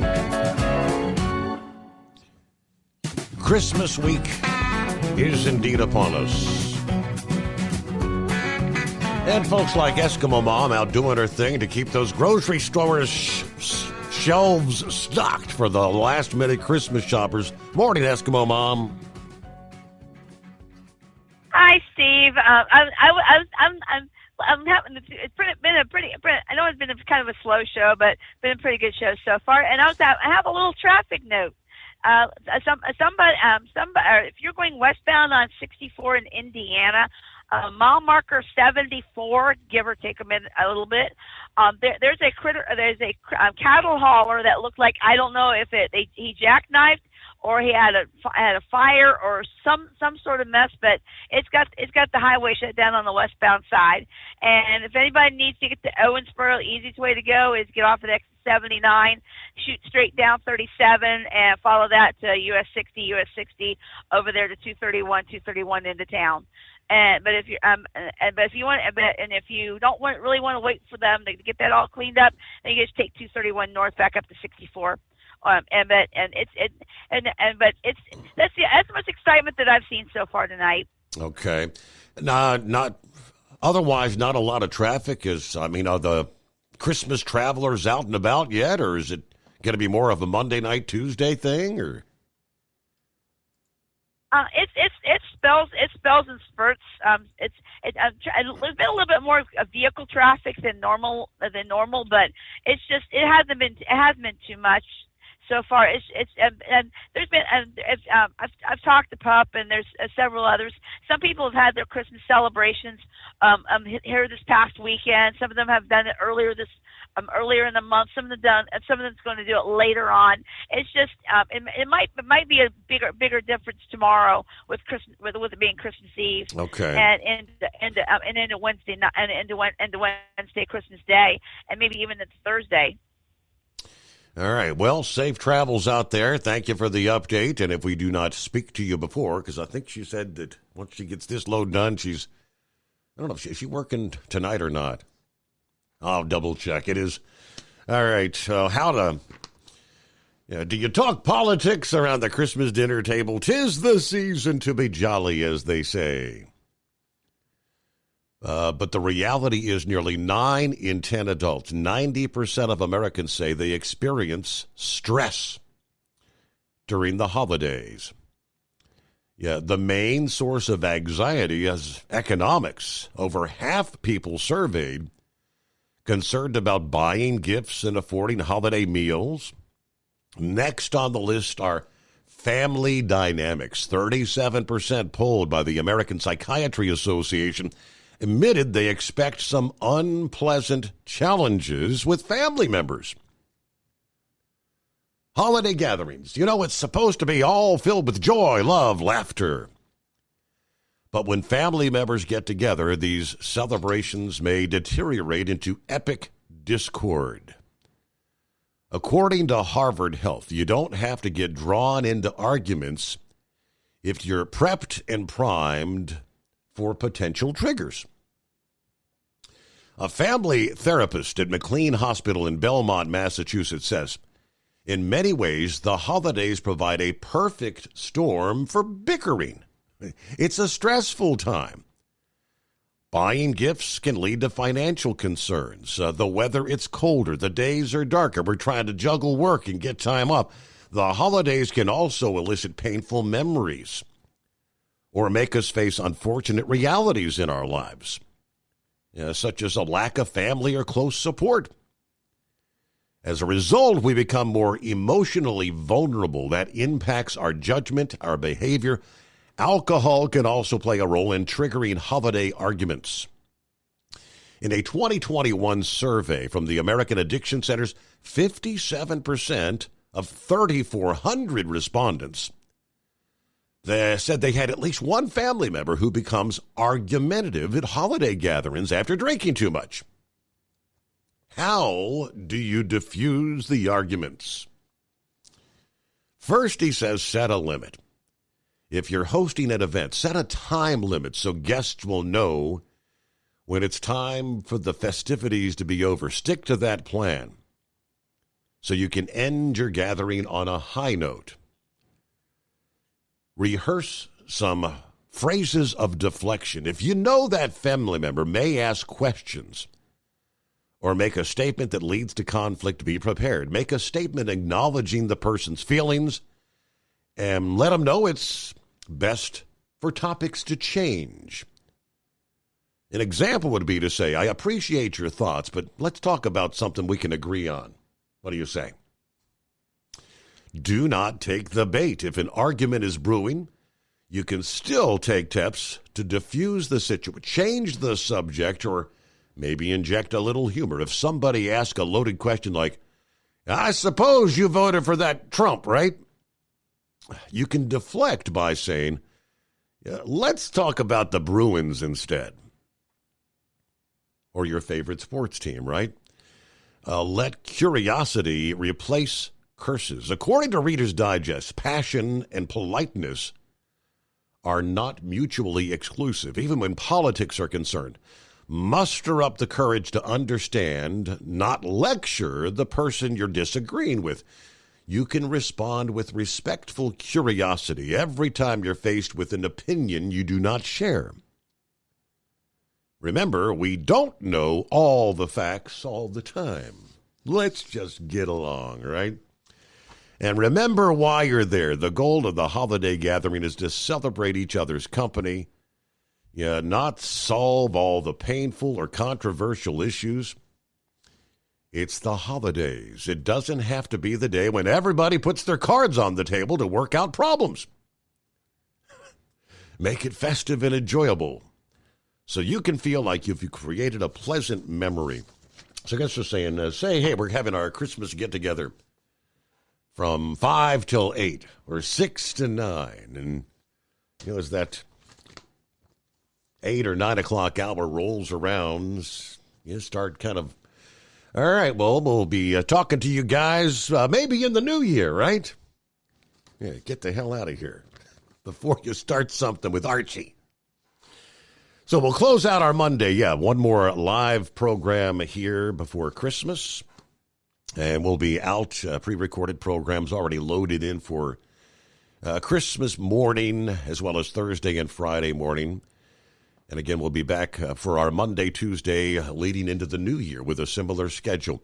Have a wonderful, greatest day of the week. Stay warm, and we'll see you back at the midnight hour Eastern tonight for our next edition. The Steve Summers Overnight Drive.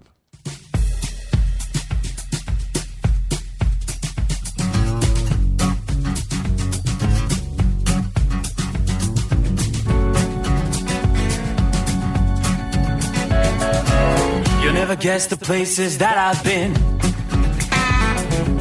You never guess the places that I've been. 'Cause everything is like a dream, yeah, but only in that dream that I live in. I'm never gonna let the day begin. Never gonna let the day begin. 'Cause everything is like a dream, yeah, but only in that dream that I live in. Oh, don't wake me up before you go, and I'll just make this bed my home. Oh, darling, please just let me sleep. Give me my dreams.